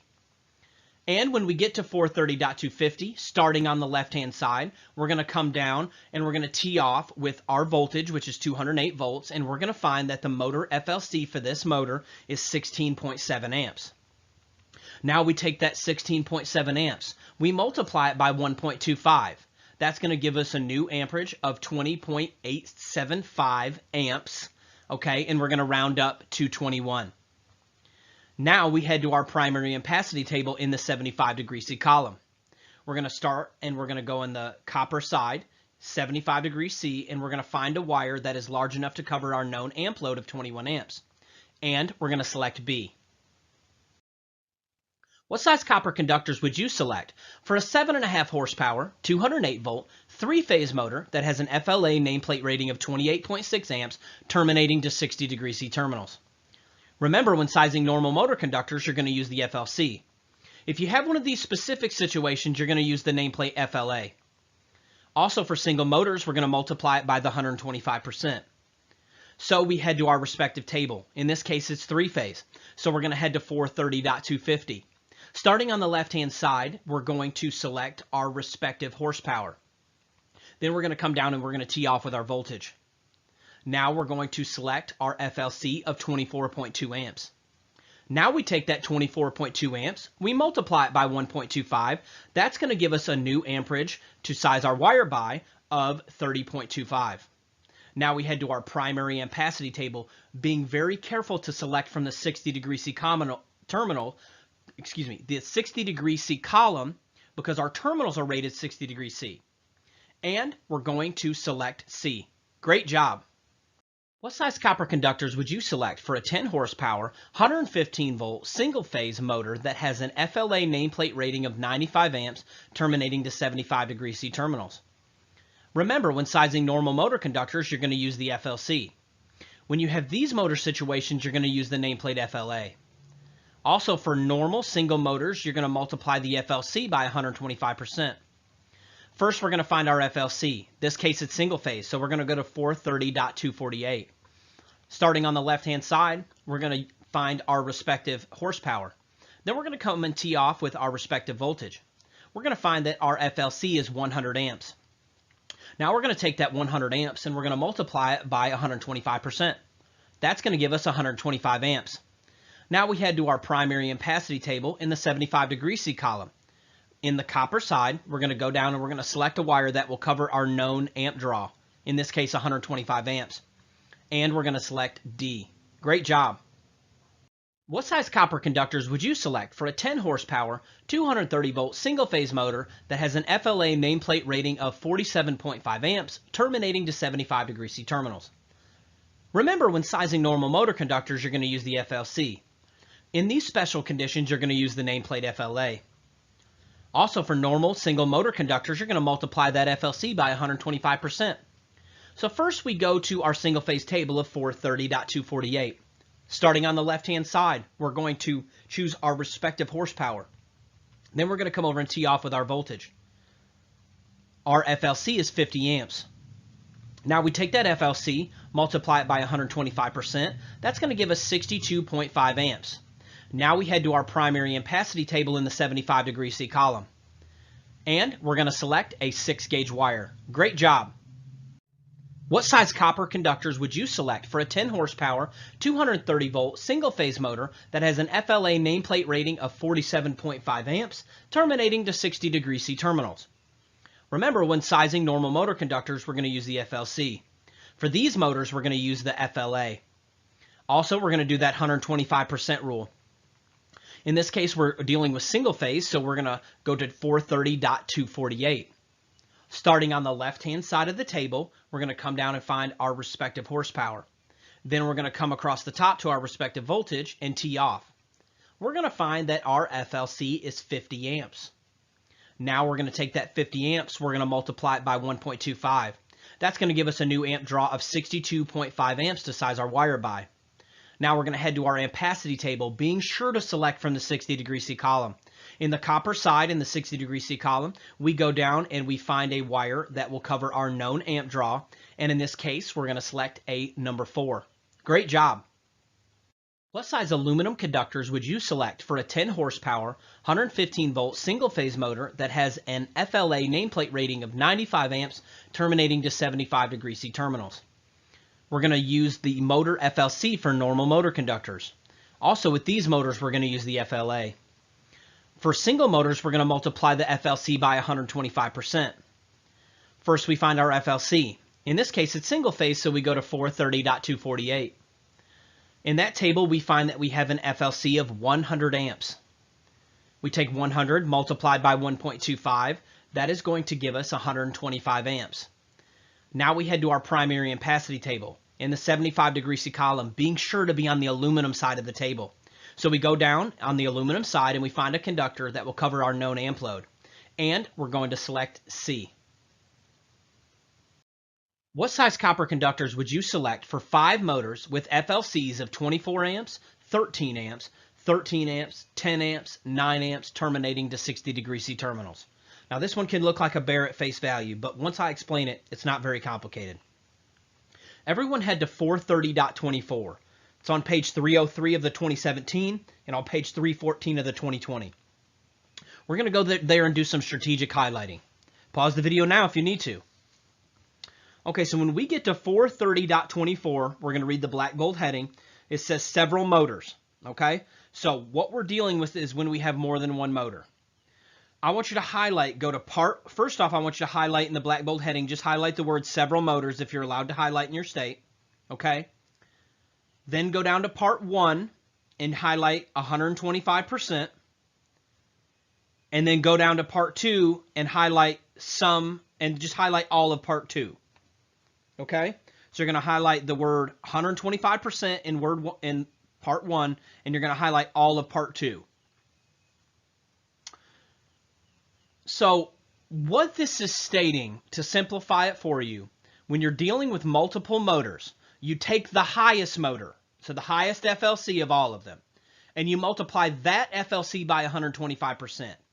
Then you just add up all the other motors together and then total them back to the first one that you did the 125% on, and you take that number and go size your wire. Let's practice it on the next slide. All right, so the first thing that we do is we have to select our largest motor. And in this case, it's the 24 amp motor. So we take the largest motor and we multiply it by 125%. That gives us 30 amps. Now all we have to do is total the sum of all the other motors and then add it back to the first motor. So we take the rest of the motors and get that total. And in this case, it's 45. Now here's where we have to be careful to add back that first motor. So we take the 45 of the sum of the other motors, add back the first motor, and that's going to give us 75 amps. Now all we have to do is head to our primary ampacity table, being sure to use the 60° C column. Our conductors that they're asking for are copper. So we go down, what wire is good for 75 amps in the 60° C column? That's right, we're going to select D. Great job. What size copper conductors would you select for 4 motors with FLCs of 22 amps, 20 amps, 14 amps, and 10 amps terminating to 75° C terminals? So the first thing we're going to do is take our largest motor and do the 125%. We take our largest motor, multiply it by 125%, and that gives us 27.5 amps. Now we take all the other motors and add them together. That gives us a total of 44. Now we take and add those two totals together, giving us a total of 71.5 amps. Now we head to our primary ampacity table, and we're going to select on the copper side in the 75° C column a wire that is large enough to cover our known load. And in this case, we're going to select A. Great job. What size copper conductors would you select for a single phase motor with a nameplate rating of 26 amps that will run a drawbridge for only 5 minutes at a time, terminating to 60° C lugs? So this is not a normal situation, is it? So that's what you learn to watch out for when sizing motor conductors. Is there anything different going on? And in this case there is, so we're going to slow down and figure it out. Everyone head to 430.22e. It's on page 302 of the 2017 and on page 313 of the 2020. There are provisions in the code book for when motors will only run for fixed or limited amount of times that you can have a reduced amp draw to size your wire by. Or sometimes it's actually an increased amp draw. So it's just really another demand factor. So everybody head there now. Pause the video now if you need to. So when we get to 430.22e, we're going to read the black bold heading. It says for other than continuous duty motors. Remember, all of our other motors, we did the 1.25 because it was a continuous duty. But what if they're not continuous duty? And that's what we're going to cover here.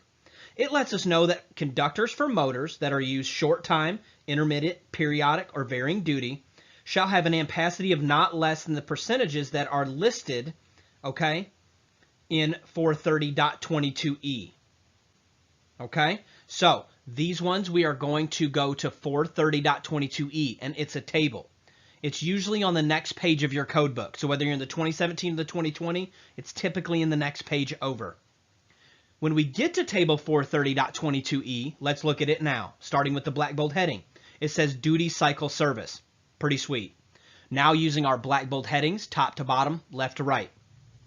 Starting on the left-hand side is going to be our classification of service. Okay, so on the left-hand side, we're going to pick whatever scenario our question lists. And if you look down through there, somewhere you're going to find something about a drawbridge, okay, or whatever your question states. Then going across the top in the black bold headings, you're going to see 5-minute, 15-minute, 30 to 6-minute, or continuous duty rated. So with that being said, what you're going to do is start on the left-hand side and find your situation, then come across the top and tee off with your amount of time. So what you will do is when you get that value, it's just going to be another multiplier. It's just another demand factor. So let's look at the first one in a 5-minute rated motor for short-time duty operating valves. That's the first one you come to on the left-hand side. If you go over to a 5-minute motor, it's 110%. So all you do is take and multiply it by 1.10. It's just another demand factor. All right, so let's look at our question again and answer it. So in this case, we have a 26 amp draw. Remember, we don't use the FLCs on this type of question. You're going to use the nameplate rating.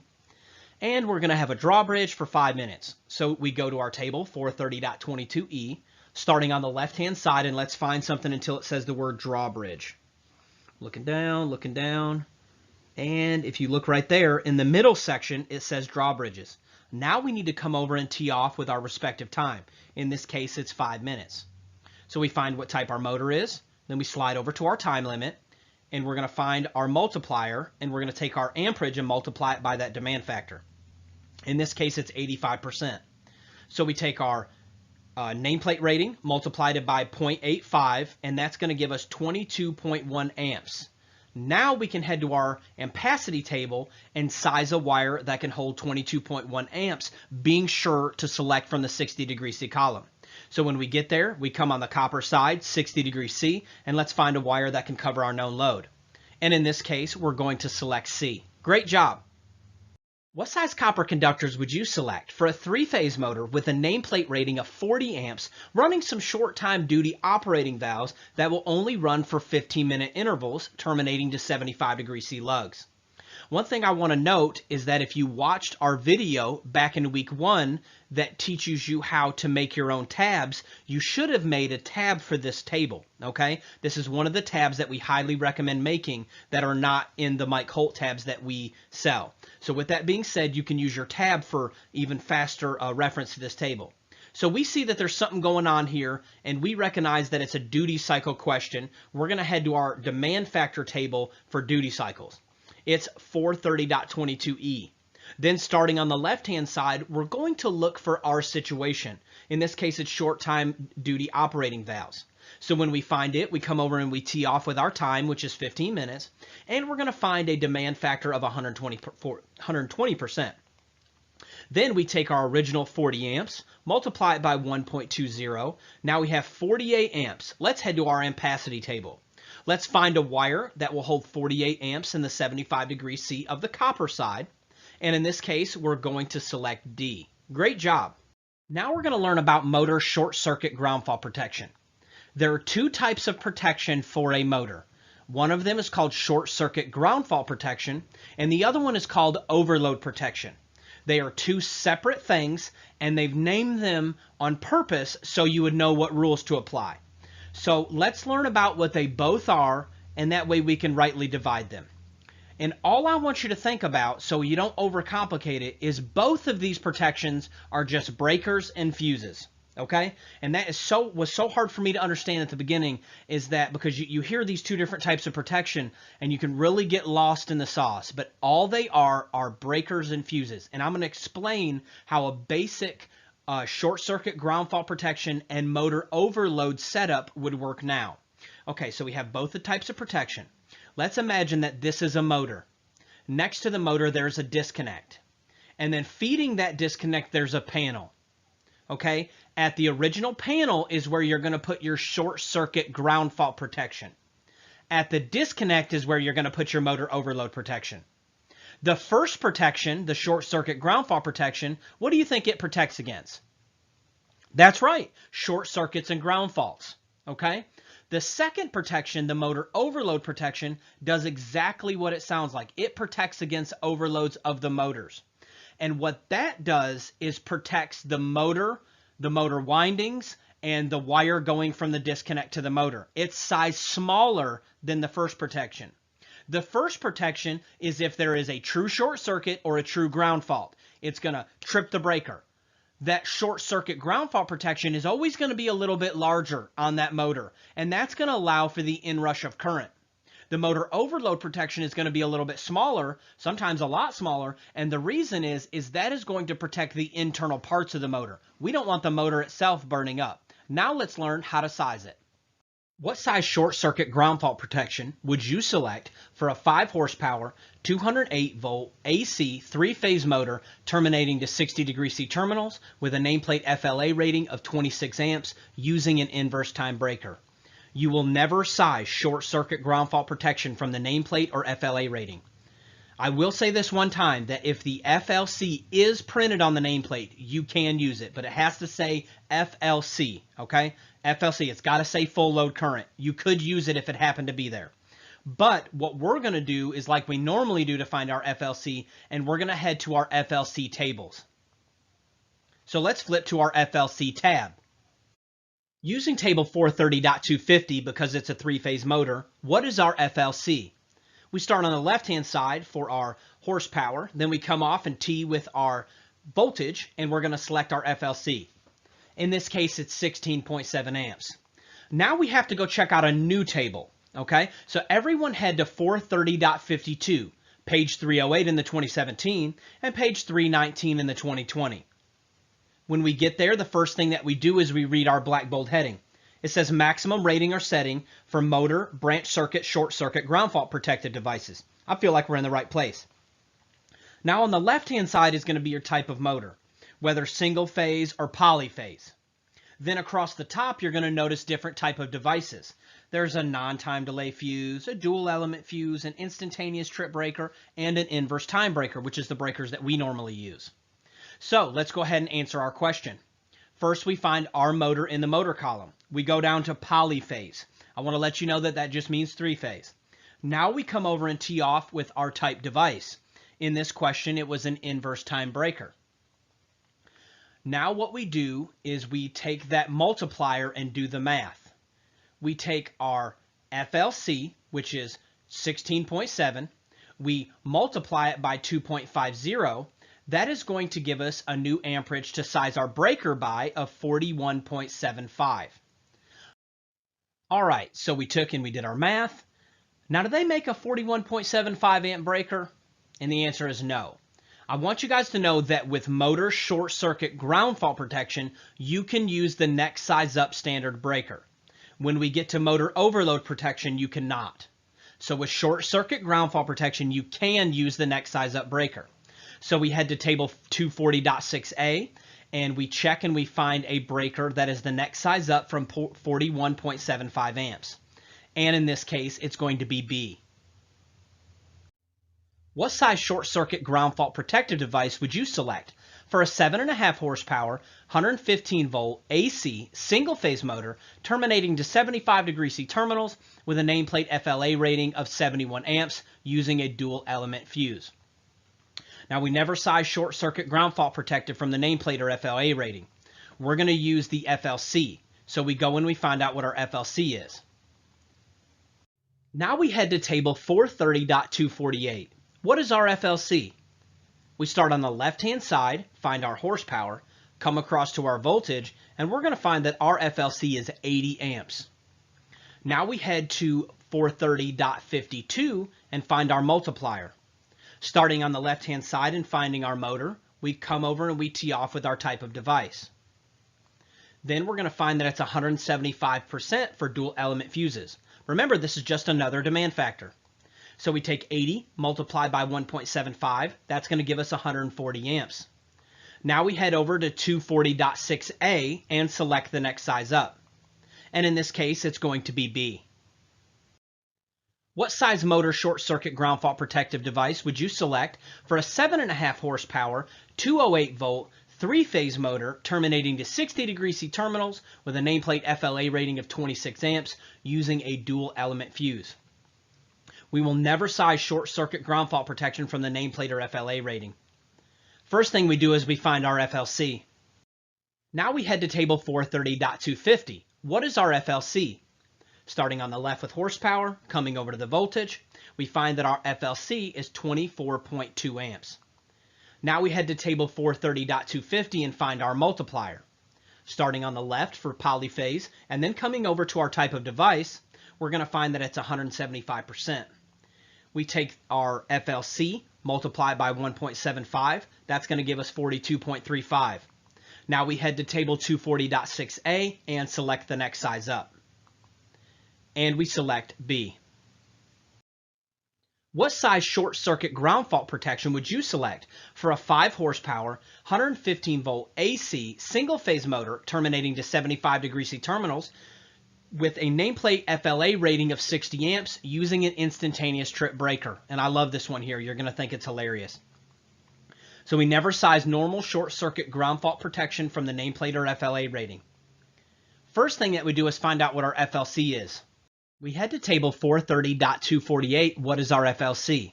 Starting on the left-hand side with our horsepower, coming across to our voltage, we're going to find that the FLC is 56 amps.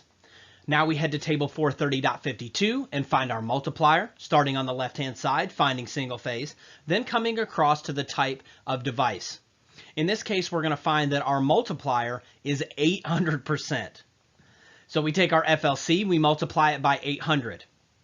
And we take 56 multiplied by 8, and that's going to give us 448 amps to size our device by. Now we're going to head to table 240.6a. We're going to select the next size up, and we're going to select a 450 amp overcurrent device. Now, just for fun, we're going to take this same question and we're going to size the conductors, okay, and show you how outrageous this is. So we size the conductors like this. We would take that 56 amp FLC, multiply it by 125%. That's going to give us 70 amps. Now we head to our primary ampacity table. We size the wire. It's going to be a number 4. So legally in this situation, you could put it on number 4 wire on a 450 amp breaker. Okay, now that would be the original breaker that you did back at the original panel. You would still have overload protection, but still, it's just outrageous to think that you could put number 4 wire on a 450 amp breaker. Now we're going to learn about motor overload protection. What size overload protection would you select for a 5 horsepower, 120 volt single phase motor terminating to 75 degree C terminals with a nameplate current rating of 54 amps? We always size normal motor overload protection from the nameplate FLA current rating, not the FLC that are listed in those tables. Let's all turn over to page 304 in the 2017 and page 315 in the 2020. All right, when we get to 430.32a, it states that for motors that are more than 1 horsepower shall be protected against overload protection by one of the following means. And it lists A1 through A4. We're only going to be dealing with part A1. It says separate overload device. A separate overload device that is responsive to motor current. This device shall be selected to trip at no more than the following settings. So the only things that we have to focus on here are these 3 things that are listed right under there. Motors that are marked with a service factor of 1.15 or greater. And if you look all the way over to the right-hand side, it said that it has a demand factor of 125%. The next one says motors that are marked with a temperature rise of 40 degrees C or less. That's at 125%. And then all other motors, and they only require 115%. So a way to simplify it, if your motor is not marked with a service factor of 1.15 or greater, or a temperature rise of 40 degrees C or less, it's going to fall under the all motors category, and your demand factor is only 115%. So let's look at our question again. There's no service factor listed, and there's no temperature rise listed. So it will fall under all other motors. So we just multiply. We take our FLA, which was 54 amps, multiplied by 1.15. That's going to give us a new total of 62.1. Now, do they make a 62.1 amp breaker or fuse? No, they don't. So the question is, can we use the next size up? And the answer is no. With motor overloads, you are not allowed to use the next size up. So just remember, short circuit ground fault protection, everything's normal, we can use the next size up. When sizing motor overloads, however, you have to use the next size down.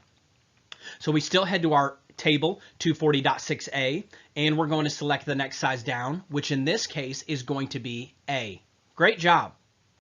What size motor overload protection would you select for a 7.5 horsepower, 208 volt AC 3-phase motor terminating to 60 degree C terminals with a nameplate FLA rating of 22 amps? Remember, we'll always size normal overload protection from the nameplate FLA rating, not the FLCs that are listed in those tables. Also, we have to remember to use the next size down protective device for normal overload questions. So let's look at our question again. There are no service factors and no temperature rise listed, so it's going to fall under all other motors. We take our FLA, multiply it by 1.15, that gives us 25.3. Now we head over to 240.6A and select our device. And we should select the next size down, which is going to be a 25. Great job.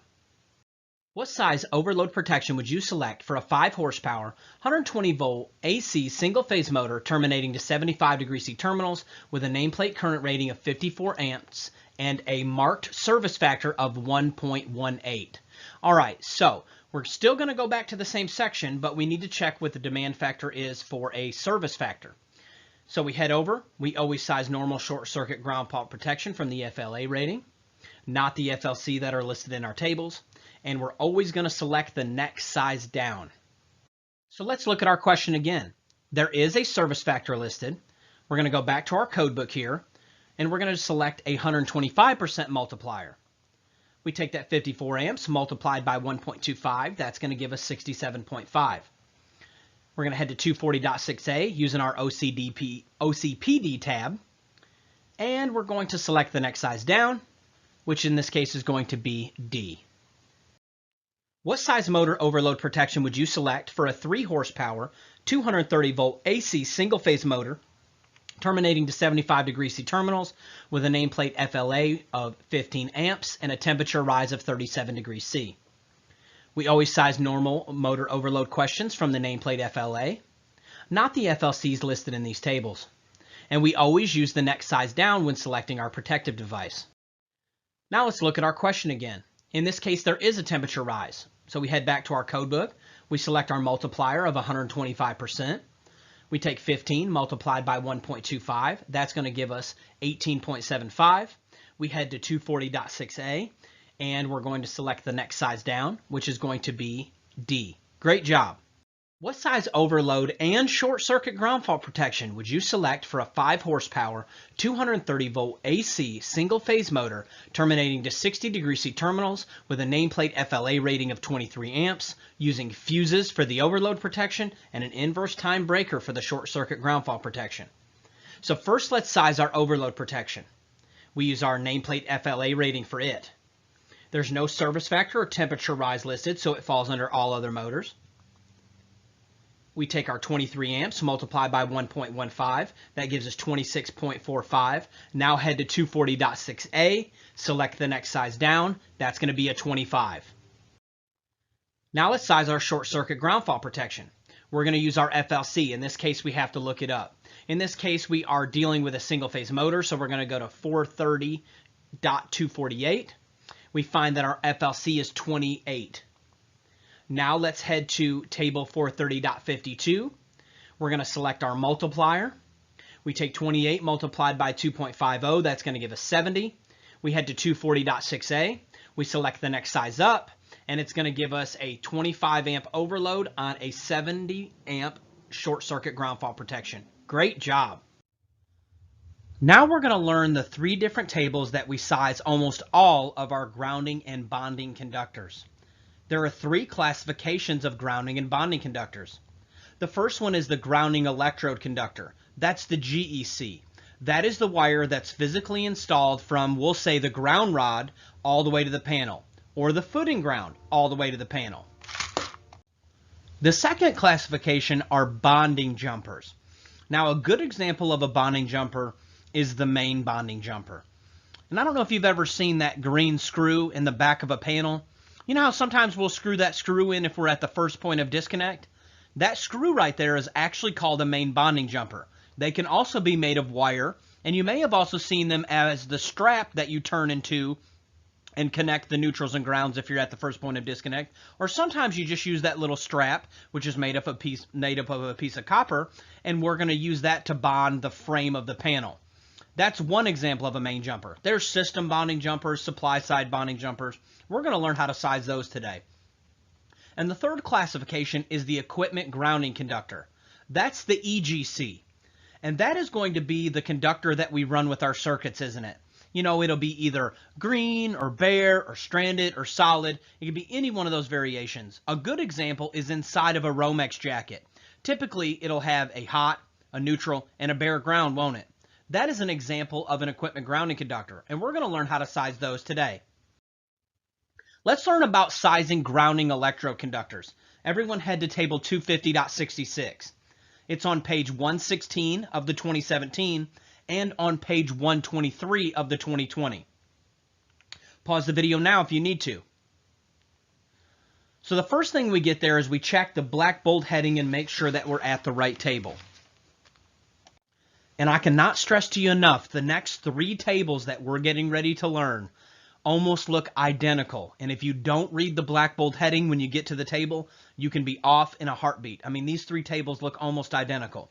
So when we get to our table, it says 250.66, grounding electrode conductor. Great, I feel like we're in the right table. So starting on the left-hand side are going to be 2 columns, and on the right-hand side are going to be 2 columns. Let's break those down now. So on the far left-hand side, those 2 columns are the size of the ungrounded hot conductors. So whatever your service is, these are based off the size of the ungrounded hots. You're going to have a copper column and an aluminum column. Okay, so if your main conductors, your hots are made of copper, you're going to select from the copper side first.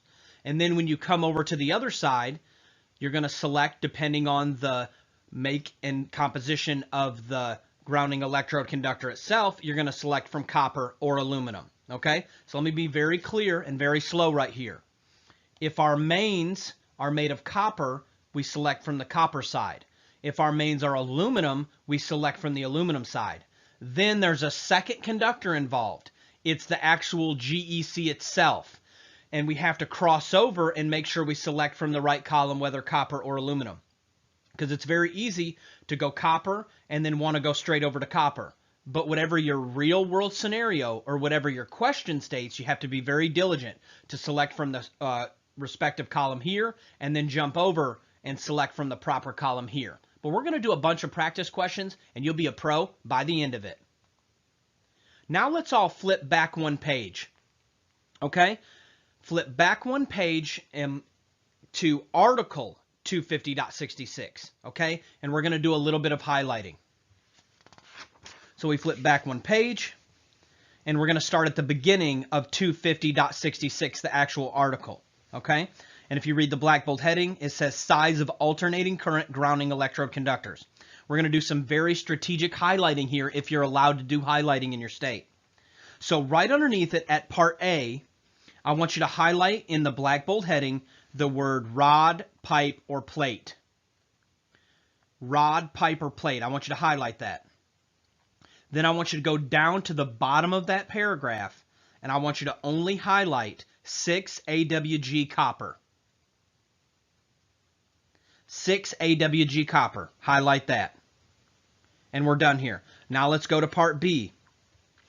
And I want you to highlight the word concrete encased electrode in the black bold heading of part B. Then when you're done with that, I want you to go down to the bottom of that paragraph and highlight 4 AWG copper. Then we're going to go to part C. And I want you to highlight the word ground ring.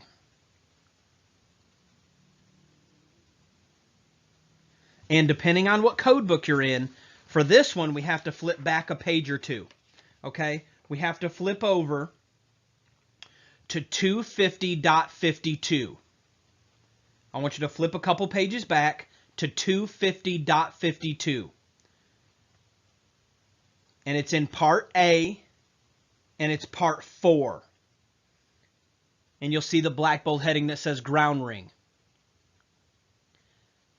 At the bottom of that paragraph, I want you to highlight the 2 AWG. Because that's the minimum size it's allowed to be. And all of this is going to make sense here in just a moment. Because there's 2 ways that we size grounding electrode conductors. And I think this is where most people get lost. Because I know when I first got started, I didn't know the difference. And I guarantee I did it wrong every time. But there's 2 classifications of grounding electrode conductors. You're either going to size it based off of table 250.66 if the electrode is not mentioned. Or if the electrode is mentioned in your question or in your real world scenario, you're likely going to be using Article 250.66, parts A, B, or C. And we're going to go through this step by step. Let's get to it. All right, now let's reiterate these ground rules for sizing grounding electrode conductors. If no electrode is mentioned, the type of electrode, so if it doesn't say ground rod or footing ground or anything like that, you're going to use table 250.66 at face value. If the electrode is mentioned, we first need to check 250.66 A, B, or C. If the electrode is not mentioned in 250.66 A, B, or C, you would go back to the table. But usually if there's an electrode mentioned, you're going to be using A, B, or C. And this is a very easy one that you can get on your test. Once you learn how to do this, you get those grounding and bonding questions, you'll be able to flow right through them. You're one step closer to being a licensed electrician. What size copper grounding electrode conductor would you select for a 100 amp service with number 4 main copper service conductors? So the first thing we're going to look at our question doesn't mention the type of electrode. No, so we're going to use table 250.66 at face value. So starting on the left-hand side, we're going to select the type and size of the service conductors. So we have to go back to our question. It says copper service conductors, so we're going to start on the copper side. Then what we're going to do is go to the right side and we're going to select the right type and size of the GEC. So when we cross over to the table, we have to look back at our question and it wants a copper grounding electrode conductor. So we go from copper to copper and we make our selection. So we come across, when we tee off, we find out that we're going to select a number 8. Great job. What size copper grounding electrode conductor would you select for a 225 amp service with 3/0 main copper service conductors? So the first thing, does it mention the type of electrode? No, so we're going to use table 250.66 at face value. So starting on the left-hand side, being careful to reread our question, in this case we're going to start on the copper side. Then when we go to make our GEC selection, we're going to slide over to the right, we're going to look at our question again, and we're going to select from the copper side over here as well. And in this case, we're going to find that we would be required to have a number 4, and we would select C. Great job. What size copper grounding electrode conductor would you select for a 400 amp service with 400 kc mil main copper service conductors? First thing, does it mention our type of electrode? No, so we're going to use table 250.66 at face value. Starting on the left-hand side, selecting the type and size of our service conductors, and in this case it's copper. Then when we cross over, we're also going to be selecting from the copper side, and we're going to select a 1/0. D. Great job. What size copper grounding electrode conductor would you select for a 400 amp service with parallel 2/0 copper main service conductors? First thing, doesn't mention the type of electrode. No, so we're going to use table 250.66 at face value. Normally we start on the left-hand side and then make our selection, but we're dealing with parallel conductors, and this is how we handle it. So let's head to Chapter 9, Table 8. First, we need to find the approximate area of one 2/0 conductor, just like we did with voltage drop. So we go down on the left-hand side, we're going to come over, and we're going to find the area in circular mils, just like we did for voltage drop. So each 2/0 copper service conductor, starting on the left-hand side to find our wire, then coming over 2 small columns to the circular mils and area, we're going to find that each 2/0 is 133,100. And that is in circular mils. But we have 2 of those conductors, so how we handle this is we just multiply it by 2, and that's going to give us our total C mils, okay? Once we get our total C mils, we're going to head back to our original table, back to 250.66, and we're actually going to find where that conductor falls in our table. Now this is listed in C mils. If we wanted to turn it into KC mils, we would just divide by 1,000, but it's pretty easy if you just leave it in the C mils. So starting on the left-hand side, that is now the size of your service conductor. We've converted it to just one conductor. We found the area of one of the parallels, multiplied it by 2, and now we're just treating it as one large conductor. So we go down through here and we find where 266,200 C mils falls. And in our case, it's going to fall in the 3/0, but not over 350.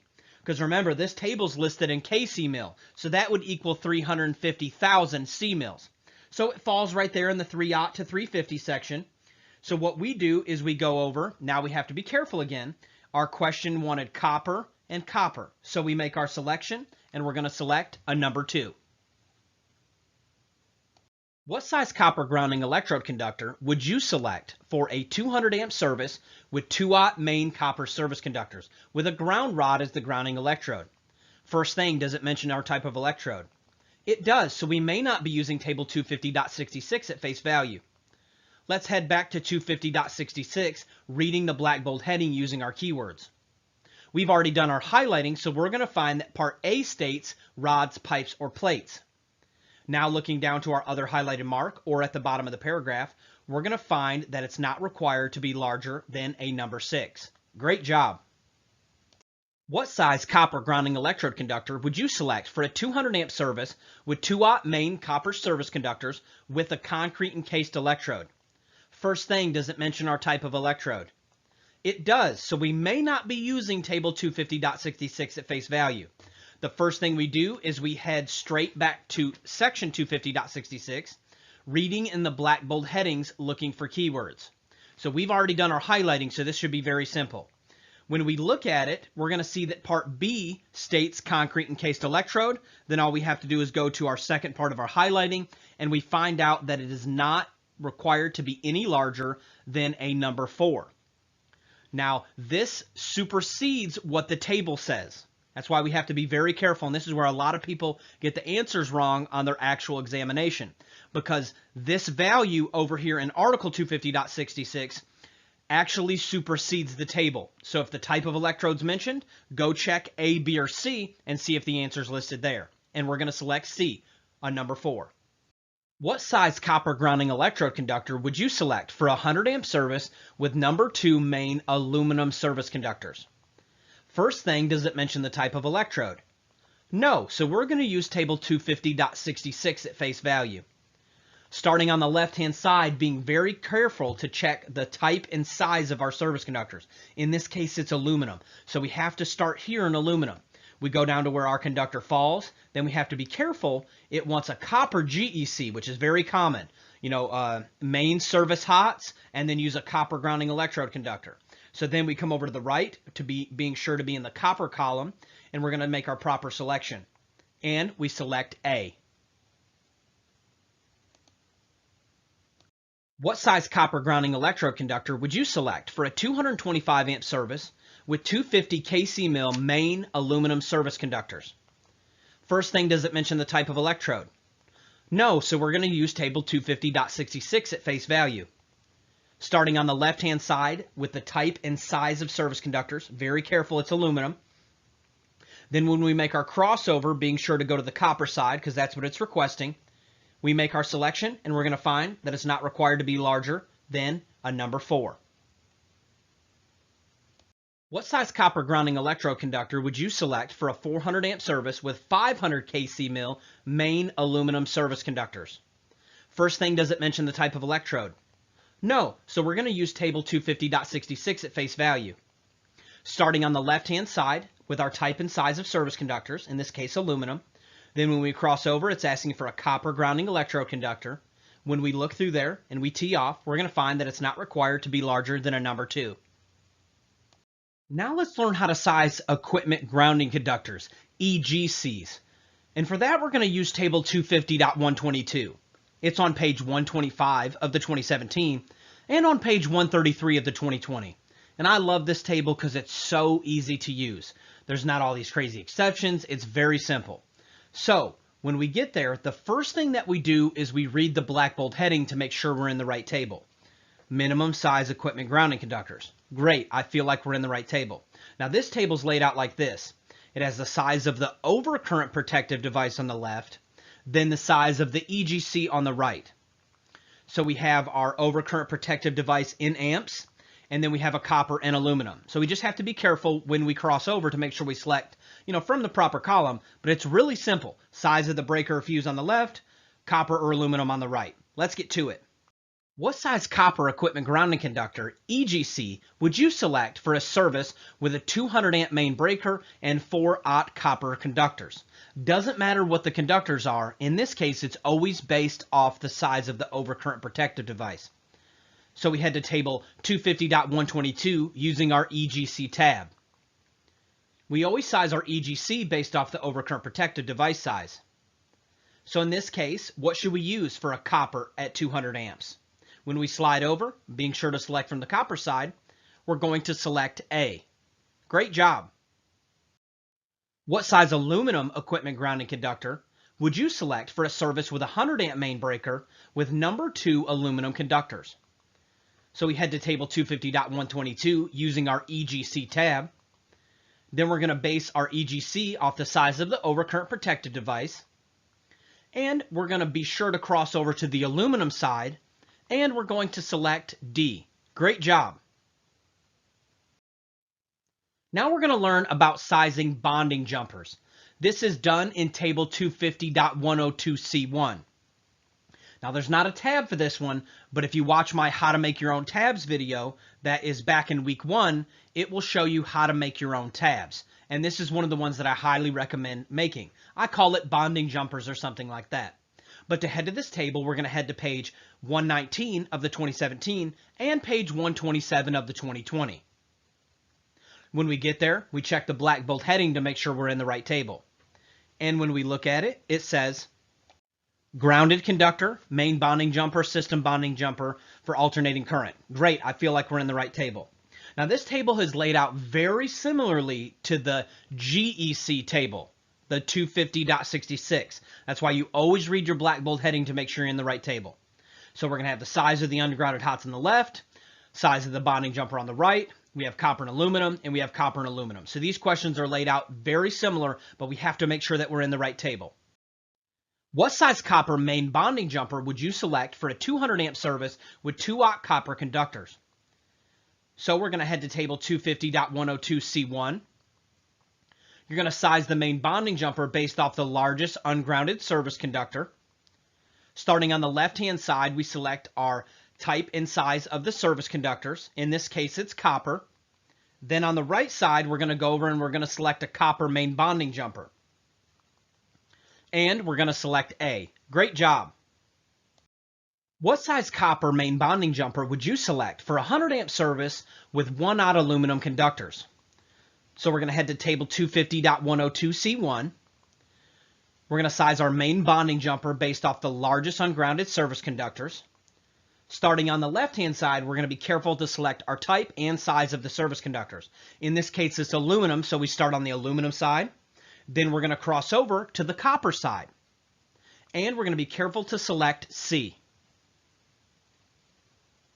Now let's learn about burial depth of conduit.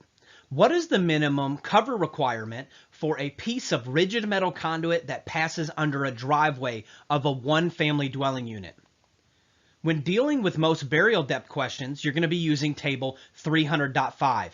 It's on page 137 of the 2017 and on page 143 of the 2020.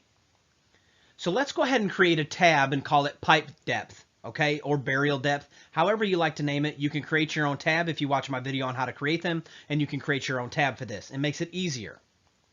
So let's go ahead and look at the table together. So the first thing that we do is we check the black bold heading. It says minimum cover requirements of 0 to 1,000 volts. I feel like we're doing good. With that being said, on the left-hand side is going to be our location type. So you have to be careful to see if your question states a specific type. In our question, it says one family dwelling. Okay, so that makes it easier. Also, we're dealing with a driveway. I do want to note, if your area is not mentioned specifically in the lower part of this table, the first one that you come to there on the left-hand side says all locations specified, or excuse me, not specified below. So if your location is not specifically specified below, you're literally going to use the catch-all area that says all locations not specified below, and then come over and tee off with the respective depth. Now going across the top, looking at the black bold headings, you see column 1. It's for direct burial cables or conductors. Column 2 is for rigid metal conduit or intermediate metal conduit. Column 3 is for non-metallic raceways. okay, like PVC. Column 4 is a very special column for 120 volt circuits with GFCI protection, okay? And also column 5 is going to be if you're dealing with low voltage or landscape type lighting, okay? With that being said, what you can do is use this table. You just very carefully pick apart your question, and then you look and see if your specific area is listed on the left, and then come over and tee off with the type of conduit that you're using. So how deep should ours be? So we start on the left, and we look, and under 1 and 2 family dwelling unit driveways, now we're going to come over and we're going to tee off with rigid metal conduit, which is column 2. We're always going to be using the inches in the United States, and we're going to find out that it's not required to be deeper than 18 inches. Now that's to the top of the pipe. So from the top of the pipe to grade, whatever the finished grade is, it is allowed to be not less than 18 inches deep. What is the minimum cover requirement for a piece of PVC that passes under a parking lot in Johnson City, Tennessee? So the first thing we do is we use our pipe depth tab. We're going to select our location on the left. And if we come here, we're going to find that there is a under streets, highways, roads, driveways, and parking lots. Okay, and those driveways specified in this one are not your 1 and 2 family dwelling units that are down below. These are just general driveways going to other places. But in this case, we're going to use that one because it also lists parking lots. Then we come over and we tee off with non-metallic raceway, which is going to be our PVCs. And we're going to find that it is required to be not less than 24 inches. And we're going to select C. Now we're going to cover one more quick thing. Classified locations is a very deep section, but you can mainly use your keyword and index process to find every one of those type questions. But I'm going to let you highlight right now some things that are very common in tests and can give you some pretty quick answers if you highlight it correctly. So every test that I've ever taken has had a classified location question test. And it's really just a lookup question, but I'm going to give you guys an edge on it, okay? So everyone close your code book. And let's use the Class 1 Location tab to flip to 501.1. When we get to 501.1, there's something that I want you to highlight in this paragraph. I want you to highlight at the bottom of the paragraph of 501.1, I want you to highlight flammable gases or vapors or flammable liquids. Highlight just that right there. Flammable gases or vapors or flammable liquids.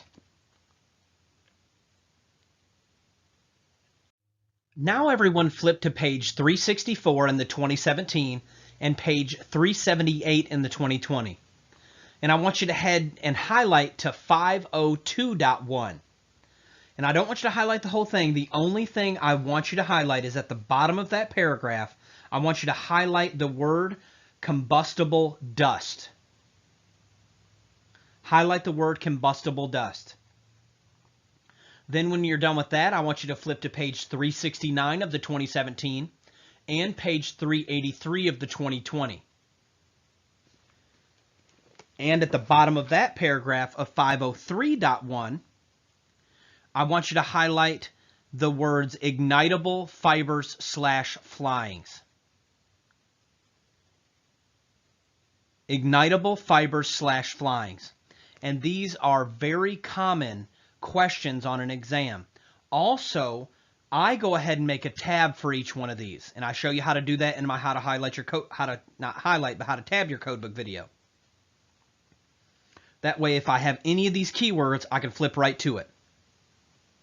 What article in the codebook would you use when wiring in a location where fire or explosion hazards may exist due to combustible dust?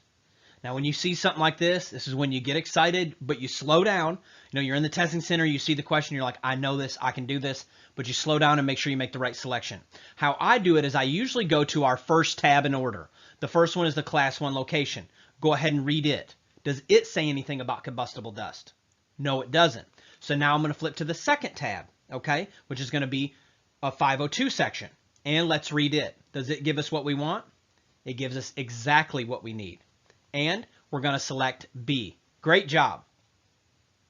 All right, y'all, congratulations. You have completed the 301 Electrical Code Coach Training Program. I'm so proud of you, and I'm so excited for you. First off, I want to thank you. I want to thank you for all your hard work, the late nights, the long days, grinding early in the morning, whatever it took to finish the program. I'm super excited for your future, and I want to thank you for allowing me to be a part of it. Second, I want to let you know that I'm here to help you in any way that I can. I'm here to help you in life. I'm here to help you in business. Here to help you get your license. Here to help you if you get in trouble out in the field. If I don't know the answer, I probably know someone who does. I'm available all the time by email at electricalcodecoach@gmail.com. You may have to try multiple ways to get a hold of me. The Gmail is probably the best way, but if you don't hear a response, send another email. You are never a bother to me. This is what I do. This is my life. I'm here to help you get to the next level and higher and higher. Finally, I want to challenge you. You've been given a unique set of skills and connections, skills that I don't have, connections that I don't have. I want you to use those connections and those skills to help someone else. Listen, there are a million takers out there, and we are full to the brim of bad electricians. So I want you to be a giver. I want you to help others, and I want you to watch what it does for you, and I want you to strive for excellence in your work. My bargain is that I can invest in you, and you can invest in someone else, and it can be value multiplied. Listen, I want you to strive for excellent work. Not every job will be pretty, but I want you to do everything you can to make it technically correct. You can do it. You're an electrician. You're at the next level. That's what sets us apart from everyone else. And listen, if you make mistakes, admit them, learn from them, and keep on pushing. You are as close as you've ever been to being a licensed electrician. You really have two options: push harder or quit. You decide.